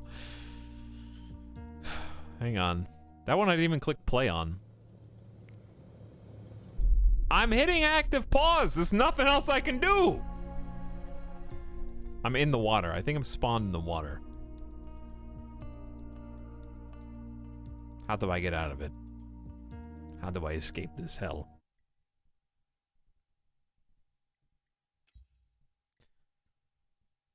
Because if I reload, I go all the way back to Volcan Baru. This is the Bermuda Triangle.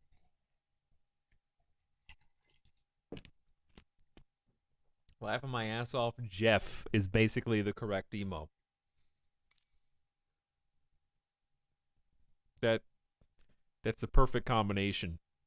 Because it basically sums up what happens when you crash on an absolute dark runway in the middle of the night. Everybody is an armchair pilot all of a sudden. People arrive. I know that your fuel failed, but like just restart your engine? I don't understand what's the problem. Your whole fuel system's offline, but like what's stopping you from turning on your engine again? I don't get it.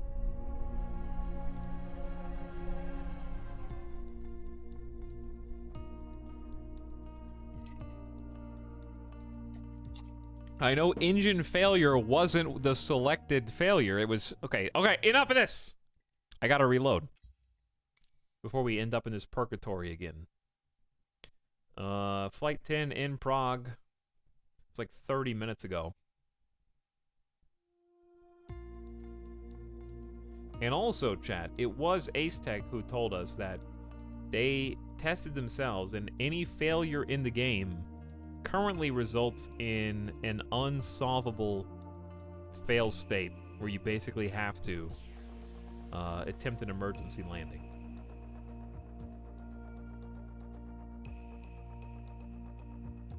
Fly faster and you wouldn't have hit the ground. I actually don't even know what I hit. I must have hit a tower. Because I couldn't, like my headlights were on, my landing lights were on, I didn't see anything. Maybe a tree? Maybe a tree. What is this load? I think I'm in like actual hell. It saved me on the ground.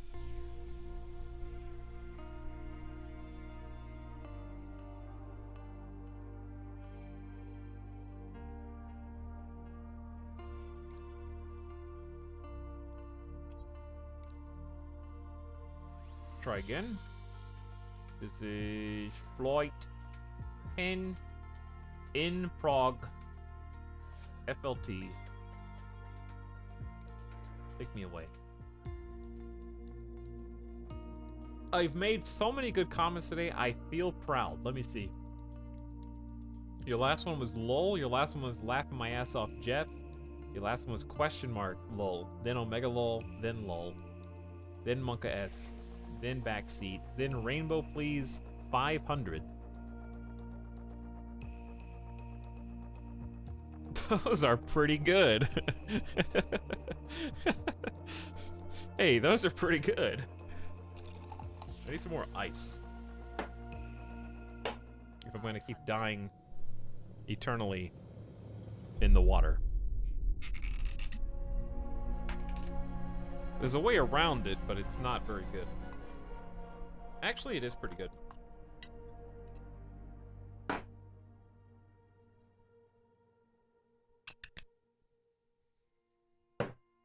I got an idea. Well, here's what we do. We should go back to main menu.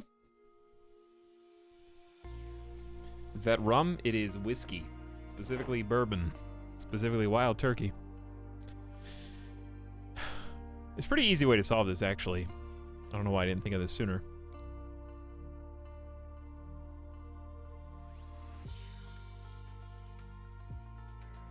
Here's the flight plan. We just say...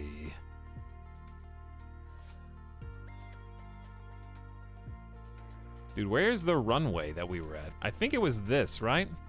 MPCI? Okay. Delete departure.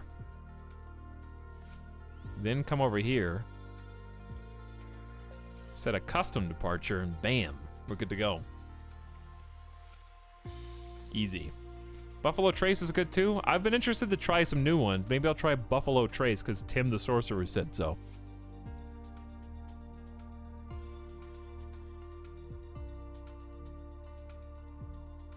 After the CK3 stream where you died on cue. Yeah, you guys have powers that I don't quite understand. All right, that was my failure. I lived my life. I don't have to live it again. Okay? I'm not gonna set up a second fail state for the same flight. However, if you think I'm not gonna try to land at that runway again, you're crazy. Have you tried Bullet? I feel like Bullet and Coke isn't really a thing as much. I think people just drink Bullet straight more, right? So I haven't really tried it. Isn't it really dry?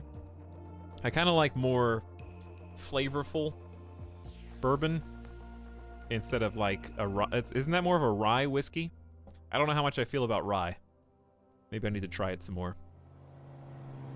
Hey, look, we exist. We're in the sky.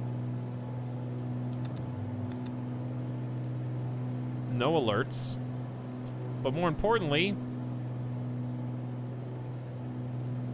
I just have to land at this airport. I'm sorry.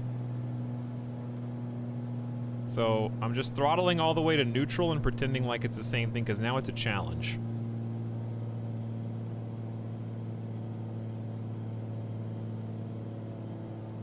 So I would say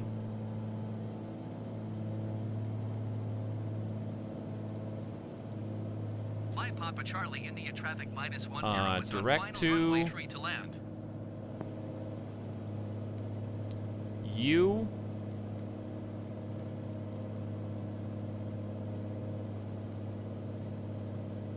Okay, that should change. I've got the engine on full idle. I'm just like, I think this is a good learning experience. I think I would turn on landing. Okay, it reset all my lights. All lights are on. I think the big difference is here we have a lot more time. Because I'm already at 7,000 feet. But -10 on final, runway 3 to land. Okay, I know what angle to hit that in. Zoom that in one more. I guess I don't know if, actually the fail state might still exist. If only because I didn't look to see if it would need to be changed. Alex, you should try this. 2 parts Canadian whiskey, Coke, 1 part Smirnoff vanilla vodka. That's okay. Canadian whiskey and Smirnoff vanilla vodka in the same cocktail, dude? Either one of those is enough, to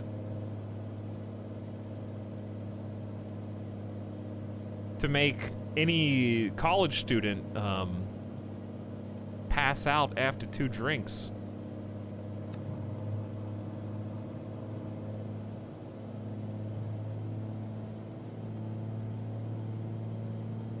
One part Coke, 2 parts whiskey, 1 part vodka.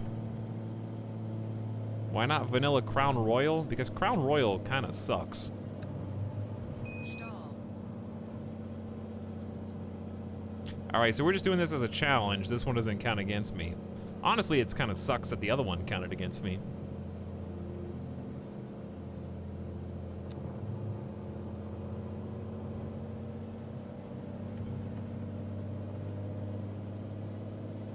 I still have no idea where the airport is. I know it's generally that direction.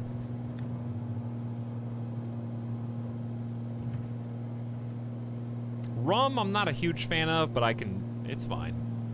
What sucks is, Stall. the actual airstrip is not angled like it looks on the visual on the right. I mean, the 3D model is fine.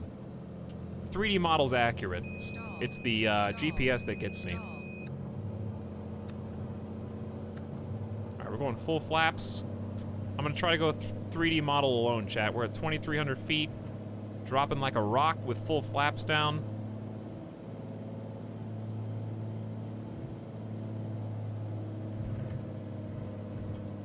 Having a little trouble fighting this. Again, complete conjecture as to where the runway actually is. I have no idea. Apparently, it is literally dead ahead.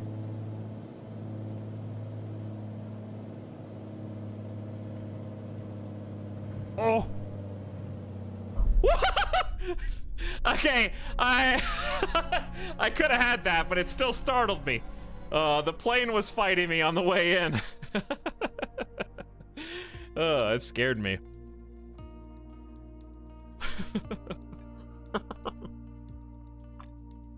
I see it. That would have been like, okay, so the fact that I couldn't even do it on the second try and I knew what to expect means that I don't think there was really a world that I got that on the first try. Ever. You know what I mean? Like, I already kind of knew what to look for. I'll try it one more time just as a challenge. It's the last fight of the day. May as well have some fun. Okay, throttle's off. I'm gonna go nearest, enter, back, direct. It puts it into the computer. Say yeah.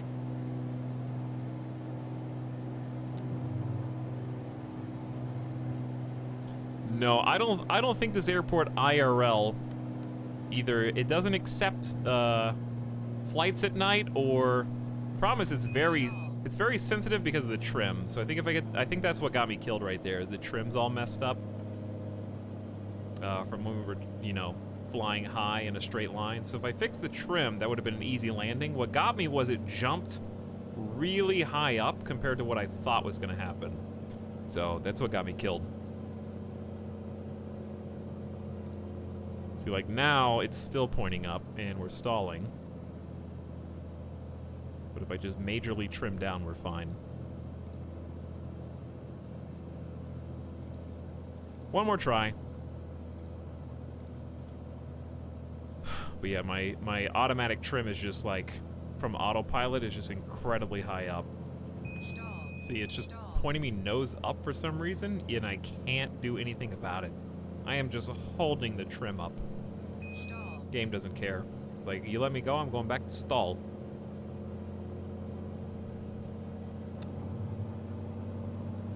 And then when I put flaps down, trim freaks out even more.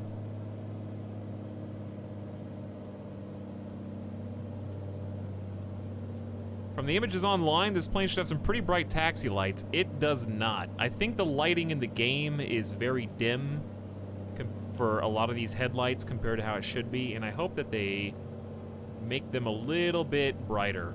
That would be nice. Because I actually can't see shit. Trombone Ninja, I swear to God, if you come in here and landing gear question mark a plane that literally cannot raise its landing gear one more time, okay? There is no landing gear button on this plane. It's just always down.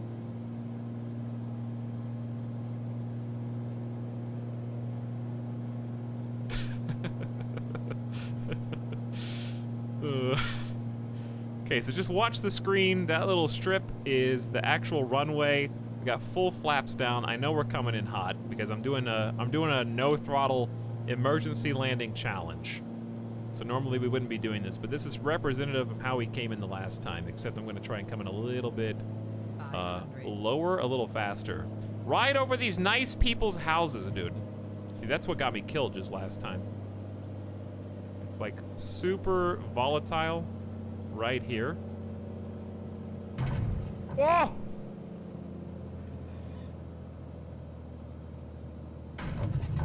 I can't. I did it. I bounced 2 times because I'm holding like joystick way up, because the trim, if I let go, it just points me like 3rd time's a charm, I guess. Okay, we got it. Touch and go. Let's get out of here, chat. Whoa! See what I mean? Why am I nosed up already? It's like trying to stall. I'm having to push nose down because of the stupid trim. I'm at the end of the runway. Stall. There could be trees out here, chat. There could be trees. We gotta go up. Stall. I can't see anything. I'm only at like 250 feet up. That's not very high.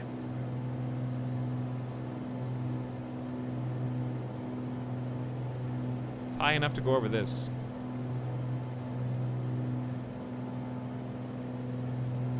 Man, this trim sucks. Alright, flaps are all the way up. We can start gaining some speed now. And rotating over. I think the trim's broken, to be perfectly honest with you. I think my trim's busted. Stall. Like, I think it's just locked. Either that or autopilot's still on. That's the only other possibility.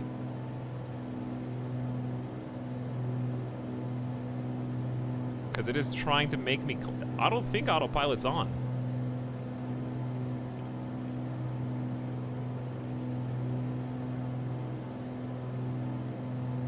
It is on!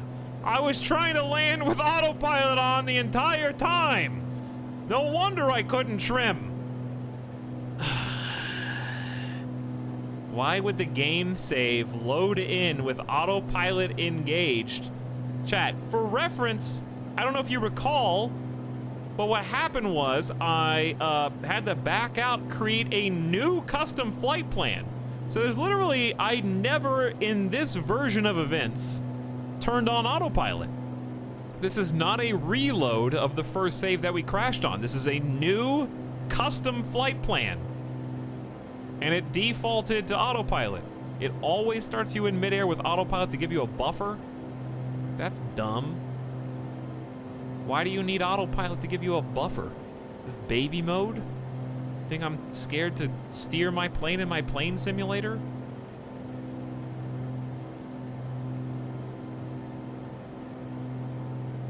What was even on, though? Engaging autopilot. None of this is even on. It's just roll AP pitch. I don't know what it's trying to accomplish.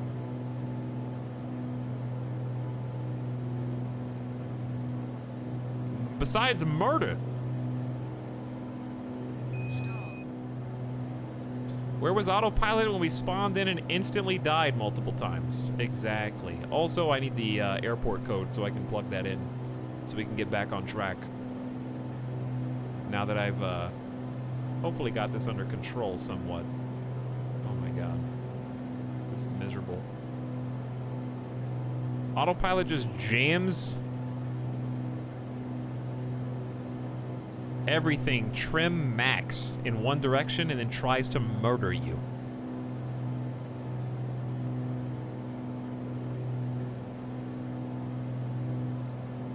Okay, so I've got the trim under control. We want to go slower, otherwise we're going to stall again like we did last time. It's MPFS. Okay, how can I, let's see if I can figure this out.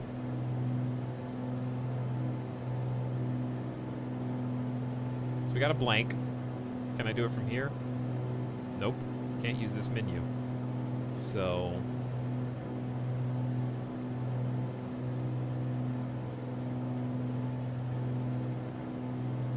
I don't know what I just did, but that was not good. I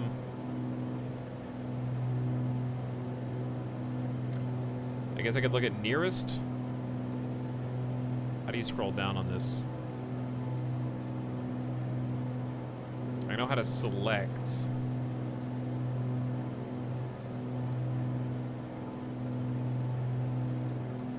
How do oh.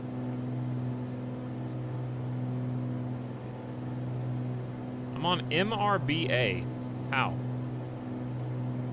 Okay, it's the bottom one. What is it again? It's MPFS.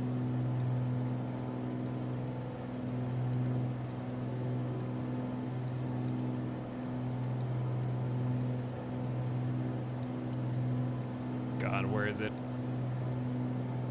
Okay, enter. Then I can do a direct, should be selected, enter again. Bam.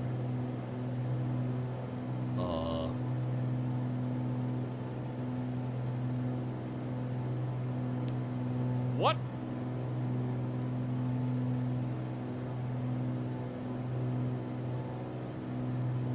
That's not where we're going. What? MPFS.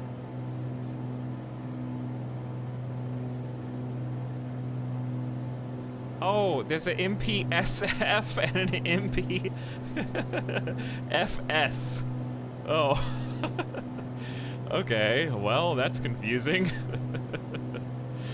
I see. Close, but not quite.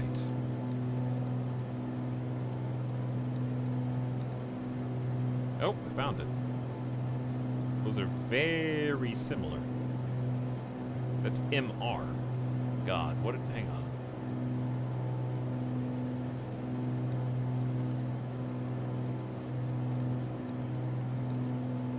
It went all the way back up to the top. It's not even close, dude. How do I enter it manually?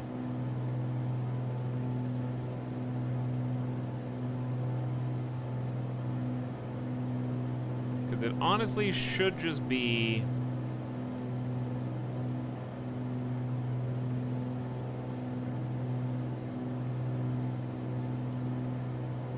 What if you...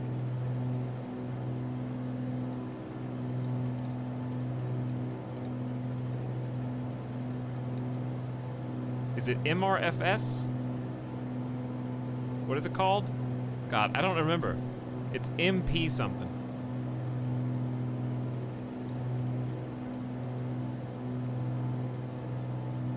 You nearly had it on the Direct to screen on the right panel.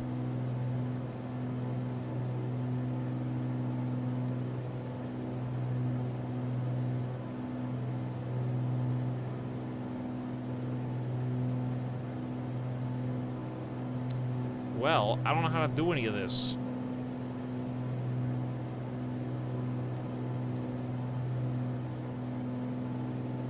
It's complicated. All right, Astex fired. I need a new pilot in the chat. My current pilot just wrote, "It's complicated," and then left it at that while I'm flying.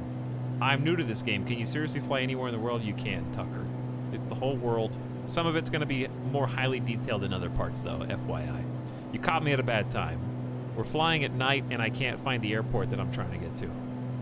Due to a situation of unfortunate events, including a fuel failure in my aircraft because of a wheel of disaster that we whatever. It's a long story. I'm new to pilot, do barrel roll. Me. Press the buttons till it works. Cool. I thought, okay, on this...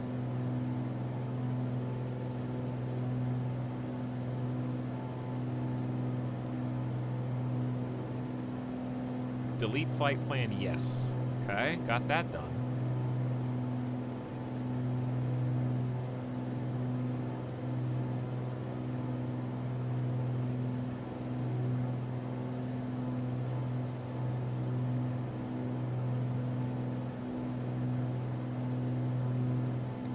Yes, I know arrival none. I'm trying to figure out how to make arrival not none. Open the Direct to screen, press the button on the big bottom right dial to enable the blue flashy cursor. All right, timeout. I have to scroll up to freeze chat from obscuring what you're saying. Open the Direct to screen. Okay. Press the button on the big bottom right dial.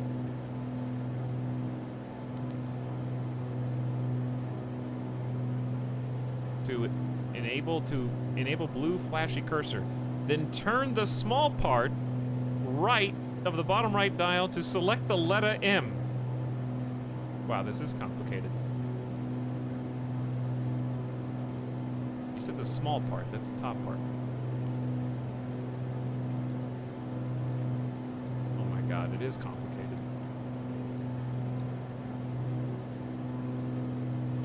There is no alphabet keyboard. Then use the big part to move the cursor over one letter. Wow. That's accurate. Alright, what is it again? It's M. It's, what was the code, chat? MPFS.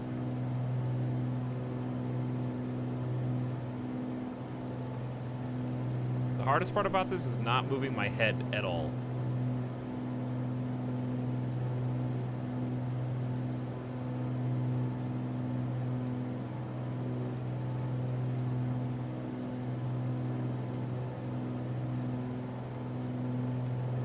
That one.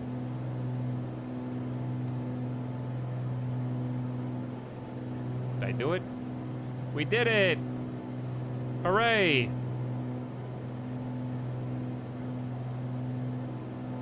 We learned how to set up a direct-to flight on this awful menu because this keyboard doesn't work at all.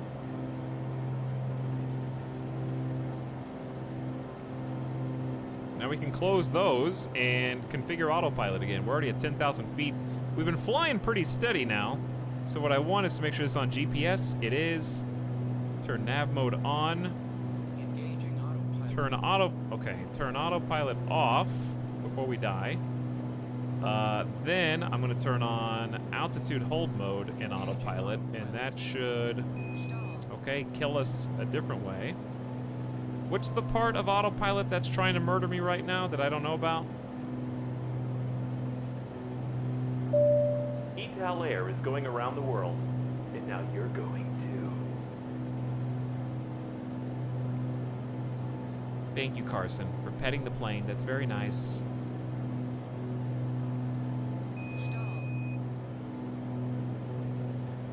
Okay, I'm gonna keep autopilot from murdering me.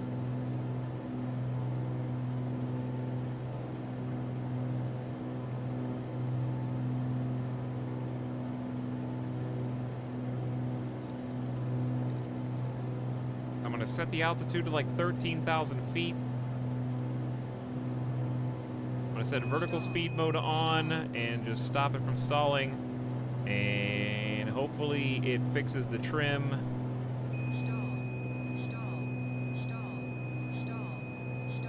Yes, stall. You know why it's stalling? Because you're stalling it, game. Alt needs to be on. Doesn't that just turns it to what it was? That's what we're at right now. I turned it on vertical speed and I had a selector of higher than we currently are. If I let go, it still tries to murder me. It's not changing at all. Stop, Dave. I can feel myself going.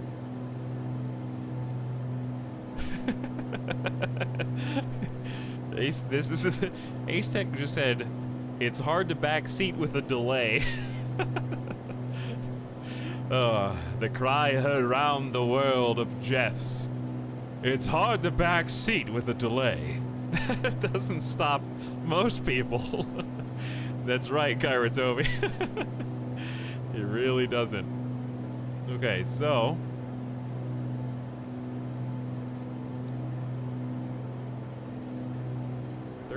12,000 feet would be nice. Let's stop overspeeding. That would be also nice. I literally don't know what the problem is. Again, ooh, overspeed. Easy, easy, easy, easy, easy. Even it out. Slow down naturally. Throttles down. Turning off altitude hold mode. Turning on vertical speed. Why is the purple going like... I'm trying to set it on a very gentle 100 feet per second. Maybe just get a bunch of altitude and let the autopilot do its thing. Am I in the wrong nav mode? I'm on GPS. I'm on autopilot. Level mode's not on. I can turn flight director on, which I don't know if that's going to help. I have altitude hold mode on at 12,000 feet.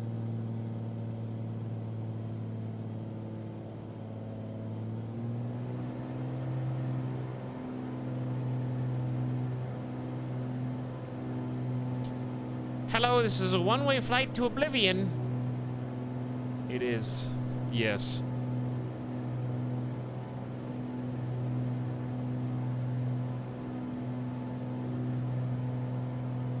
You're gonna give Ace Tech a heart attack, Etel. I haven't done anything, Big Bussy Boy. All I've done is threaten to take my hand off of the controls. Okay, because watch what happens. Are you happy, game? What are you gonna do about it? You're gonna kill me going the other way now, aren't you? Yeah, I know. You didn't have to do that. You don't have to do this, whatever it is you're doing. You drunk? All right, you want a drink? Let's have a drink. Autopilot's like, shut up, nerd. Piloting's hard. If it was so easy, you wouldn't be asking me to do it, you know?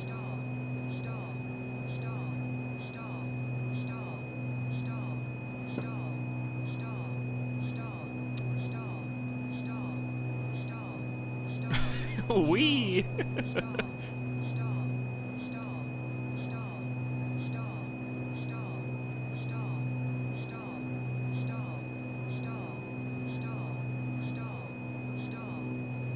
Now I'm just making informed guesses, but hit the level button. All right, level button. I hit the level button.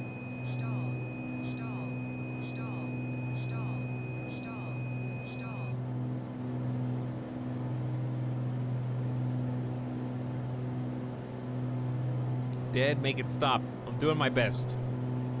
We're actually just not that far away now. If we could just level out and increase our max speed, we'd be doing fine.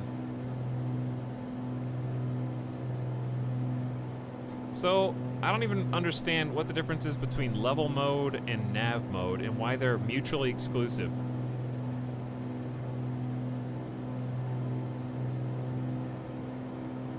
Level is the serious I'm lost and need help to make me fly flat button.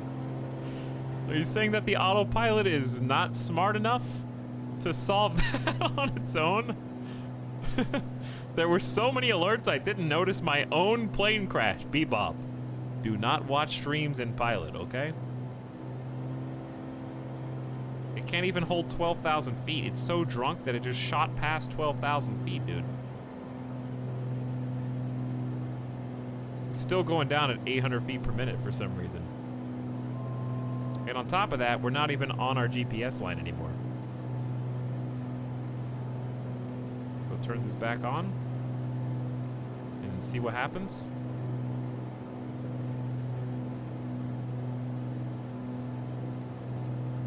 I'm gonna set vertical speed to 200. See if we get this leveled out. Where are we flying over? We're heading into Panama, north of Panama City. This is going to be Sherman in Panama. I'd love to show you a map and tell you if we're here, or if we're close to Panama. 5 gamer death bots. The legendary ping. My gaming knows no bounds. But I've had a lot of fun today. Even if this is a psycho mode plane. I think we're set. Yeah, I think we're set now. I don't know what that was all about. The good news is we third tried that emergency landing exercise, even though we crashed the first time. I really don't think there was a world in which I successfully landed on the first try there. No lights. I know about the instruments, but like I could follow the instruments in. The problem was I had no throttle, no control, so it was a tough situation. The second time killed me because even though I could see the runway, I didn't realize autopilot was on the reload.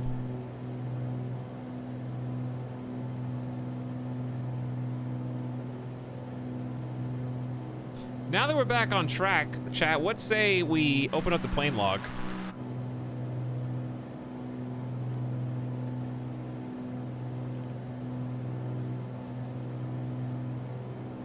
And take a peek.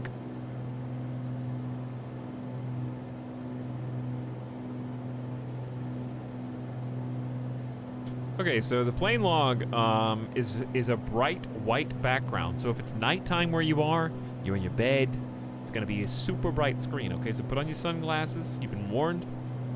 5, 4, 3, 2. You can't scream ahead of time. 1. Shades activated. Welcome to the plane log chat. Being maintained by Kyra Toby. This is our total flight, including current flight. Going to MPMG. You don't have to stick around for the whole thing, by the way. If you don't want to be at one of these streams, just because you're doing this, you don't have. You don't have to be here for a 15-hour plane stream. It's fine. I won't be mad. But this is a picture all the way back from where we started. From where we began at Flight 11, chat. And each plane that we have flown up till now is screenshots of our actual flights. Except for this one, probably. Let's see the new stuff. TBM 930, that's an angry shot. I like it. Very aggressive. The Toncontin International in Tegucigalpa, Honduras. Wings ripped off after stunt.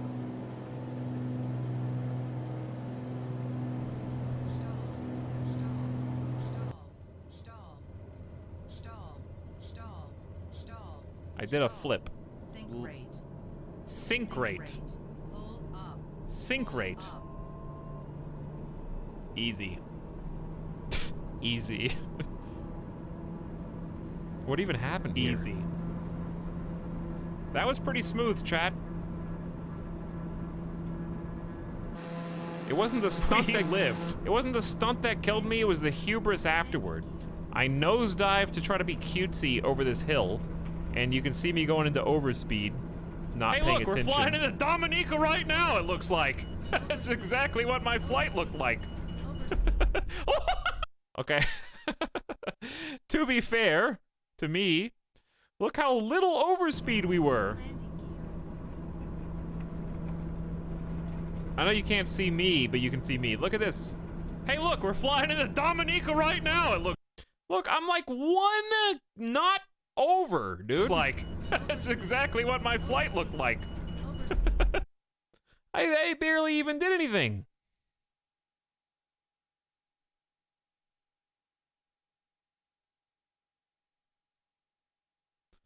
And then we had Dam Encounter Part 1, Dam Encounter Part 2. What is that? That was fun, though. This plane's so fast. Oh, that's definitely not what the... Hey, somebody in Mexico can Dude, this has 600... How does this have 600 views during my stream? Why would you build a city in here like this? Huh? This is an affront to God! Hubris of man! Yes, I choose the lake and the dry land in the immediate vicinity around it. I challenge you to bring the rain clouds to me. Dude, I want to get I will show you what human ingenuity is capable of. Why does it have like almost 1,000 views already? Then we got Dam Encounter Part 2. Bug Encounter. Oh, it's the second. It is this part. Where it's just like this big... Artificial reservoirs. Why did nobody build right in the middle of it? This is a perfect spot for a secret civilization. It really is, though. Like, I want to build a secret clubhouse there and give you guys like a handshake that you have to use to get in. For anybody that ever watches this clip, speaking of which, I gotta tell you a dumb story about my youth. Where this is. Those indicators should be enough to triangulate our position. A dumb childhood story of me in first grade. Back to the plane log. Dude, look at the Icon A5. Good screenshot. Lots of activity here. Takeoff, water landing, volcano landing challenge. Which one did you choose?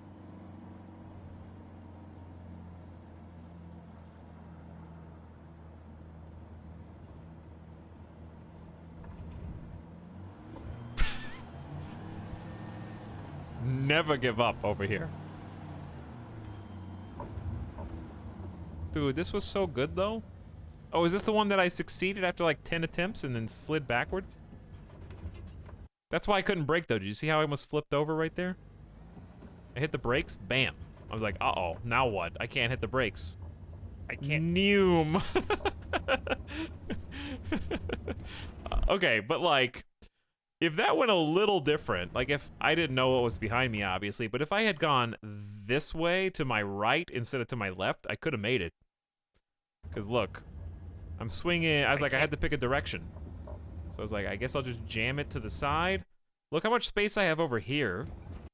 And then, bam, hit the trees.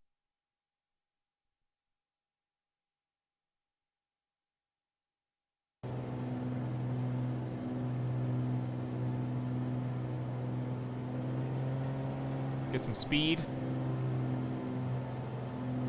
And we're well on our way, chat. Look at some more same stream clips. Almost a full day ago, chat. It's been 15 hours. Been a long but really rewarding day. The icon screenshot honestly looks like a photograph. Clip has more views than the live stream. That's not even true. I've been live since 5 a.m. Going for 6 gamer death bots. All right, that's a good speed. 160 knots true airspeed, basically. Don't want to go into the candy cane. That's danger zone. We're at 12,000 feet. Very reasonable. Heading over, what body of water is this? The Volcan Bank. Very aptly named. So we're going to be passing Cologne.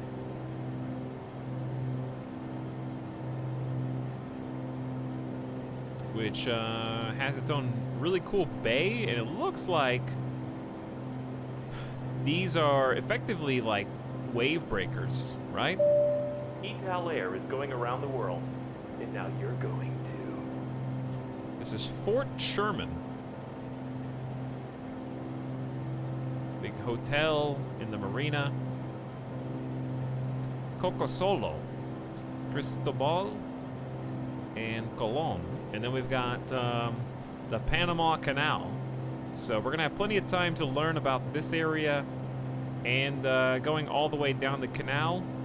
The next time we fly, I want to definitely do that during the day because it's gonna be really cool. So our final flight will end up here in Sherman. Fuerte Sherman. In fact, I believe, is this the runway? Oh boy. Not even on the map, like as a clickable. Just a big old strip of concrete. And you can approach from over the marina or from the south. It's gonna be fantastic. Panama is awesome though. So we're basically like just north of Panama already. So welcome to Panama, but specifically welcome to... We flew from here. So yeah, we've been over Panama, past David District. On the right. They got casinos! Crown Casinos! 4 stars, 183 reviews. That's pretty good. Do you have any more photos? Couple.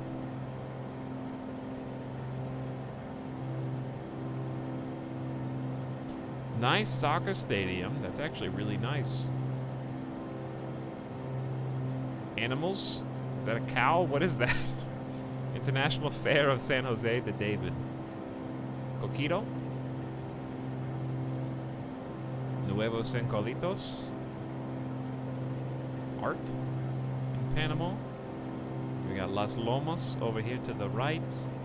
Can I find one Panamanian restaurant?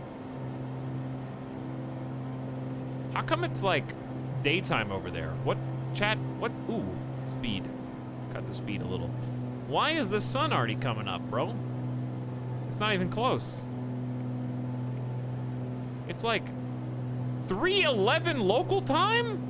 It's only 8:17. What time zone are we in? Huh? All right, close your eyes, put your shades on. Right screen incoming. 5, 4, 3, 2, 1. Boom. Here's where we are. This is Panama. Technically East Coast at best. Panama, it is only 10:16 p.m. EST. You skipped ahead with the reload. Oh.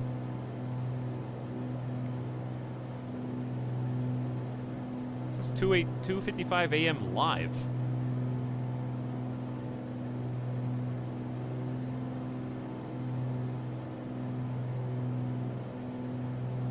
Now it's back to 9:14 p.m. Also parentheses live.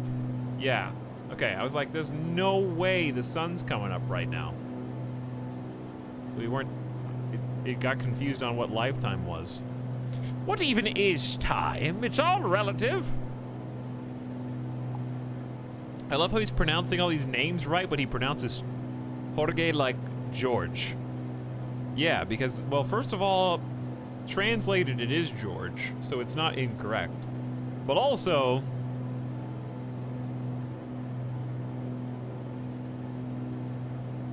like, how come I get made fun of even when I'm correctly pronouncing everything? Did you notice that syntax, Squid? I didn't even say George. Not once in this stream. Maybe once. Maybe once in this entire stream, okay? But out of the blue, even though I'm pronouncing names correctly, I'm still getting picked on for doing things right. Does that make any sense? You can never be right on the internet. That's true. That is true. Well, I like that we learned how to use the direct to, so that was a good lesson. We also learned how to disable autopilot before emergency landing on the second try. We third tried it. Does that crash count against me for the next flight, even though it was a failure-induced crash?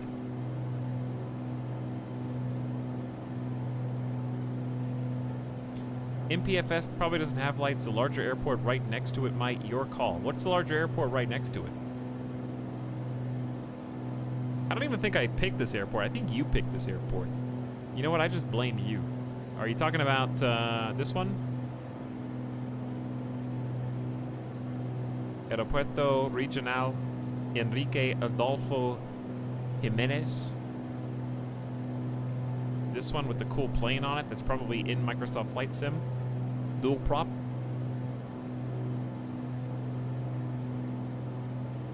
Chad, do you guys want to land on this stick of butter?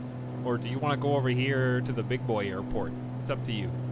Honestly, here's what I think. I think we go to the Big Boy Airport because at least then next time we get to fly over a cool city and see a little bit of Zona Libre de Colón, which appears to be like a massive shopping district. I honestly can't even tell what this is. It looks like a bunch of tin roof warehouses, but it's like a giant mega mall.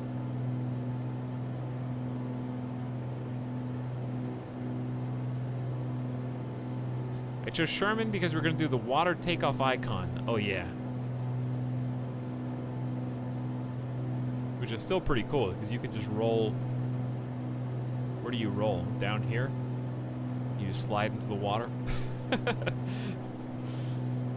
Right here on the marina.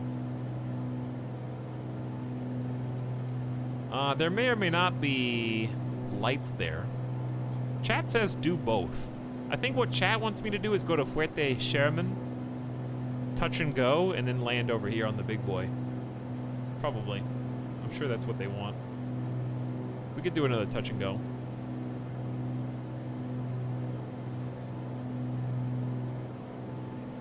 Or we're not going to Panama City? Eventually, yeah. Next time we play. Since this has been 15 hours, it's probably not going to be until the following weekend. Because that would be a little crazy. Are we going to do another morning stream? Honestly, it was a lot of fun. The only thing that sucks about it is you got to take one day off ahead of time to wake up to do it. So I'll just play Monka S. Why have you been here the entire time? You guys can leave whenever you want. This is a morning stream. For you. But it was a morning stream for me. All right, we got an ETE of 26 minutes, chat, so we're getting close. Oh, I wasn't done with the cleeps. All right, put your sunglasses on, please. Okay, bright white screen coming in 3, 2, 1. Boop. I love all the screenshots. Also, I want to get screenshots every time we get back in them, so it's going to be like a row of all the different events that we had with them. SR-22 is sad and doesn't have any lights. We couldn't get a screenshot yet.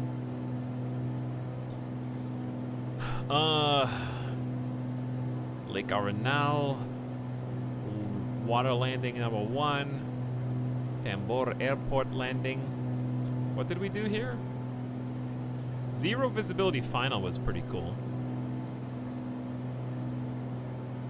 let me go. Actually, just let me do this. Here we go. Dude, this is a pretty cool. This was a fun landing. I like the Tambor landing. You also didn't see how we came in. We kind of came into a cove. Dude, this is a pretty cool landing spot. I had to dodge the tree at the front. This was one of the softest touchdowns to date. Right in the middle, very gentle touchdown. Very light kiss on the cheek. Dead center. So let's. That was a fun approach.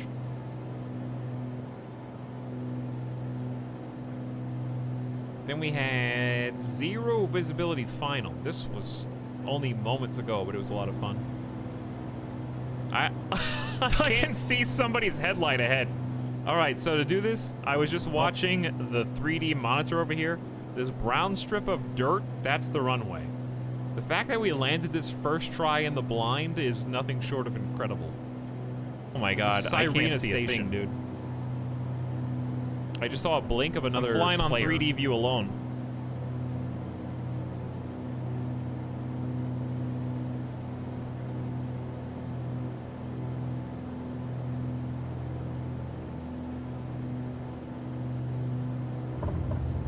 Ooh, that was nice. Oh, baby. That was good. There she is. You're right. 3D view saves the day, dude. Where's the rest of it? There's only a 37-second clip. Dictator italics. You got 60 seconds to work with. You could have got another 20 seconds in there. There's a bug where if I do 60-second clips, Twitch is like, nah. I'm just messing with you. But yeah, that one was a lot of fun. Disaster on emergency landing. We saw that.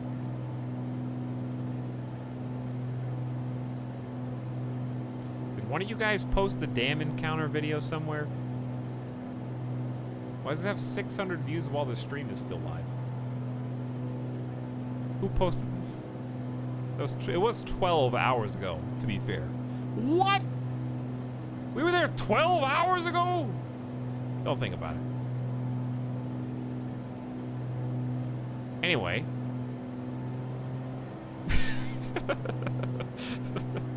Anyway. We are ETE of under 22.5 minutes to MPJ. That's Sherman, where we're going to touch down. Zoom the range in a little bit and see that going. We're just kind of killing time till we get there. But we get to pick up from there where we... next time. Is that the Little Dipper? Right there? Little Dipper? Alright, let's look up... what was the name of the actual city? Besides, let's look up Cologne. Okay. Cologne.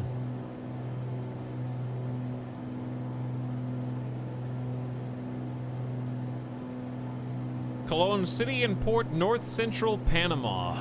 Here's a photo from the ground. This is very, like, industrial Christian, which is a weird combination. That's like gray concrete church. Christ punk. It kind of is, with red stained glass. It looks pretty cool. Christ punk.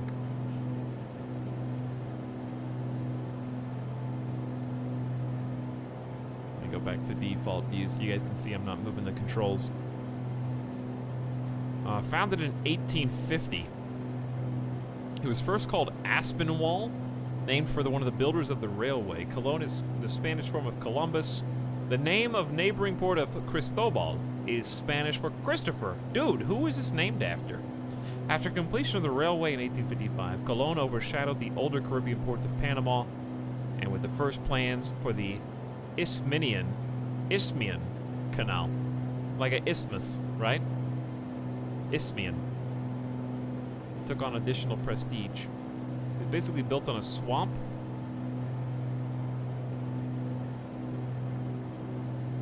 The city was notoriously unhealthful until U.S. Colonel William Crawford Horjas, in charge of sanitation during the construction of the Panama Canal, gave a new system of waterworks and sewage and drained the surrounding swamps.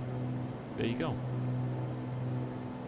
Colón is one of the most important ports in the Caribbean. A major commercial center, tourist destination, and the port of call for many cruise ships. However, a large proportion of its inhabitants live in poverty and crime is rampant. Oh, that's sad. That's Encyclopedia Britannica saying that, by the way. Not like an opinion piece.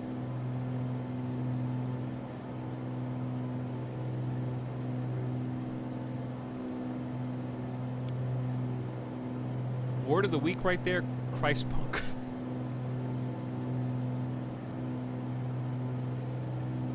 That's where we're getting ready to land right next to. So, you look over here, Sherman's right here, and then Colón is right on the other side of this little, the top part of the Panama Canal. What does Encyclopedia Britannica know anyway? Who even updates that? Like, people update Wikipedia.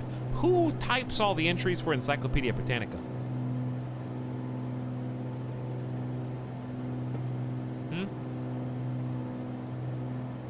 Me. Ultra nerds. Can you even update it? Stupid alien with sunglasses. Hey, you can actually see a little bit of the light pollution coming in.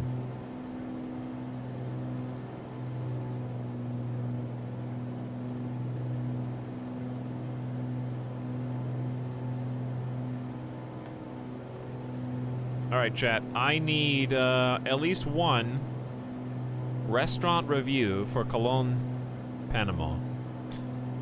Number one restaurant in Colón, according to TripAdvisor, is Grand Cafe at Pandaria Mediterránea. Okay. Got 68 reviews. I guess I'll read the TripAdvisor one instead of going to a different website.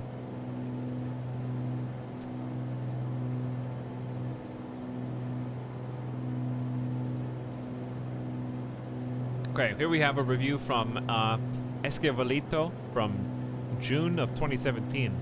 1-star review. It says, worst seafood ever. Not worst, worse. We ask for picada de mariscos, which means like seafood platter. It comes with a lot of French fried and overcooked seafood. Frozen one like octopus, calamari, totally disgusting. The fish, I'm pretty sure, is a parrotfish. Extremely bad. I almost vomit myself. I almost vomit myself. Let me see some pictures. No, they don't have any. These pictures suck.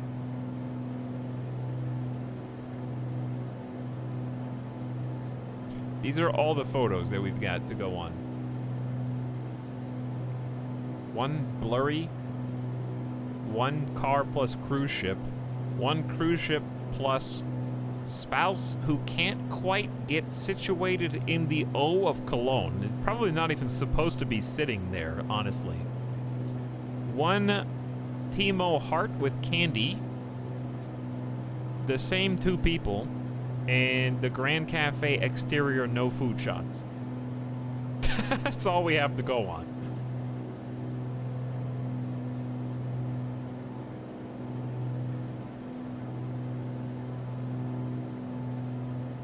And let's see if there's another review.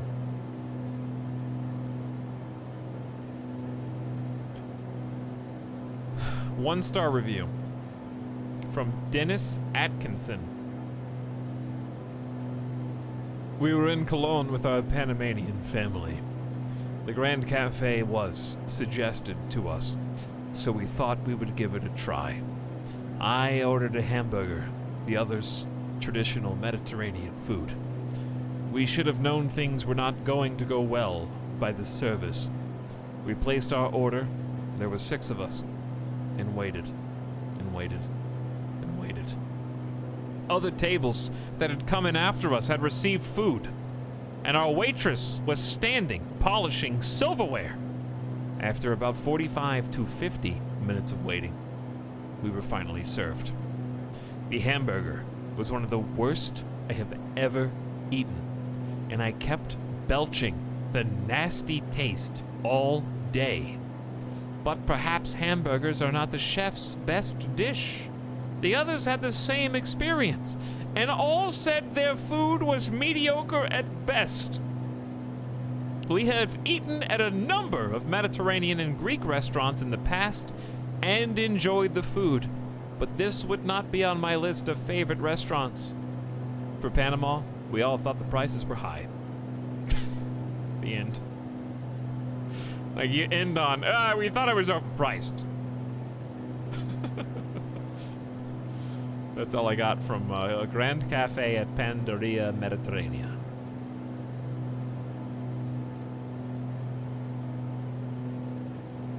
That was the first rated restaurant in Cologne.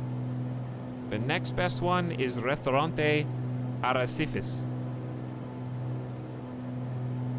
which has 70 photos. Let's look at a small collection of these.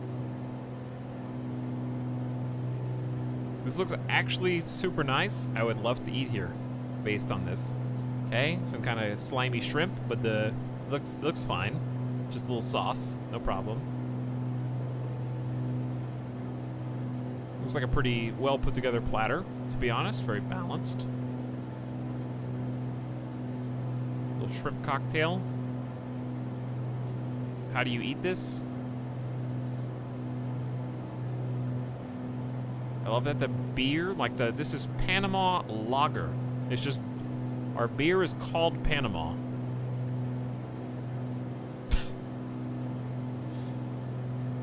Barbed wire on the fence just to make sure that the people on the cruise ship can't get in. Corona dumped upside down into your margarita. More shrimp cocktails, some soup. A storage container which has absolutely nothing to do with this restaurant. Birthday party with baby Jesus right behind you while you're getting liquored up.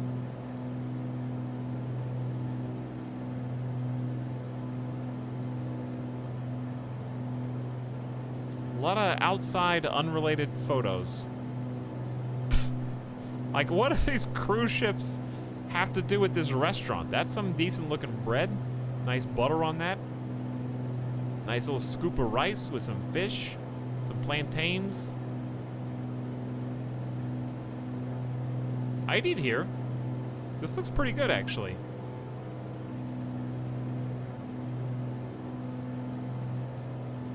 This actually looks decent. Okay, now the reviews. That's the important part. Right? I'm looking for the first 1-star review that I can find. Now that you've got like a visual in your mind of what we're talking about here. Oh, they also have this. We didn't see this photo, but it came up. I just thought you should look at it, because now I want Oreo cheesecake, because that looks delicious. Even if it's not homemade, that looks fantastic, and I want it right now. I just had to show you that before we do this review. That was part of a 4-star review as well. Alright, first 1-star review.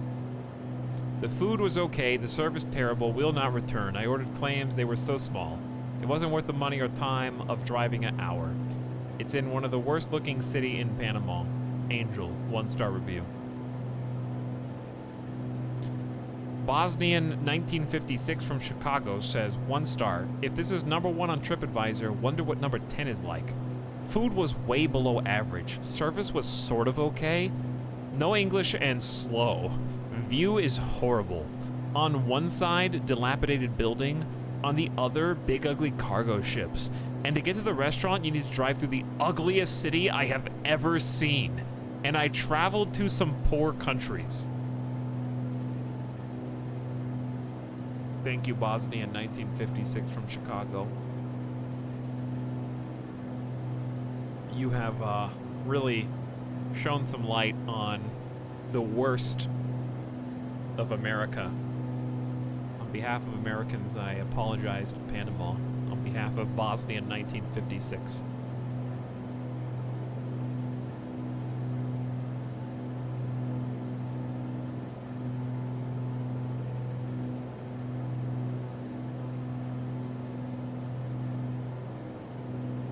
We have CD Wood 77 from Bangkok, Thailand.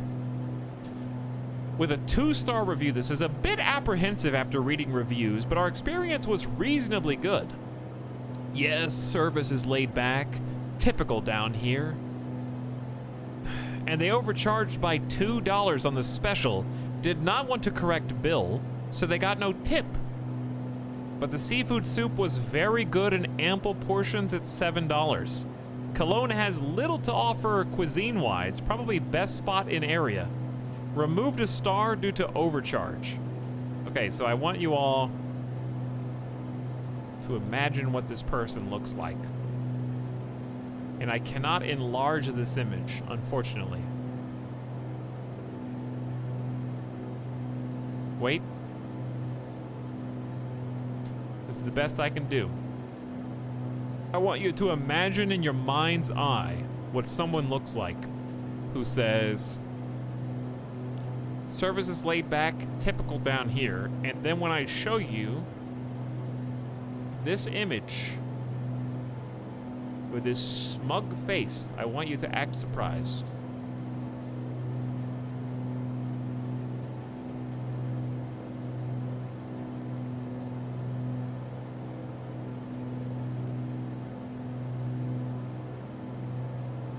No tip because they wouldn't fix a $2 overcharge. That was a 2-star review. Tom A says, perhaps worst restaurant ever, 1 star. Had lunch here with friends and the food was terrible. The service was terrible and the restaurant was terrible. The server could hardly speak any English, even though the property is located right at the cruise ship terminal. The server never ever smiled and never provided any effort to improve service. The food was deep fried, which I assume was to hide the lousy flavor. Neither the women's nor the men's restroom had running water. Save yourself the hassle.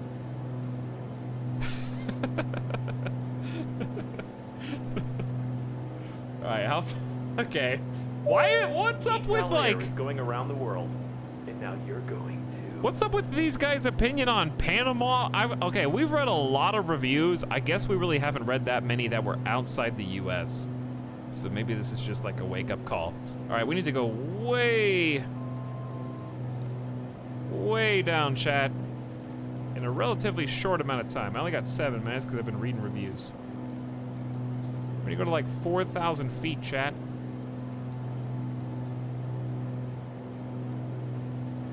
Vertical speed mode on, like 1,500 feet, throttle down.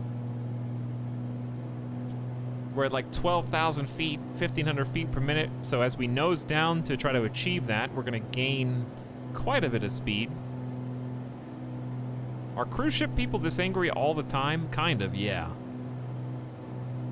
Basically. I'm glad we got a little bit of, this isn't Yelp reviews, but it's still, this was on TripAdvisor. That's probably part of the problem. But also the reviews are more kind of scathing, you know? Yeah, we gotta go down 7,000 feet in literally 5 minutes, chat, so. Let's up it to 2,000 feet per minute and throttle down even more. Or you can just idle and glide down, to be honest. We're still gaining speed. I went on a cruise and intentionally went miles away from port to get away from these type of people and had a great time. I went on one cruise, but I was like 18, and I was just happy to be there. I remember they had slot machines, and I thought I was getting away with something when I like put $20 into a slot machine. Like, you're not allowed to do this till you're 21, but I'm 18, and I'm doing it anyways because there's no laws out here. It's a lawless land out in the middle of the ocean. I can do whatever I want.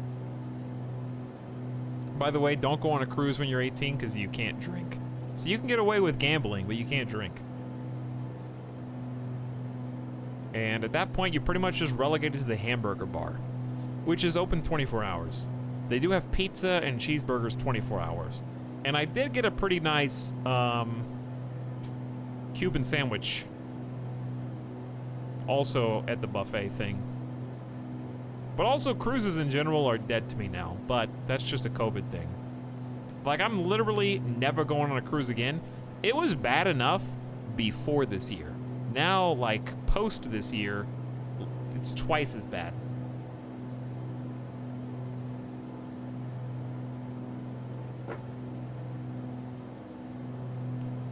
I went on a cruise with my girlfriend's family in high school and had to babysit her drunk parents the whole time. How old were her parents? Like 22? Why have to babysit her drunk parents? I would just be like, later. You guys handle yourselves. I'm out. Peace. I'm gonna go, like, listen to the piano bar guy play or something. Or go to the sushi buffet. I don't know.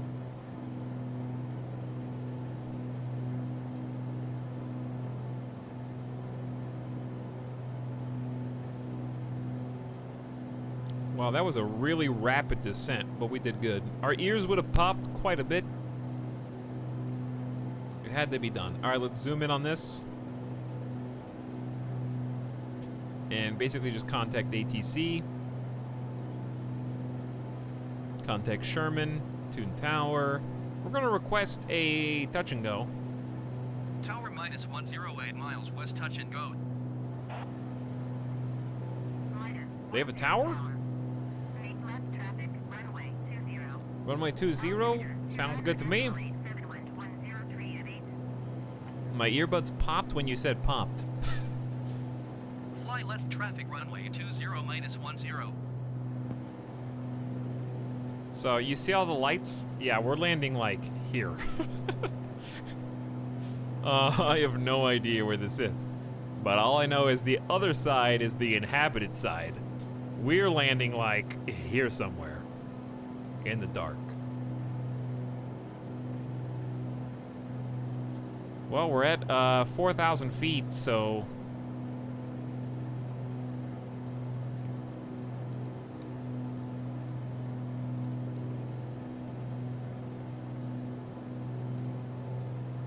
I'm gonna go ahead and head on down, peace on out to 2,000 feet at about 1,500 feet per minute.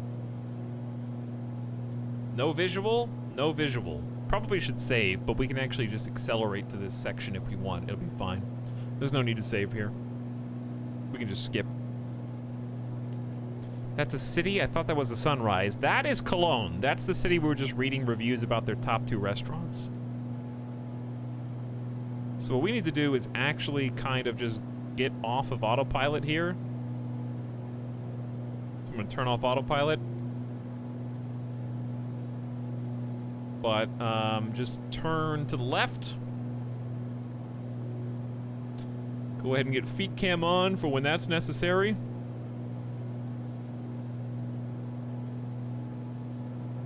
So if you look right there, that's the runway. Right there.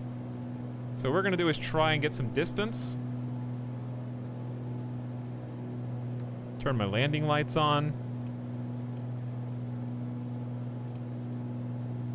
I'll turn the overhead off, but that is like... Normally you turn the overhead off, but just for you guys, I'll leave it on 1 tick. Just so you can see it's not all screens.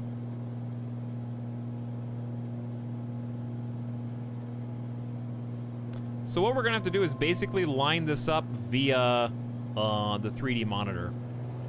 Because I will not have a visual on this runway. In fact... It's over there somewhere.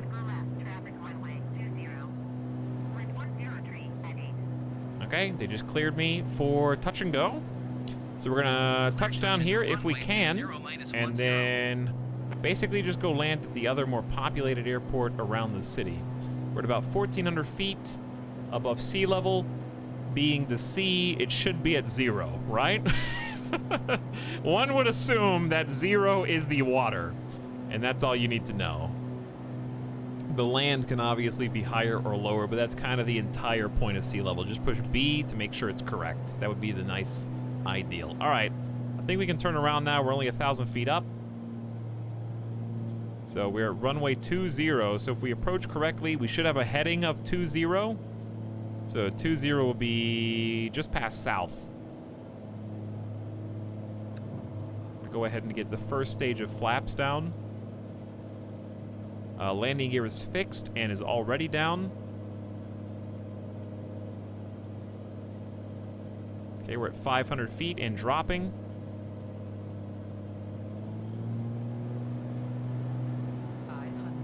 Okay, the landing strip is actually way over there.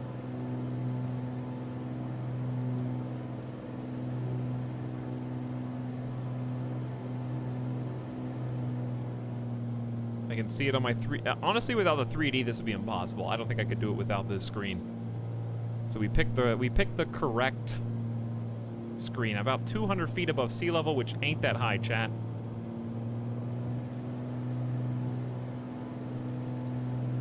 So we're gonna start turning in now. Oh God, I overshot. It's really tough to see what's going on here.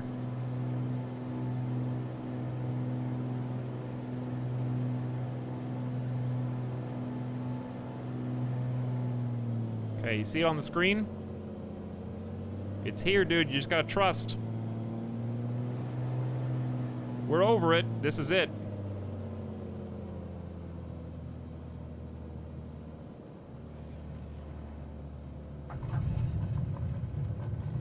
Woo! I can't see anything even with landing lights on? Chat, where are my landing lights? All right, we're supposed to be touch and go.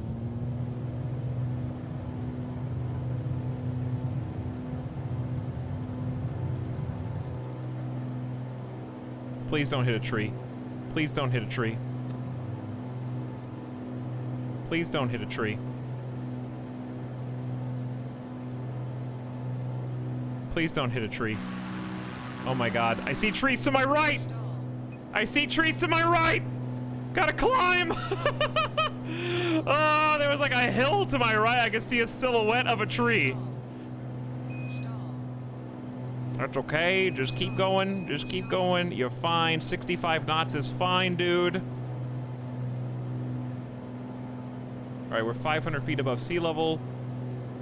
Based on the 3D, we should be good. Touch and go, baby, touch and go. Okay, so now we're gonna cancel landing intentions because we did what we were supposed to do. I don't know if it knows how to register touch and go or not. But we're gonna go ahead and flaps all the way up. We are going to go nearest airport list. And we're going to MPEJ, right? Yeah. Tune Tower, and this is the one we're gonna do full stop landing. Request full stop landing. Jimenez Tower -10 is 5 miles west with whiskey to land. Well, that was terrifying, but we did it, didn't we?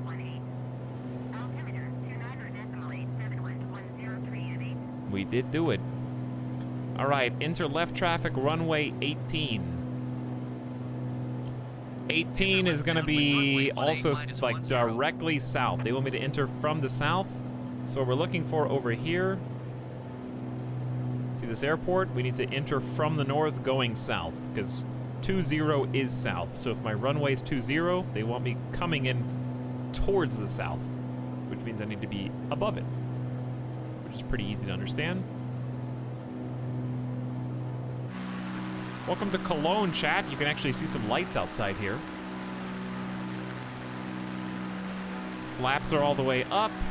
Again, landing gear is fixed. Get a nighttime Cologne shot here.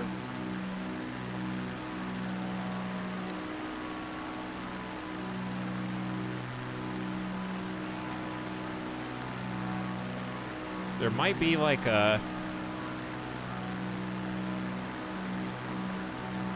photo in here somewhere for the plane log. I don't know.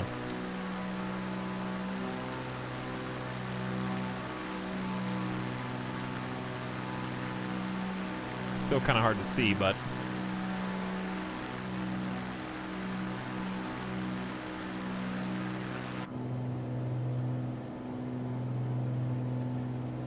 Alright, I don't want to climb that much.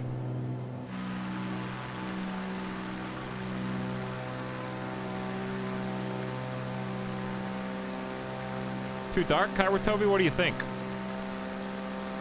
I've got all my lights on, but it seems like these are this plane's weird. The lights don't come on until you actually need them. So I actually think that there's a bug in this plane.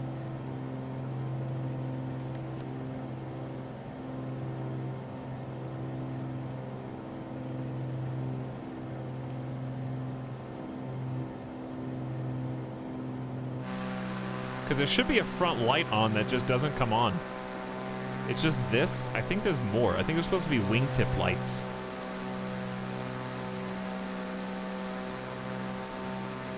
But yeah, that's a pretty good shot.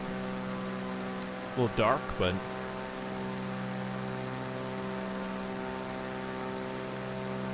At least it has a lit background so you can see it pretty well.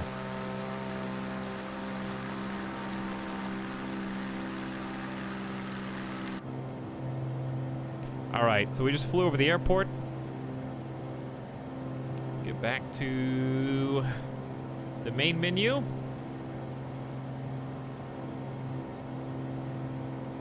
Thank you for the Cologne experience. At least we get some glamour shots in here, you know? Can you do the longest flight ever? Where were you earlier, Just Mojo? We did like 7 to 8 hours.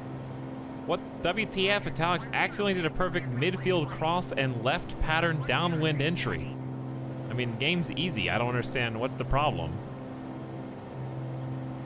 Clear to land runway 18-10.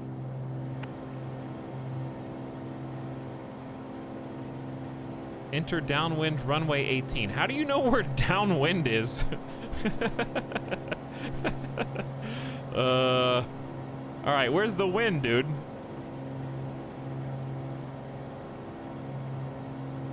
It's 168 skirt that way.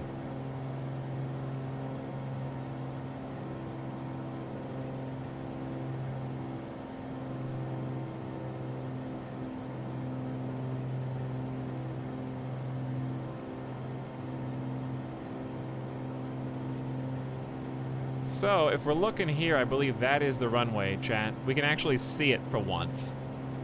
So you guys, even though we don't have good landing lights, I think, honestly, I really do believe the exterior lights on the SR-22 are bugged or something. I know I have a light on up here that I have no idea how to turn off. Oh. Those are just buttons that work. Downwind has nothing to do with wind. Well, then who's the idiot that named it that?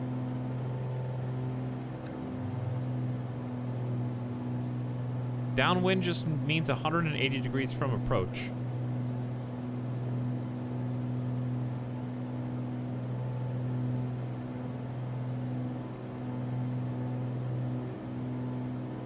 Why don't they just say, like, it just means 180 degrees from approach. Even that sentence doesn't mean anything to me, though.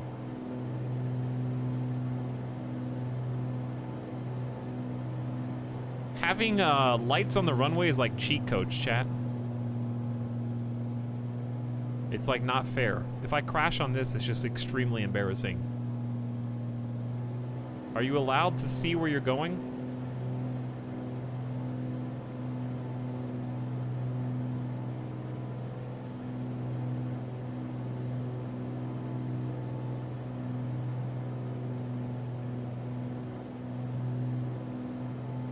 Crosswind makes sense because you're trying to land against the wind. In this case, there's 3 knots of wind coming north to or south to north right now.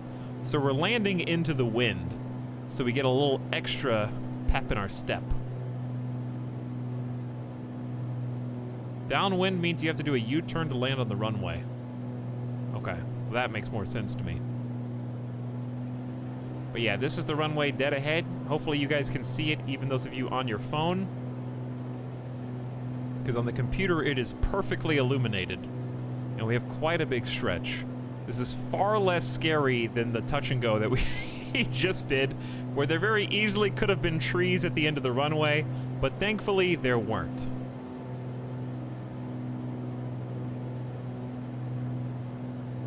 this feels good, you know? This feels nice. We got full flaps, extension. Why do I have like 5 green lights there? Is that just end of runway, or are those the Pappy lights? I don't know. I think my glide slope is fine though, to be honest.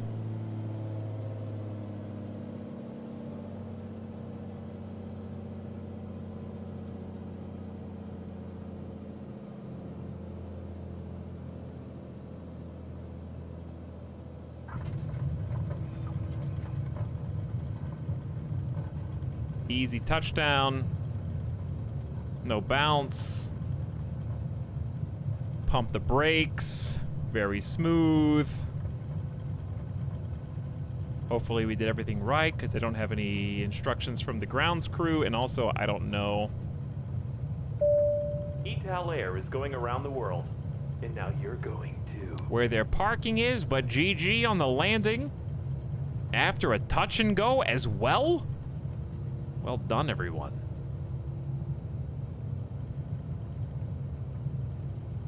Welcome to Panama!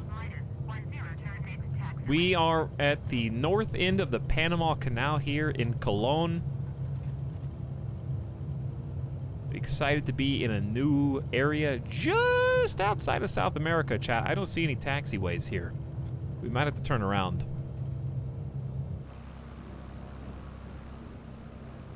I legit think there was only one exit. Never mind. Follow the yellow lines. Contact ground on ONE 21.7. So hard to see. The lights on the SR-22 are not great.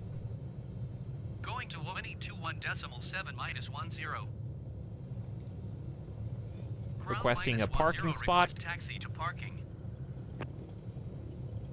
Minus 10 taxi to general aviation parking using taxiway Alpha. Okay, that's really not that big of an instruction. Taxiing to general aviation parking via taxiway Alpha minus 10. I have no idea where that is because the taxi ribbon services are off. So I'm just going to turn that on so I know exactly where they want me to go, because it's very dark over here, as you can see.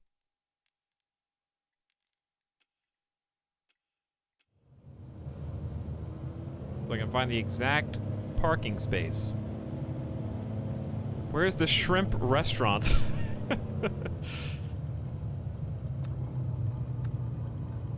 All right, get the flaps up just to kind of have that going.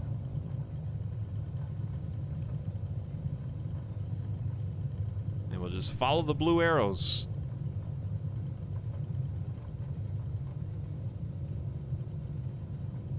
Park on the runway and microwave more empanadas. They were enchiladas. I don't have any empanadas.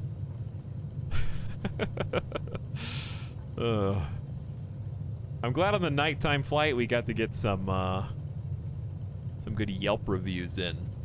That was nice. Well, you know, food reviews in general. All right, pump those brakes. We got a lot of planes right here that I physically can't see because the game is just dark. They really do need to just increase the range of the flashlights. I mean, the headlights. It's basically like having a flashlight. How do you want me to do this? I have no idea, but this looks beautiful. There's an arrow going this way and an arrow going that way. So I kind of just picked right down the middle. Oh, I see the person out there.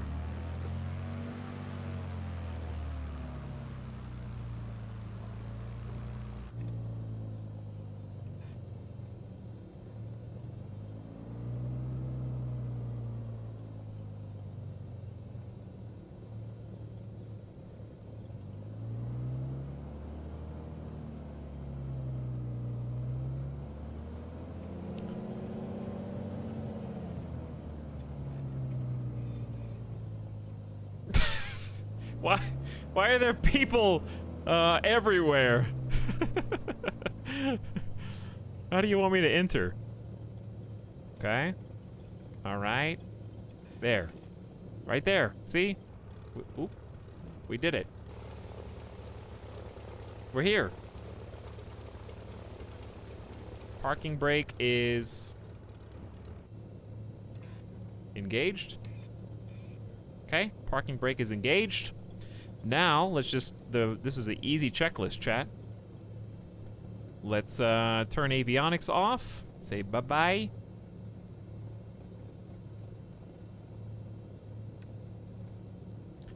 No more ATC. Alt. So alternator goes off. We're back on battery power. Ignition off. Where's the ignition again? Right. Bye-bye. Okay. GG, everybody. We made it to Panama. 16 hours of stream later. Oh, what a day. What a day. By God.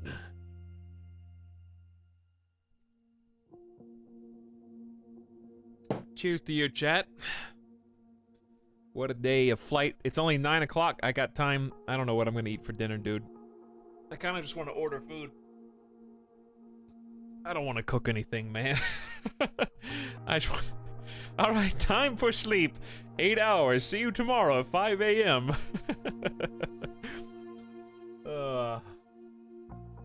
Dude, thanks everybody for hanging out with me today. We got one more thing to do, though, if you want to stick around for it. I know my hair looks insane right now. That's okay. We got one more thing to do. Come with me. Come with me.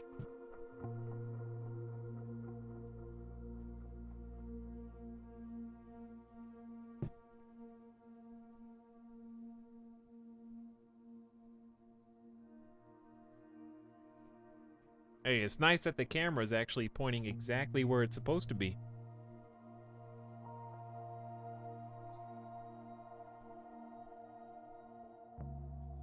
We're in Panama! And, we did crash, but I'm gonna go ahead and mark it as a crash. I'm not 100% sure on the judge's ruling of failures from previous errors should count towards new errors. I don't know. So first I'm gonna mark the actual spot.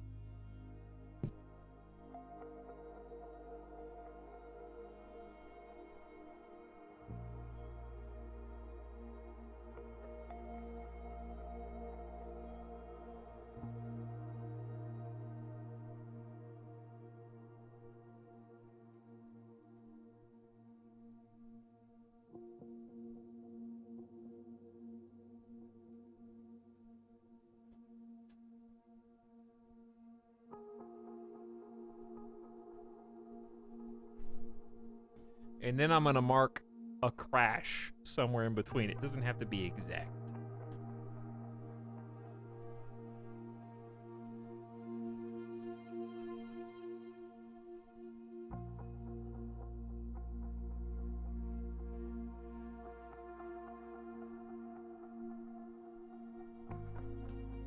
I'm also missing a crash from earlier in previous flights, but I'll fix that later.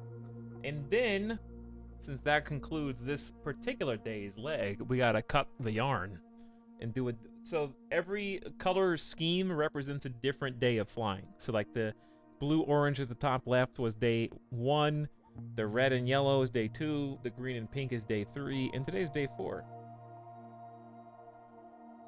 So the green yarn with all the yellow stops.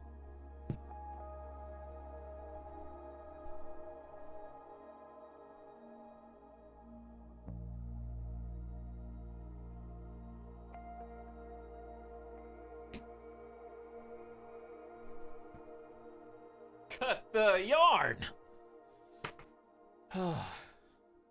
The map's starting to look good, dude. Look at that route. This is our trip around the world, chat. We're going to be going to South America next time. I'm excited. A new land. Get out of North America and Central America. Head into South America. We got new planes to fly. we got a really fun mini flight coming up at the beginning of the next plane stream. We're gonna take a tour of Panama City and the Panama Canal, and then I got some exciting stuff to come.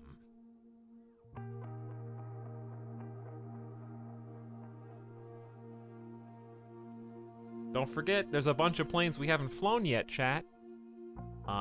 There's turboprops we haven't flown. There's jets we haven't flown. There's 3 passenger jets in the game that we haven't flown. Think about the possibilities. But yeah, North America. We'll be back to you, North America. We only have one more flight in North America for Panama City. Because, dude, Panama City's got a bunch of stuff to look at, so check this out. This is why I'm excited about the next one. Go back to menu.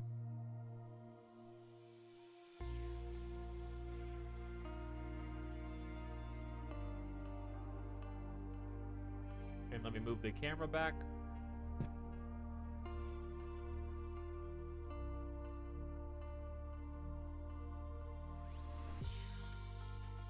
Hi, does this work? I gotta fix that when the stream's turned off. It's hanging a little bit low. And yeah, I know it's super bright. I have to turn. Luckily, I have these Elgato lights are super nice for just being able to boost the light power whenever I want. Really, really handy. Okay, so check this out. Look at Panama City, chat. This is where we just landed up here. This is the Panama Canal, all the way down through Panama City, and look at all these POIs. So we got a whole bunch of cool stuff. We're gonna get in low, do some stunts, fly nice and low over this whole thing. It's gonna be a real short flight. The next flight's from Sherman to Panama City. So it's gonna be a nice short flight, and it's gonna kick us off from Panama City proper into the behemoth that is South America. It's gonna get its time in the spotlight. So I'm looking forward to that. It's gonna be a lot of fun. New places, new scenery, time zones only gonna get worse. But I'll do what I can. We might do another morning stream. I had a lot of fun doing it, to be honest. I wouldn't do another 16-hour one, but who's to say I wouldn't? Yeah, the Elgato key lights are really nice. Hoosier Hails, for sure.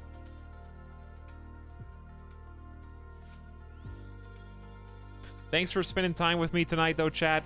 Especially on the Iconathon.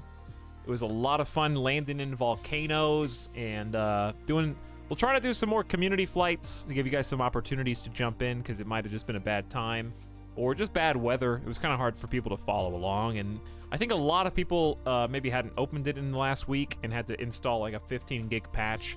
So just get your patches downloaded, and we'll do another community flight next time we play, okay? In case you couldn't jump in.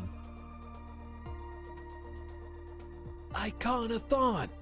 But it's going to be nice to finally be out of North America and touch down in another continent, and I think there's going to be some flights that you guys enjoy next.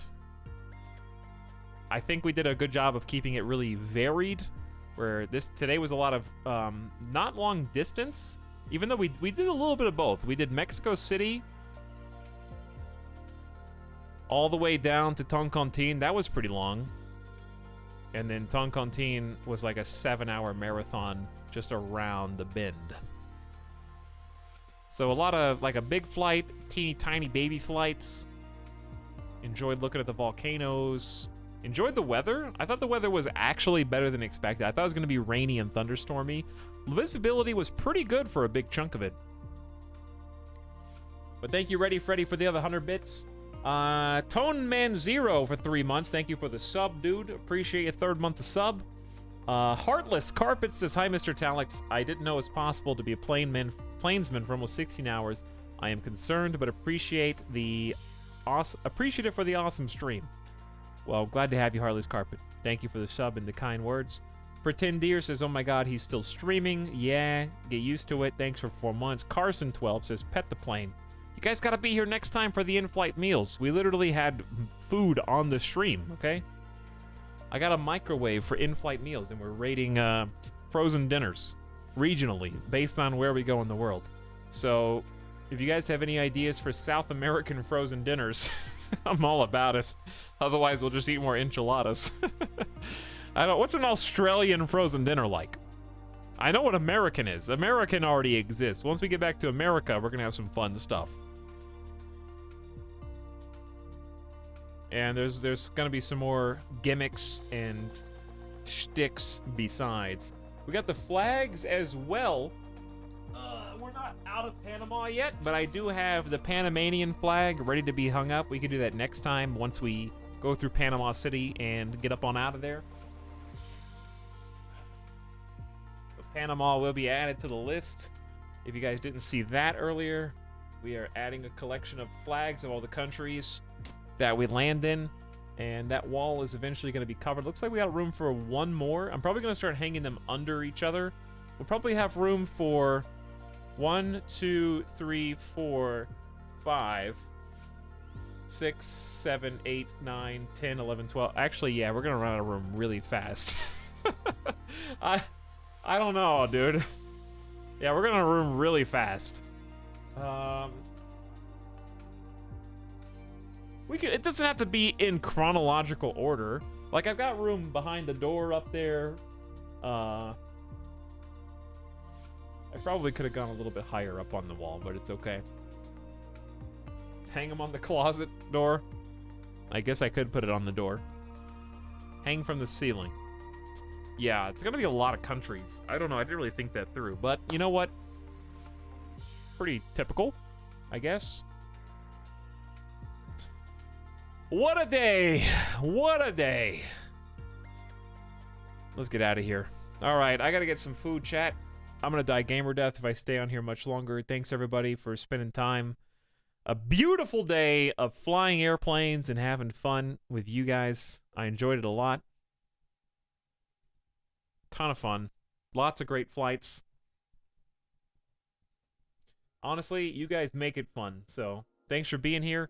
I enjoy learning about the world with you all and sampling its delicious frozen cuisine.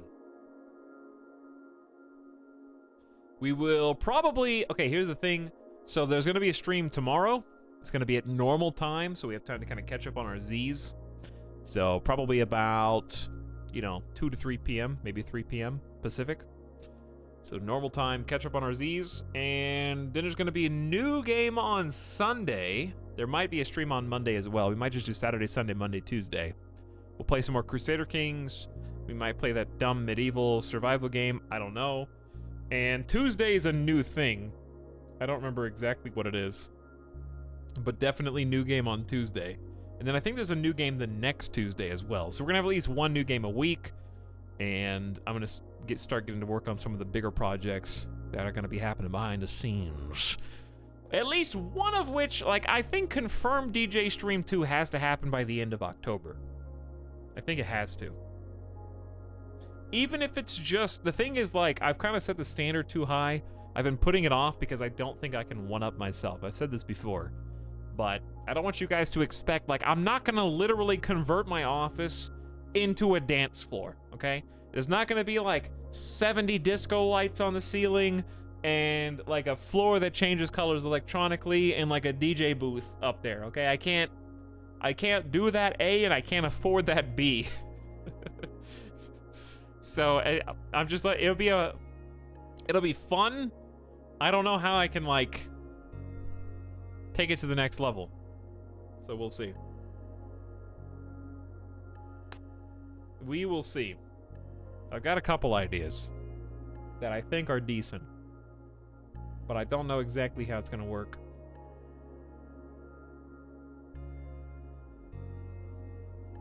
But I think by the end of October, that might just be the Halloween stream, because I don't think I could do a big Halloween stream and DJ stream too. So it's probably just going to be the Halloween stream, sort of.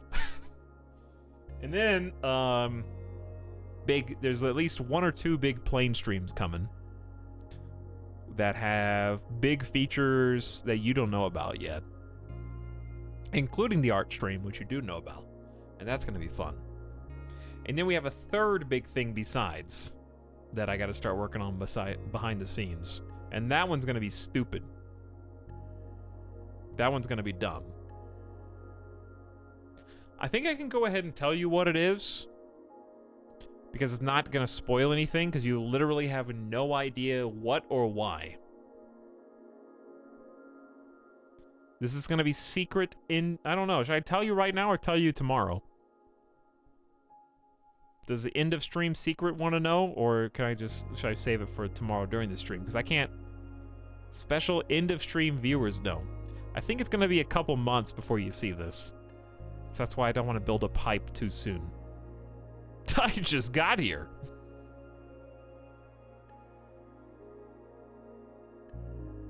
DM it to the people who were here for all 15 hours. God. Can't imagine. Can't imagine watching a dumb streamer play plain game for 16 hours. Okay, so I can tell you what it is without telling you what it is. You'll know the foundation, but you'll not know how stupid it really is, okay? So however dumb you think this is gonna be, it's even dumber and even less of a good reason to exist, and I can't explain why. But I am planning on doing a big Sims 4 stream in the next couple months. But the how that's gonna work and the what, that's the secret. Because it's actually, if I told you the why it exists, it's such a lame idea, you would all omegalo me. So you're just gonna have to wait and see why.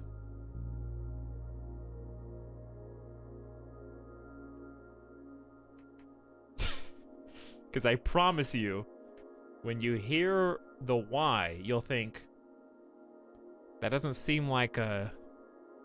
That doesn't seem A, possible, or B, reasonable, and C, why are you going to invest so much time into it? However, the only thing I will say to tantalize you is this.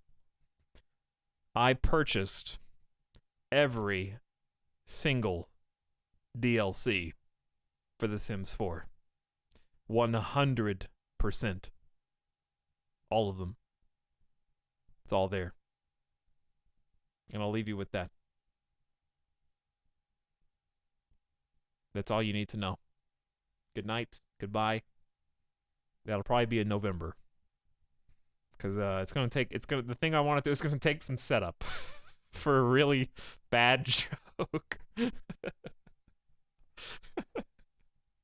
You'll see. You know enough. You know enough. So sometime in November, Sims 4 Mega DLC stream. Good night for now. See you guys again in like 3 o'clock p.m. Pacific later tomorrow. Good night for now. See you then. Bye-bye.